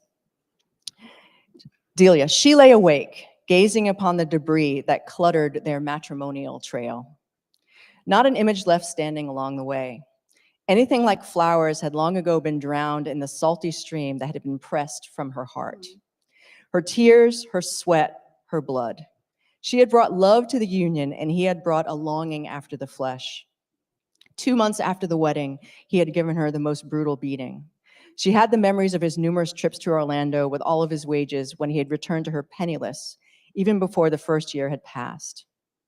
She was young and soft then, but now she thought of her knotty, muscled limbs, her harsh, knuckly hands, and drew herself up into an unhappy little ball in the middle of the big feather bed. Too late now to hope for love, even if it were not Bertha, that's the woman her husband's having an affair with, it would be someone else. This case differed from the others only in that she was bolder than the others. Too late for everything except her little home. She had built it for her old days, planted one by one the trees and flowers there. It was lovely to her, lovely. Right? So in that passage, right, Hurston is really emphasizing, first of all, Delia's thought process, right? I mean, and like sort of like her own emotional accounting, right? But the really important part of that emotional accounting, right, is that very last moment where Delia's like, but I've planted this garden for myself, right? I've created this home and this space for myself, and to me, that is lovely. Mhm. Yeah. You've talked a little bit about how Sweat anticipates some of the themes and Mhm. ideas and language that come up in Their Eyes Were Watching God. How does kind of this collaboration and with Fire and kind of the work that she did here, how does that fit into the next steps for Hurston? Right. So in some ways, Fire is both a kind of, I think it's a result and a beginning, right? Yeah, So Fire is definitely a result, right, of the ways in which the quote unquote younger Negro artists, right, saw sort of a like-mindedness in each other and decided to put this magazine together. One other thing, just to, in terms of what Autumn was saying about that, is that, you know, the crisis, opportunity, Negro World, these other magazines that were really popular during the Harlem Renaissance were the magazines that were associated with organizations, right? So Opportunity was the magazine of the Urban League, the Crisis of the NAACP, Negro World of Garvey's UNIA, right? United Negro Improvement Association. So Fire, as Autumn was saying, is completely independent, right? It's a big, it's a really well-produced zine, right? And I want you to say a little bit later why there was only one issue. I won't say it now. But so when all of these, when these artists come together, right, to produce this magazine, they're collaborating with each other for this, right? But also creating other future opportunities, right, for them to collaborate in different ways with each other in the future. Hurston and Hughes, their friendship, right? Yeah. It begins before, I think, on that night of the Opportunity dinner, right?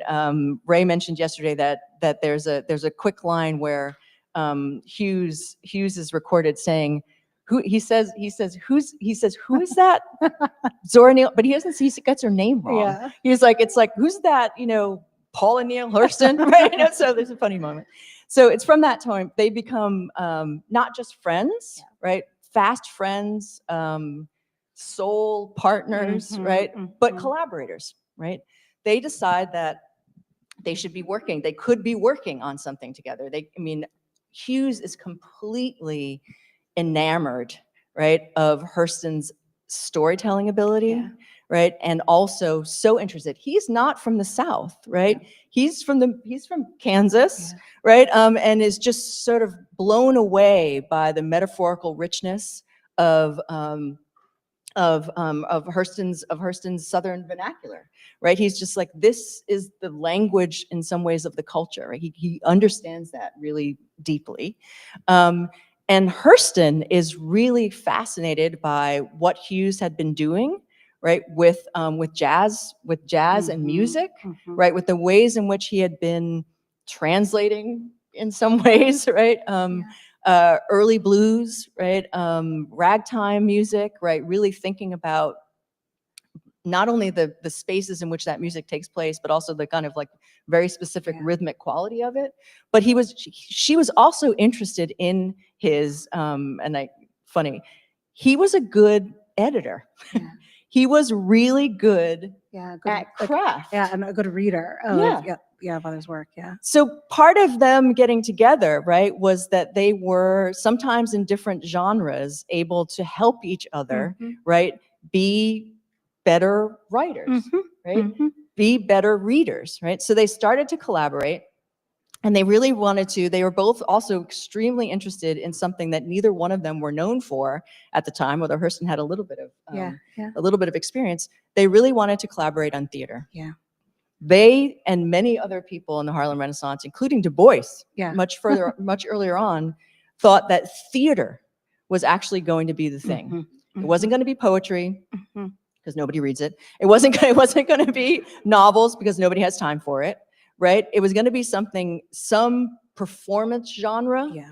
right? That was immediate, that people could go to and experience, that you didn't have to spend any time with except for like being present for it. Right. Yeah. Right. Yeah. Yeah. Yeah. And so this is again like that 1927 moment, right? And so I love this one also because they're with Jessie Fawcett, so it kind of gives us Yes. that Poor for Jessie Jessie. Fawcett. Yeah. But I think when they're kind of dreaming of this play, right? And they spend a lot of time thinking about this play. Hurston is traveling in the South at the time. Hughes is up north, right? But they're corresponding, they're talking, they want to come up with this play together. Sometimes they call it like the real Negro theater. At other moments, they really want to do this, right? So ultimately, they get to Mulebone, right? Which is, do we want to move to there or do we want to stay here a little longer? Okay. Sorry, I've got it now. That's fine. Oh wait, move it back. Okay. All right. Okay. Yeah. So Mulebone. So Mulebone is a play that they decide to do based on a short story by Hurston, and basically the way in which they decide to work, right, is partly at the same time they are both being patronized by Charlotte Osgood Mason, right?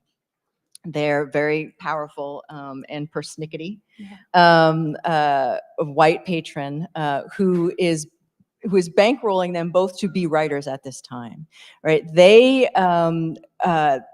Mason finds a way, or has a kind of like small kind of artist colony that she's funding for them in New Jersey, Asbury Park. Oh, really? I don't think I knew that. Yeah, they were living together there, Hurston and Hughes, in this with Louise Thompson. Okay. So that's the problem. So I don't think I knew it was in Asbury Park for some reason. Yeah, no. Okay. Wait, I think it's on the next slide. Okay. Look and see what it is. Isn't it? Cleveland. No, it's not there. Oh, that's Cleveland. Never mind. It was Okay. a different letter. Okay, move back. All right. So they're in New Jersey. They're in New Jersey in the same house. Mason is paying them to write. And the way that it sounds like they're working is that Hurston keeps telling the story, right? Louise Thompson, who is a kind of friend of the Renaissance, she was a very politically radical person, a writer. She was Claude McKay's. She was married to one of them. Yeah, I think it was Claude McKay. Yeah, she was married to Claude McKay for a minute. So she was a part of this kind of younger Negro writers, but she was hired by them to type, right? So Hurston is telling stories, Thompson is writing the stories down, and then as part of this whole process, Hughes is like organizing, right? Mm-hmm, So they're doing this whole kind of thing for a number of weeks, right? And they're putting the play together. But as Autumn was saying, they're all traveling, right? So Hurston is doing field work in various places. Hughes is also, this picture, right? One of the things that's happening here is that Hughes is also, sometimes with Hurston and sometimes without her, also traveling throughout the country, honestly, giving readings of his poems, right? Jessie Fawcett is, I don't know, why is she there? I have no idea. Anyway, we don't know why she's there. Why not? Yeah, why not? Exactly, why not? So they're working on this play. They're working on it sporadically. They're working on it intensely. They're working on it with Louise Thompson. They're traveling all over the place. And then a few years later, 1934. I feel like 1934. Maybe a little earlier, but yes. They are elsewhere, everyone, and somebody tells Hurston that the play is being produced in Cleveland. News to her, right? She calls up Hughes and was like, what's happening here? The play, they never finished it. Yeah. So there's a version out there that is being produced, right? And she's like, what? Right? I think they're both listed as authors. Right, yes. In that version, right? Long story short, it is a very contentious moment. Hughes is already in Cleveland, where the play is being produced. Hurston gets there as fast as she can, right, to try to figure out what's going on. The letters back and forth between them are phenomenal, right? Lawyers are engaged like a elsewhere, telenovela. right? Yes, lawyers are engaged elsewhere. Both of them are writing to Mason. You know, he did this, she did that. You know, all of this is happening. And in the end, the play is not produced. It's pulled. And this is the moment, right, where Hurston and Hughes's relationship falls apart. Right? You can show the next one now, right? Sorry, I took This is over Hurston writing to Godmother. The operative line there is, last line, I smashed them all. Be home by weekend. Yes, be on my weekend. So this is Hurston's saying that, you know, she managed to save it. There are so many ways to read what happened between them. Autumn, give us a few. I mean, I think one way to read it is a deep sense of betrayal with a collaborator, kind of a thought partner, somebody who would become family, right? Another way to read it might simply be miscommunication, right? I mean, that is a possibility that many people kind of argue, right? Hurston was traveling, Hughes was doing this, perhaps the letter got missed, perhaps there was a missed opportunity, right? I mean, that's part of it. And I think another way to read it, right, is that maybe a more kind of complicated way to think about the friendship, right, is that we get a different kind of understanding of the complexities of these friendships in the Harlem Renaissance. I think there's a way that we think about this, or we have narrated the past of this moment as everybody kind of getting along and producing really wonderful art, which happened, yes. And when you put two artists in a room and put a third person in there, Louise right, Thompson. it's gonna get contentious, or it can get contentious, right? So I think it just points to the complexities of collaboration, right?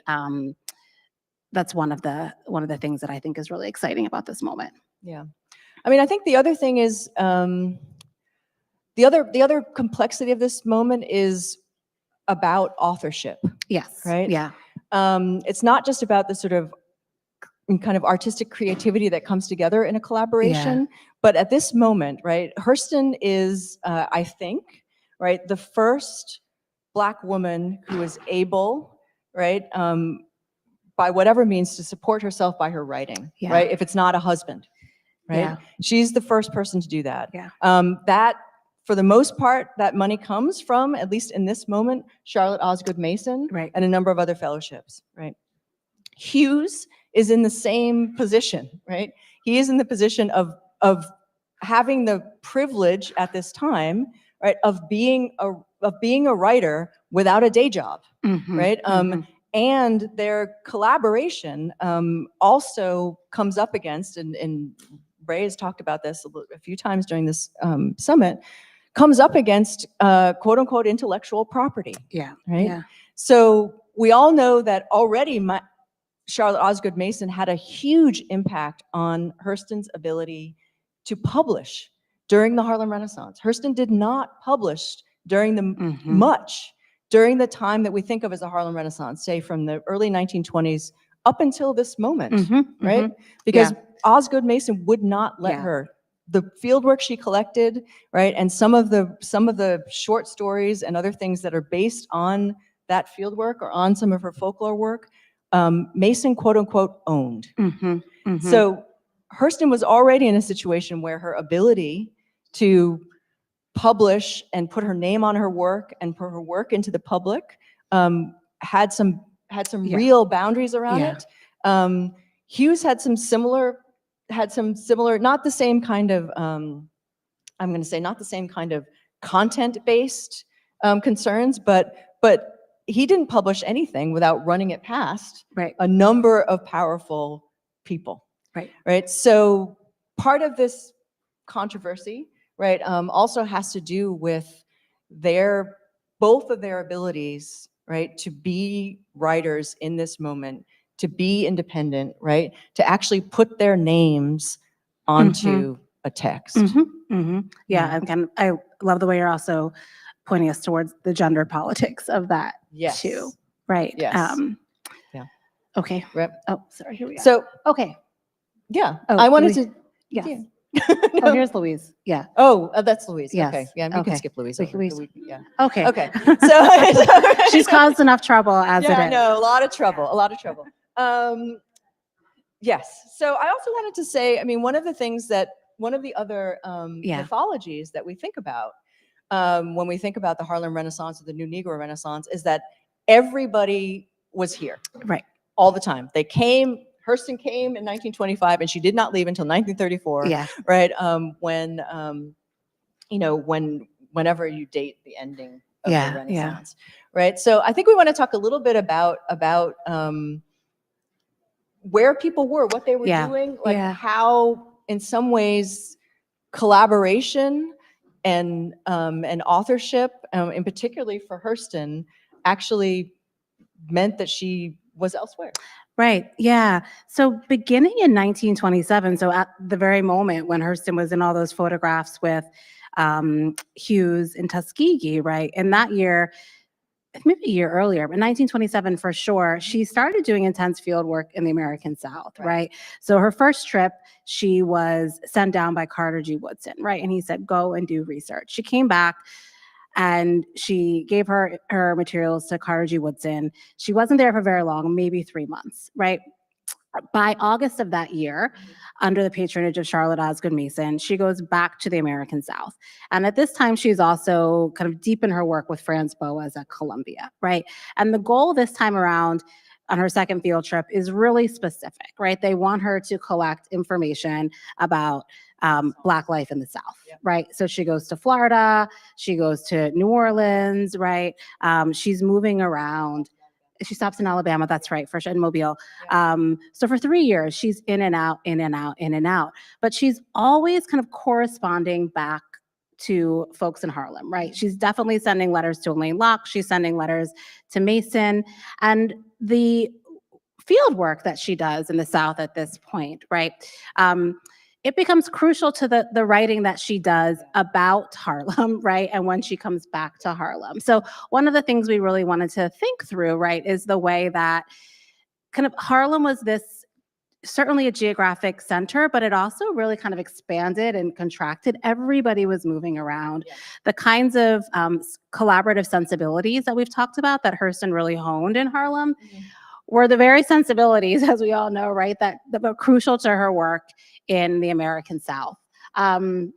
So this still here is from one of the films that she recorded on 60 millimeter film. The camera was given to her by Mason. I think Mason gave her something like $500 a month, which was quite a lot, a huge amount of money, a 60 millimeter camera, a car, right? And go collect everything you can, right? It was like really a collecting mission. And one of the things that this is the first time that Hurston had ever recorded on a 60 millimeter camera.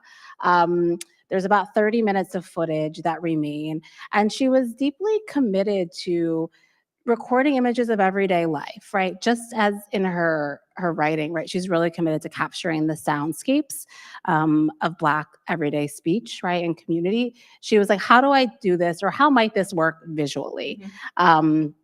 And so this is just a still of two children playing. This one, I believe, is in Florida. So this is one of my favorite. So this is from, again, this early footage. This is a little girl, she's holding up a card. And so I think two things are important about this, right? And I think both can be true. So the first is that Hurston was definitely working with an anthropological sensibility at this time period. And so she was as much interested in capturing kind of the dynamic everyday life as she was in collecting data. And the two were never distinct for her, right? Like everyday movement of Black life did not mean kind of reducing Black people to still static images. So I think that's the innovation that she discovered on this trip. So we see the little girl holding up this film still. I actually did a lot of research on these films. And at first I was like, oh, this is her holding up a card that's saying kind of with data points on it, right? Like as you would in any kind of anthropological film.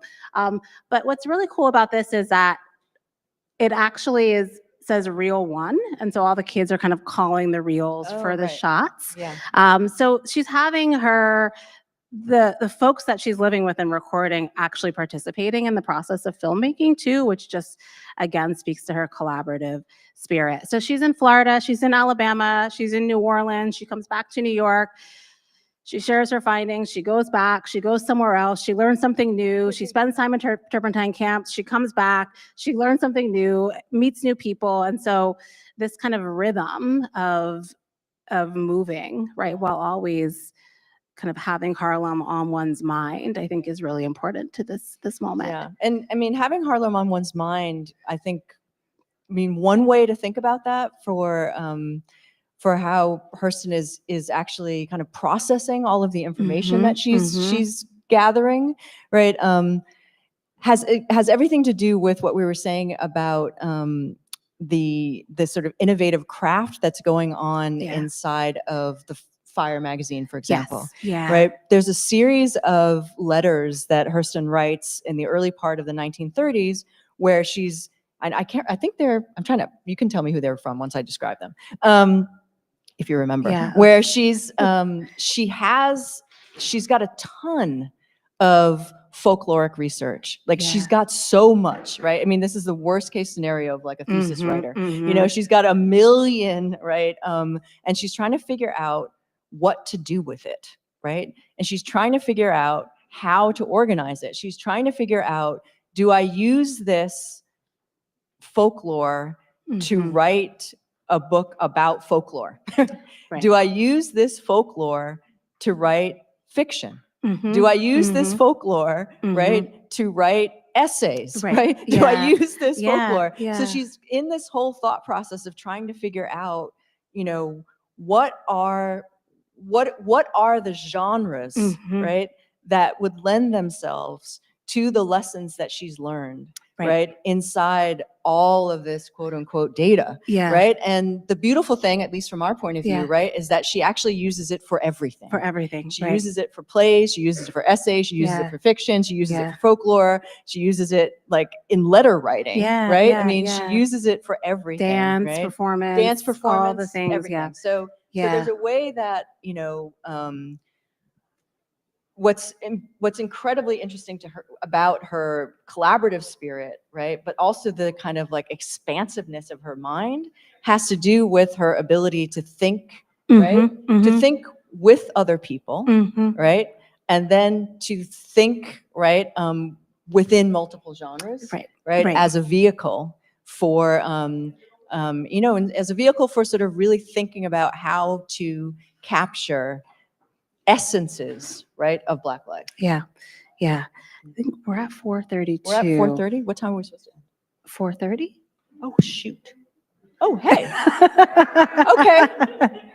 That's great. We're wrapping up. Okay. Okay. So, all right. We wanted to have questions, but that's okay. Yeah, we're going to do questions, but I don't know.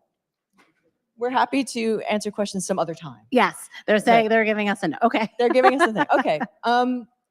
Is there anything we want to say at the end here, Autumn? I think, I mean, I love the moment, that thought that you ended us on, right? Okay. That this is kind of, we really, I think, thinking about Hurston in Harlem is thinking about kind of all of the Everything all at once. Everything all at once, right? Okay, good. We'll leave it there. Thank you. Thank you. Thank you so much, Dr. Monica Miller and Dr. Autumn Womack. We have about 15 minutes as people are strolling in from breakout sessions so that we can hear final remarks and close out the inaugural Zora Neale Hurston Summit, celebrating the life and legacy of Zora Neale Hurston here at Barnard College.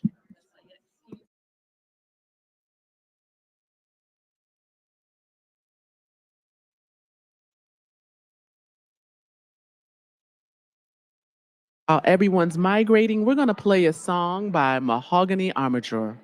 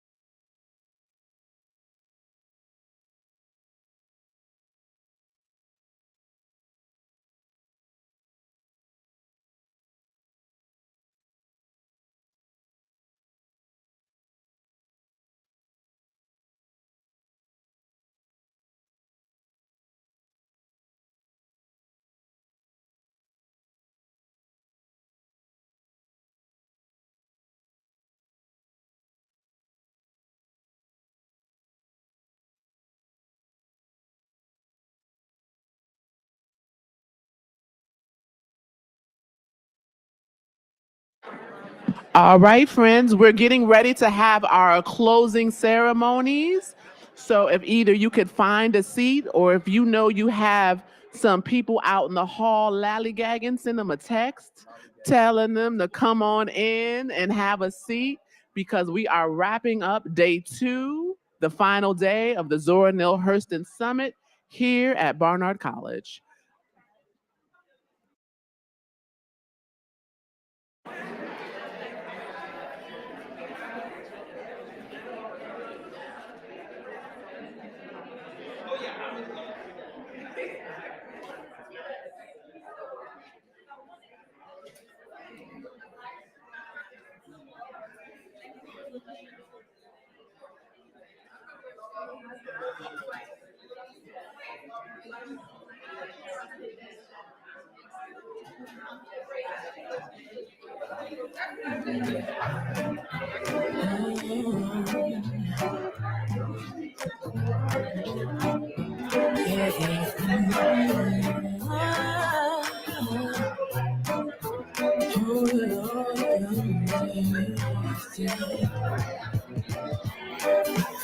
Sometimes I shake, and sometimes I cry.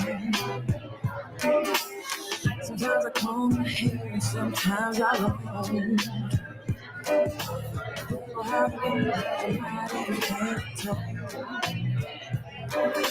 It's just a good song, it feels good in my soul.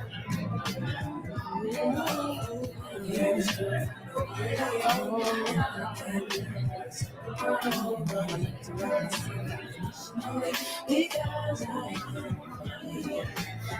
The average kind of video. It's not the turn back onto my clothes. No matter what I'm wearing, will always be here. When I look in the mirror, there is me. Every freckle on my face is where it's supposed to be. And I know I can't make no mistakes on my feet, my thighs, my lips, my eyes, and never what I say.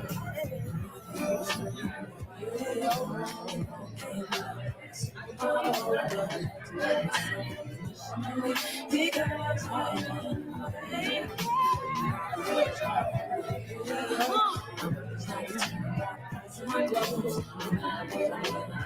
always be here. And my last ever lady, if I don't wear pantyhose. My mama said a lady ain't what she was, but what she knows.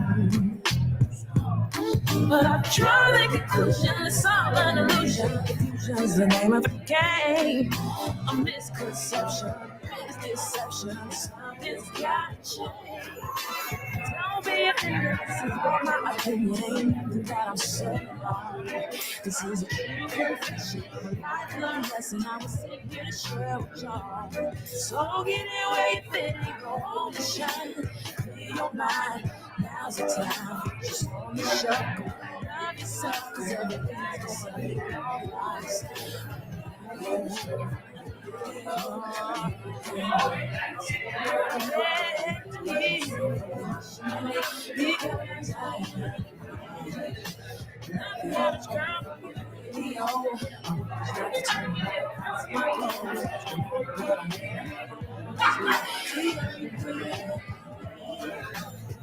Fancy drinks and no expensive mix. I don't need that to have a good time. Keep an expensive car, your caviar. All I need is my time. Keep it crystal, pistol.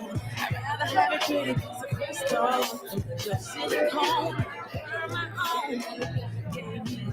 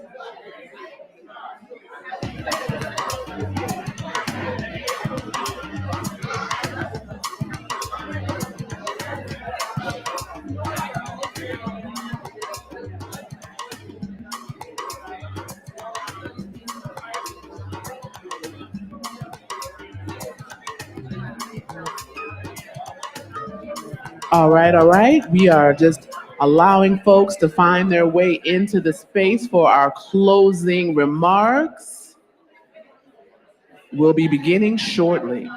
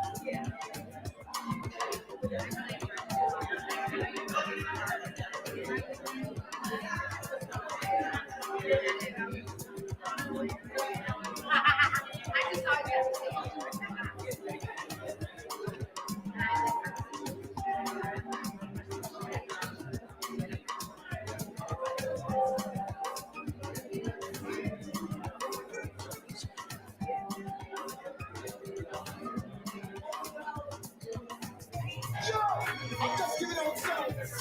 Every day get my songs. I want to go in on the door. I want to go in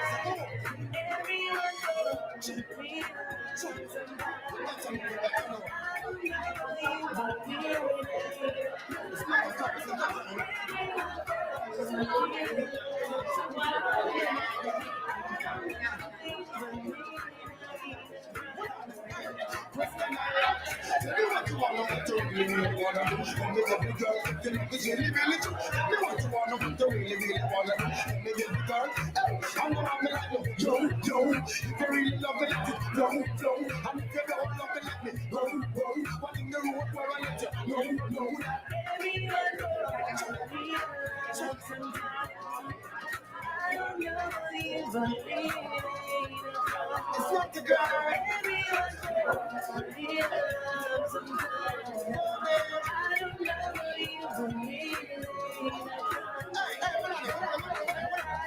Beat, the singer got the key to the G. I'll be pretty girl walking in. So tell me what's up before me get in the streets. You see, I'll be a black girl. And all of them girls, they want to be our friend. And you may really love, why you want it for him?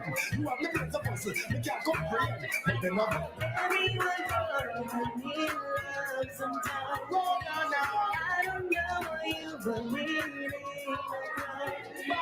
everyone for me love sometimes. I don't know you, but really I want this one, girl. Tell me what me reminiscing. When you remember about the loving and kissing. So tell me, girl, what you wanna be kissing. I try to talk to you, but you're not listening. It's all that you come and love to be listening. Baby, in my heart, I know there's something missing. Since lately, you keep on flipping. So listen here to what the singer singing. Everyone falls in love sometimes. I don't know you, but lady, it's not the girl, not the girl. Everyone falls in love tonight. I don't know you, but lady. Tell me what you wanna, what you really wanna do. Tell me, baby girl, if the love is really true. Tell me what you wanna, what you really wanna do. Tell me, baby girl, I love me like no yo. If you really love me, let it go. And if you don't love me, let me go. What in the road, why I let you know. Everyone knows me like somebody. I don't know you, but really. Everyone knows me like somebody. I don't know you, but really. Beat, the singer got the key to the truth.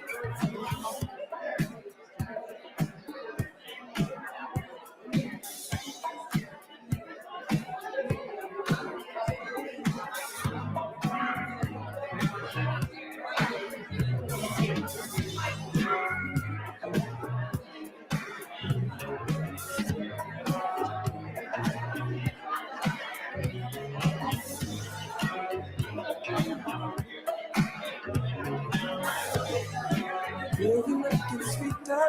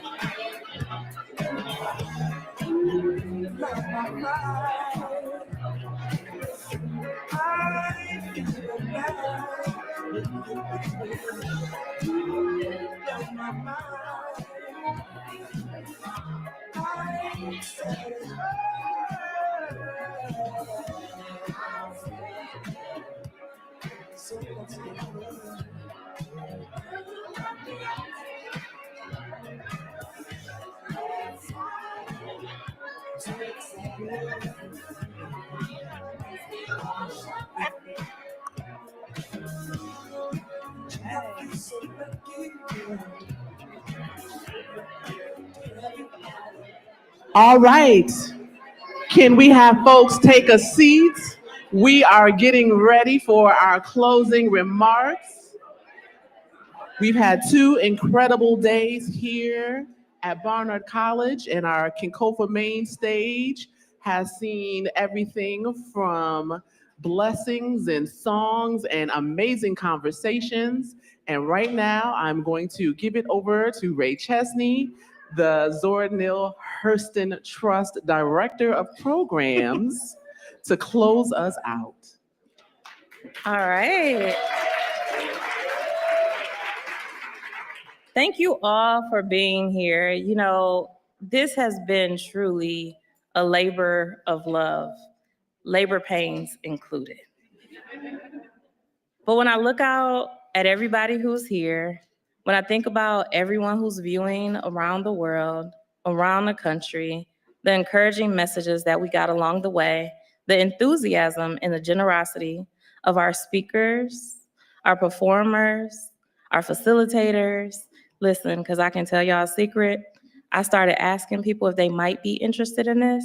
And I mean, some of my heroes, and I thought they were gonna be like, yeah, but I got something else to do. We call that the Hollywood yes, where they might be like, yes, I really want to, but I got something else to do. No, before we even put out our call for participation, we had over 25 of my own personal heroes without a budget, without a dollar amount, who said, yes, I will be there. And they held the dates without any proof positive that this summit for Zora Neale Hurston was possible. And then we did the call for participation. And I think my steering committee members could agree. We thought with our little bit of marketing, me running my mouth on social media. You like that part? All right, listen, I appreciate y'all for watching because I was like, this is real word of mouth. This is real Zora-like. We had no idea that we would get 84 submissions for our call for proposal. We've had over 74 speakers share their knowledge, their expertise, and their love of Zora. This does not even include our main stage performances. We even had our Hurstons come from all over the country and actually the world. We had a Hurston join us from London. And even for them, they came here to be in community, not to be sequestered away from us, not to be siloed, not to create distance. You had Hurstons in your sessions in community learning with you. And not only that, the Hurston family themselves have been so generous. I talk to a Hurston, at least one Hurston, and a hero every day. They came to meet their own family members. A lot of them had never met before. And they came in the name of their ancestor, Zora. But when we started this thing, and I thought about what we wanted it to be, it was that we really wanted it to be an upscale family reunion where we would get to be a part of Zora Neale Hurston's extended family for a weekend. Let me know if y'all feeling like family.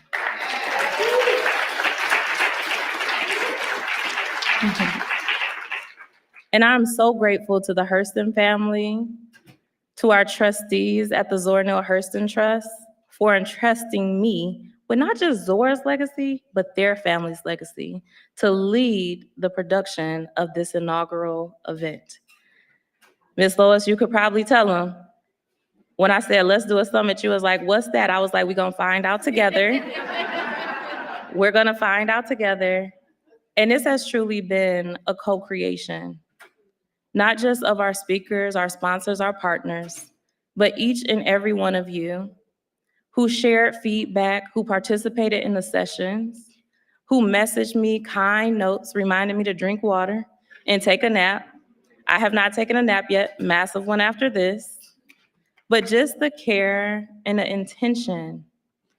But to have over 60 Hurstons, we had almost a representative from every Hurston who had a child here present.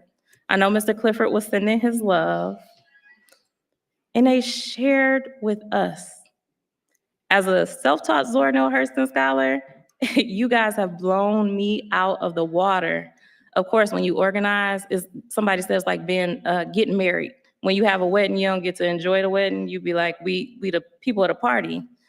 But hearing your feedback, I've heard people have been moved to tears. I've heard there's been some shouting happening. It's been some transformation happening. There's been some connection happening. And this is what I want you to know. This is not something that one person does.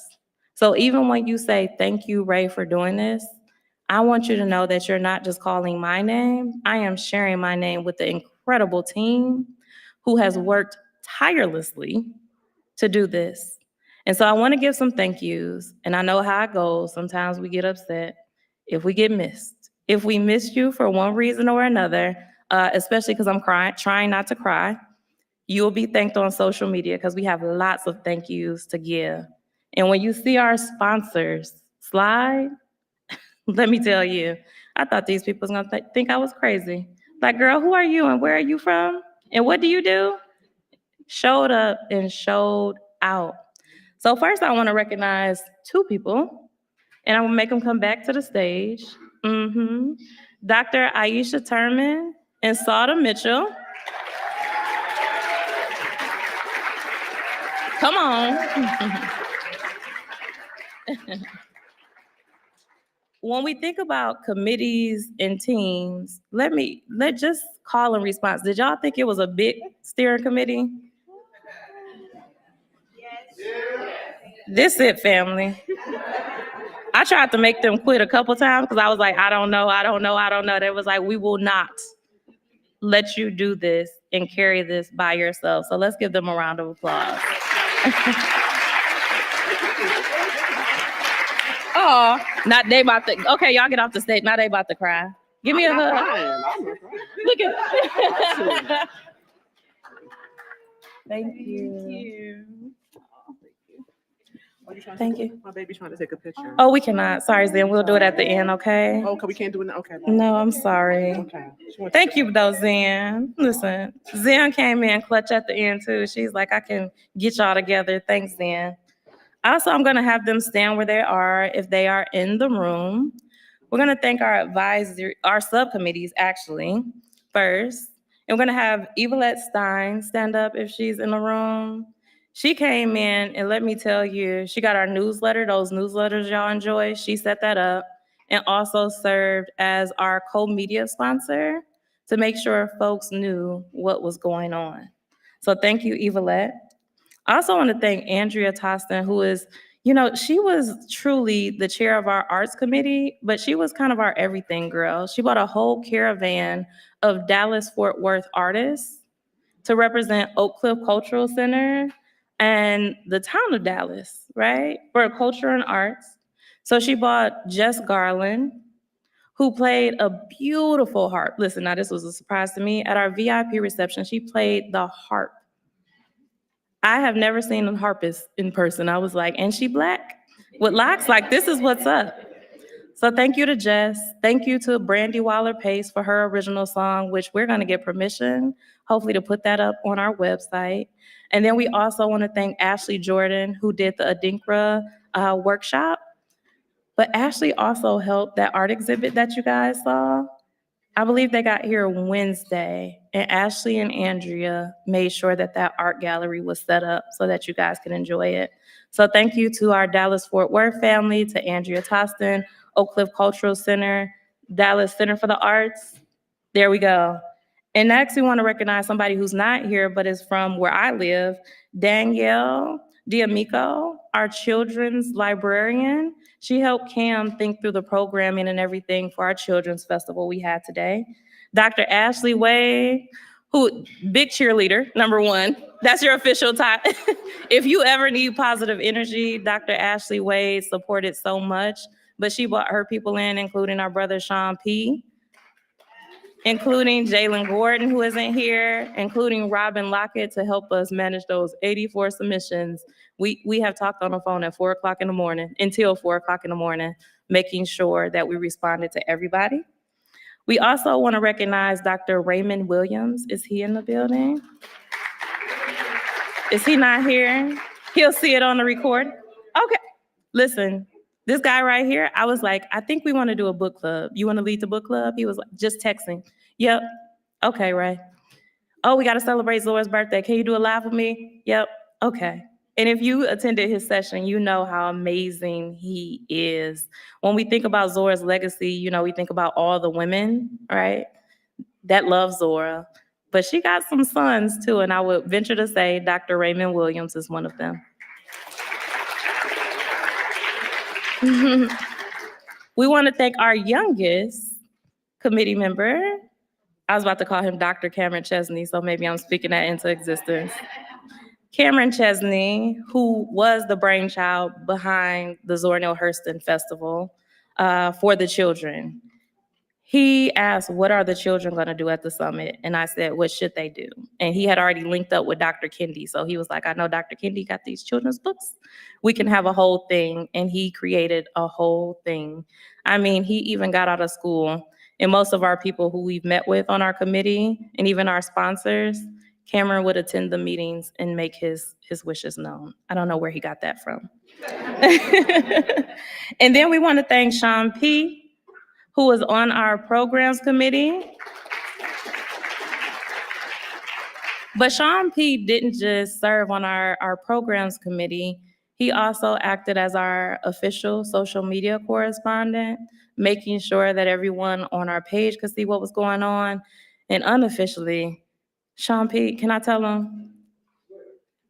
He said to me, Ray, I don't care what you need me to do at the summit. If you want me to be in the bathroom passing out breath mints, I'm gonna be there. And he made sure the lunches got to where the lunches were supposed to be, moved banners, whatever we asked. He has truly acted in the spirit of his grandfather, if I may, to be of service. Thank you. Then we want to thank Robin Lockett, who was also on our programs committee and brought the background of homeschooling to us, to also think through the children's program and work with Dr. Wade, Sean P., and Jalen Gordon to work through those submissions. And then Jalen Gordon, who unfortunately could not be with us due to some unforeseen circumstances. But Jalen brought the heat. She was like, let's organize the logistics. She was on our programs committee as well. And then we want to thank Craig Spencer, husband of Dr. Aisha Turman. When we talk about it being a family affair, listen, we done brought our kids, nephews, everybody to help us pull this thing off. And Craig came in, is anybody staying at our house? When we didn't know which hotel we were going to approach to ask if they could give me a hotel block without a deposit or attrition rate, Craig actually went to survey the hotel, took pictures and videos to support us in making sure we were picking the best hotel for our guests and especially our Hurstons. Then I want to thank Aquila Peinado. Okay, I was like, where's she at? Another person on the phone at 4 a.m., getting speaker contracts out, flyers, the never-ending flyers. Flyergate, yes. to make sure that all of our speakers, facilitators, and presenters were represented well and like they would want to be represented, responding to emails in the middle of the night, and just actively. Her children said, well, what are you gonna do after the summit is over? Because you're always doing Zora work. I got some more work for you to do, don't worry. And then for our advisory committee, we wanna thank Abby West, VP Editorial Director over at Amistad, which is our title sponsor, along with HarperCollins. Abby has been a true light. She poured so much into this summit in the intention of making sure that Zora was represented well. And of course, she's in charge of publishing Zora's books.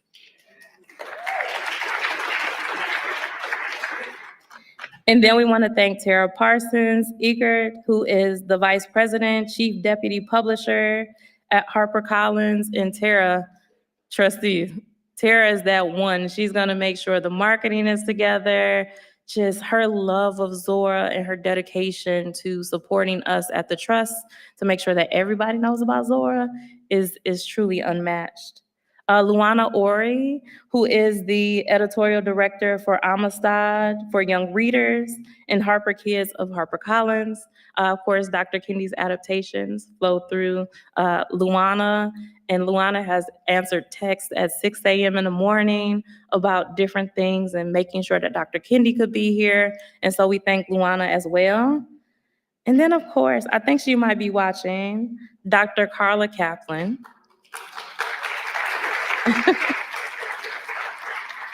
If you're watching, Carla, I specifically asked you to rest. Carla was like, I have COVID, but I'm still gonna send videos and questions if you need them. But when we think about what we know about Zora and hearing Zora's voice, Dr. Carla Kaplan, she is one of those scholars, she's the scholar. She has helped everyone with their work. She is so generous. She sets the bar on scholarly generosity and supporting other scholars. Those letters she collected and edited, 600 letters written by Zora. Her book, Zora Neale Hurston, A Life in Letters, has more than 3,000 annotations. Listen, let me tell you, the things in the back of the book that are just ancillary, they're not even a part of the letters, are as rich as the letters themselves. So thank you, Carla, who was actually the first person who said yes to me to being on the steering committee and supporting this effort. And in fact, I would not be here if it were not for Carla today. Carla said, I'm saying yes to 3 people this year, and you are one of them. Then I want to thank Dr. Amani Perry, and hopefully this is okay. She's always telling me, call me Amani, which is difficult because she's the Dr. Imani Perry. We had our first meeting, and again, just so generous, so kind. She said, put me on your advisory committee. I said, yes, ma'am. So thank you, Amani, for all of your work. She's on a book tour right now, but some of you enjoyed her session, which she zoomed in for just to be here with us in the middle of a book tour. So we thank Imani, and then we thank Monica L. Miller. She's like, Monica Miller is our faculty co-sponsor, and she's the resident Hurstonian here at Barnard College. And Monica made it possible for us to be here and to also have the knowledge that we needed to navigate a true, intentional, reverent experience for Zora at her alma mater. Thank you so much, Monica. We want to thank Joanne Delgadillo, who's back there working on the AV, who is the Chief of Staff for the Office of DEI. And here I've learned at Barnard, there's always some ands. There's some ands in the title, and also. But Joanne was our main contact throughout the robust and extensive planning of this inaugural summit. And so we thank you, Joanne, for communicating with us, for helping us navigate the terrain as we work to produce this inaugural summit. Yona Dezones. The Yona, I feel like she's one of those people like Prince, you only need her first name. You probably heard her singing earlier, but Yona, of course, is a Zeta, and she bought the entire Zeta Phi Beta Sorority Incorporated.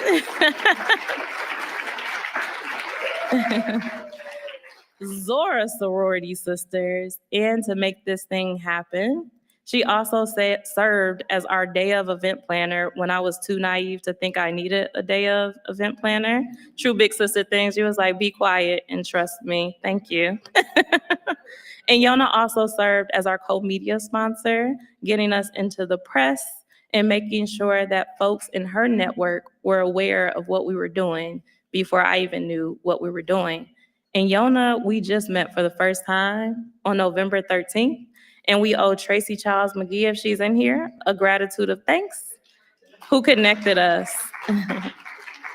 And then I'll try to do this one without crying. We actually lost someone in the course of planning. I think all our steering committee members, we all lost someone in a course.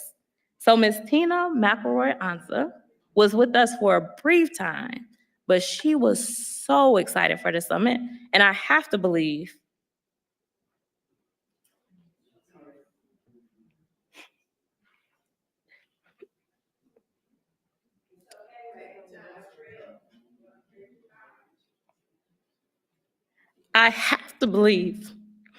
that she is here with us today.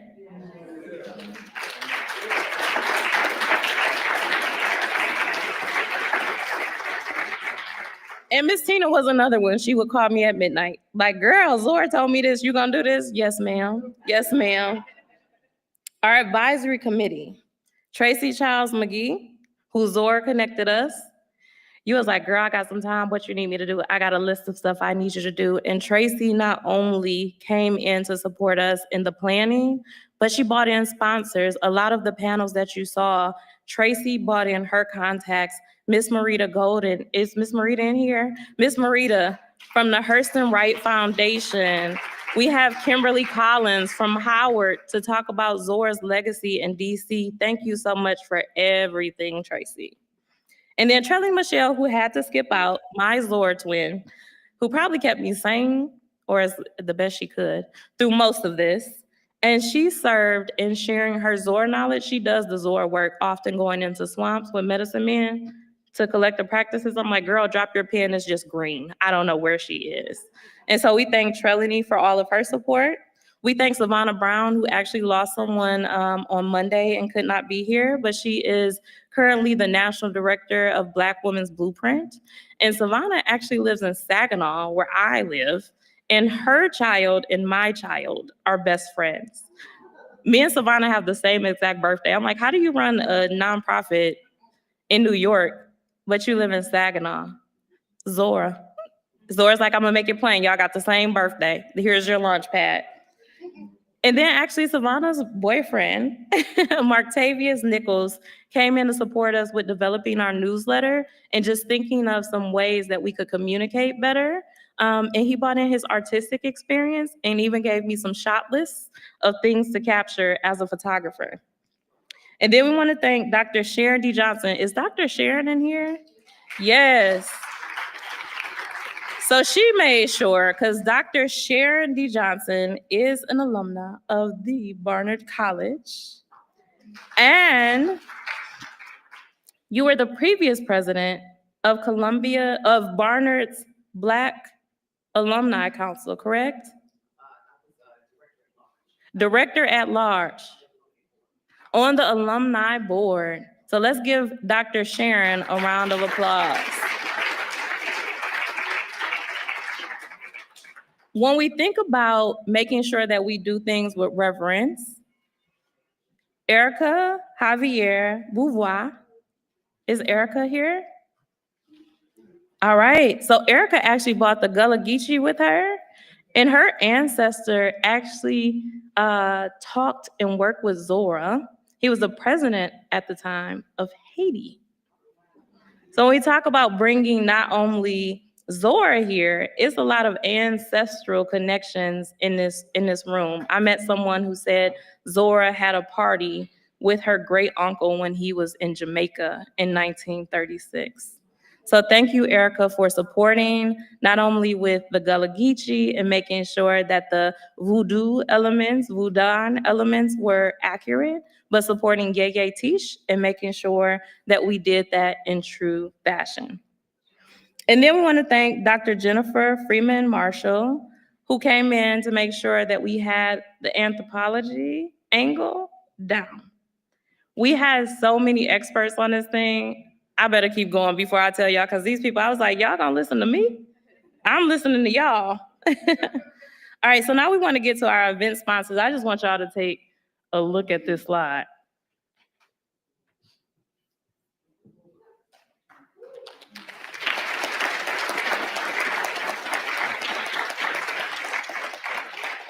So this is all people.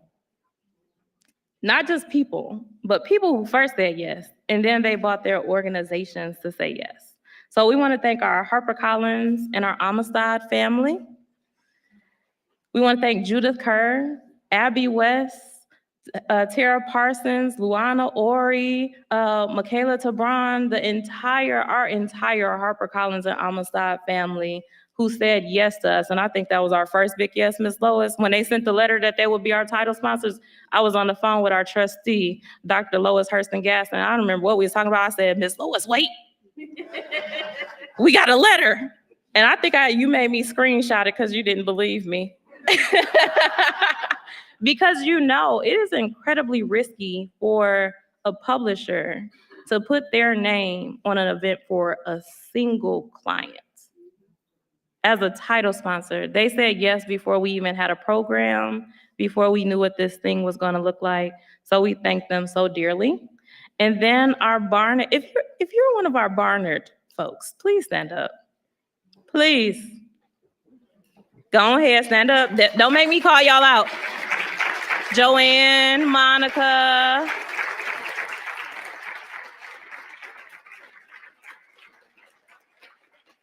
They have been working with us since the fall of 2023 to pull this thing off. And I think we have all experienced changes internally with our organizations.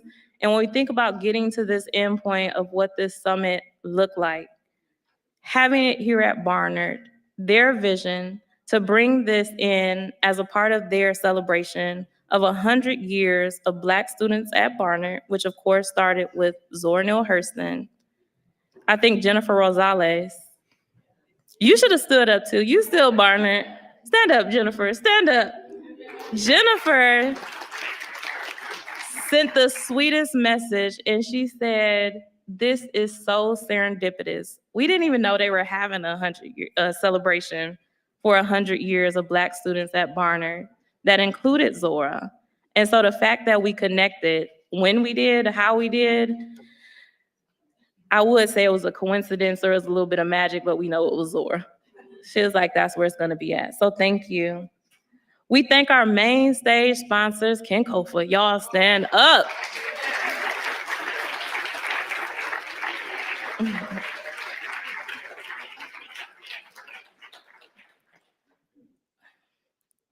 What y'all want me to say about y'all? Because Ken Kofa, no, Yona, you want to do it? Because listen, Ken Kofa, when you talk about having a main stage sponsor and someone putting their name on your program, right? We started calling each other cousin pretty quickly. They're both geniuses. I don't know if y'all experienced their main stage talk, their sessions, their app, they are geniuses. And when we found out we had some last minute changes we needed to solve for, y'all underestimated. They say it was about 75 developmental hours to get the app done, to get the registration check-in process done. This does not include the number of meetings that the meetings was long. 3, 4, 5, 6 hour meetings. They flew in early to assist with AV needs. They are just, y'all are co-title sponsors at this point. They told me, I said, don't do nothing else. They said, no, we're gonna make sure that main stage is together, cousin. And you did, thank you.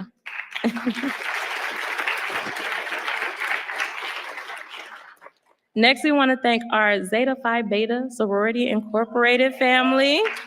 Yeah. I know come on, Dr. Brackett. I know y'all acting quiet now. I see. Come on.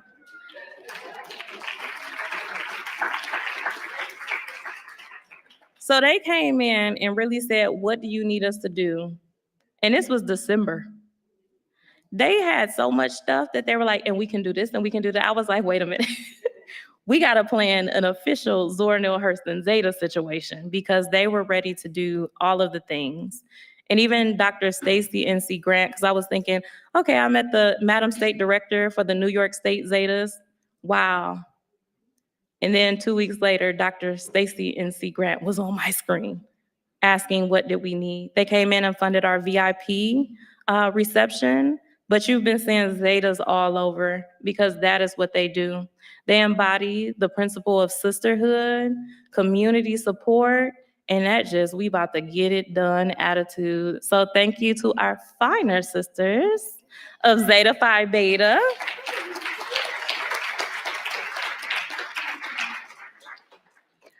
I thanked Andrea already, but I just want to reiterate, Oak Cliff Cultural Center, Dallas Arts and Culture, they funded all of our Dallas-Fort Worth family to be here. I think y'all had about 5-6 sessions. 5-6, they rolled deep, as Dr. Wade says. So thank you, Andrea, and our Oak Cliff Cultural Center family, our Dallas Arts and Culture family for their support. National Black Theater. Jonathan McCory, he was another one. He's like, text me whatever you need when you need it. And he answered every time, even though National Black Theater is in the middle of construction. So we are so grateful for their time, their intention of adapting Muse and Men. Jamario Steels, who I think I missed. Hopefully you didn't leave. But adapting Muse and Men, which is one of Zora's less celebrated texts, but one of my favorite. So we thank them. Library of Congress, who sent us archives. John Finn specifically at the American Folklife Center. He was like, we're gonna send our people and I'm gonna get it in the budget. I said, wow, listen, music to my ears. Did anybody attend the Library of Congress session? Was it amazing? They were like, great, now we can let people know about the Zora Neale Hurston collections because this is all over the Library of Congress that are here because this is your library. That is our library.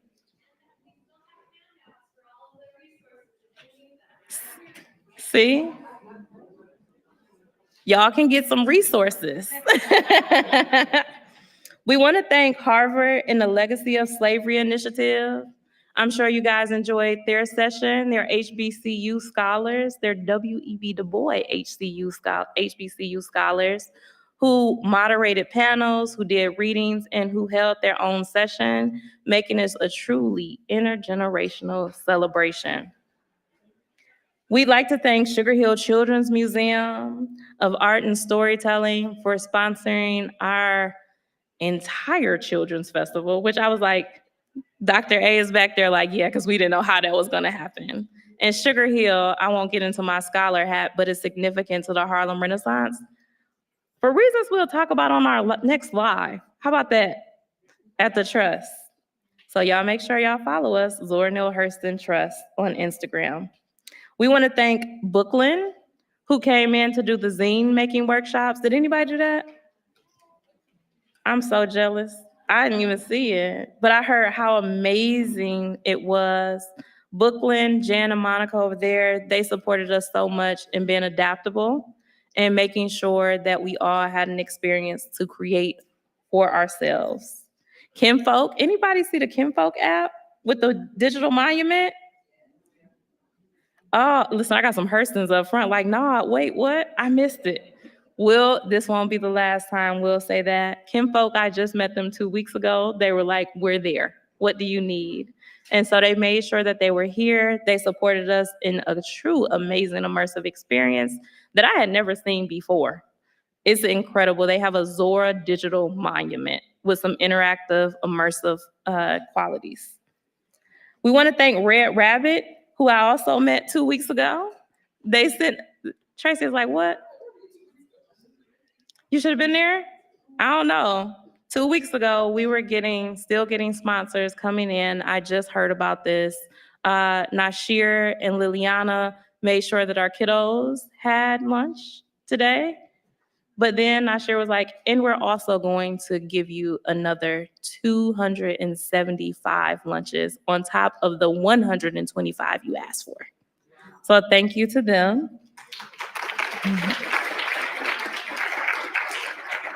We want to thank Riley Jones and the Columbia Black Alumni Council.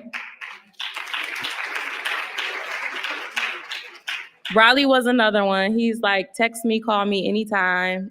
People say that, but a lot of times they don't mean it. He definitely meant it. And down to the wire, he made sure, look, they over here getting their resources. They said there's resources. I like that. But Riley supported so much with thinking through the logistics of being here and how to make sure that our attendees had a great experience. And then he mobilized a lot of his members in the Black Alumni Council to volunteer and to support us in making sure you had a comfortable experience. Yesterday, we had a special VIP breakfast with the Hurstons. And I want to give a huge shout out to Little Nicholson if she is here. She came in about 12:30, and she's the assistant to the wonderful chef Christian Williams. We had to bring some Harlem in, right? Chef Chris sponsored the breakfast. They've only been in business 2 years, but he provided shrimp and grits and Harlem scramble, and Hurston's was a good. Chef Chris was texting me last night. He was like, did they like it? Were they okay with it? He was so honored to please you guys. And it's been a joy to work with him and his flexibility as this thing changed shape. We want to thank our co-media sponsors, Riverchild Media, Yona, and then Evelette of SCG for making sure we got some press, which we did. And then we want to thank Eclectically You, Nicole, if she is here, who came up, and they're actually doing a whole recap video so we can all be reminded of the time we had. And she worked in partnership with Bespoke, Edwin Rose, for that video. So you guys probably saw them running around with a big old camera. And they did it. They said, we want to support this event. Now, if I could, I'll have our trustees join me on stage. It'll be quick, I promise. They're like, girl, I told them I told Miss Lois to take her vitamins because I would have some work for her. Now, I tried to make sure she was the queen throughout this entire thing.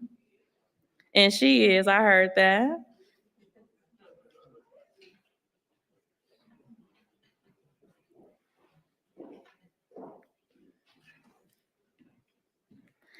But if you would stand up, if you are a Hurston family member,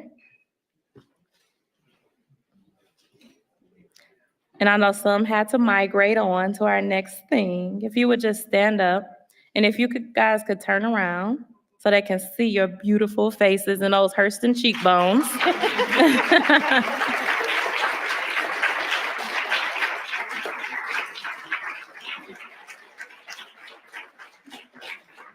And in thanking our Hurstons and our trustees, if you could join me in thanking all of our sponsors, speakers, facilitators, partners, all of our attendees, just with a heartfelt thank you. Thank you. Thank you.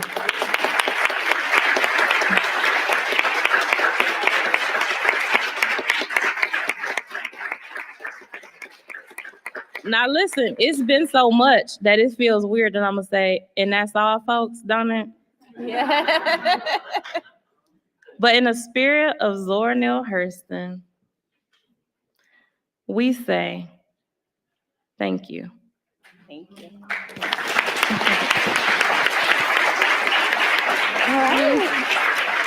Thank you, everyone, run. for Yeah. attending the inaugural 2-day Zora Neale Hurston Summit, Carol. produced by the Zora Neale Hurston Trust here at Barnard. Oh, wait. Thank you Lois. for participating, That's right. attending, Sure. and being all the fabulous folks that you are. We didn't get a picture.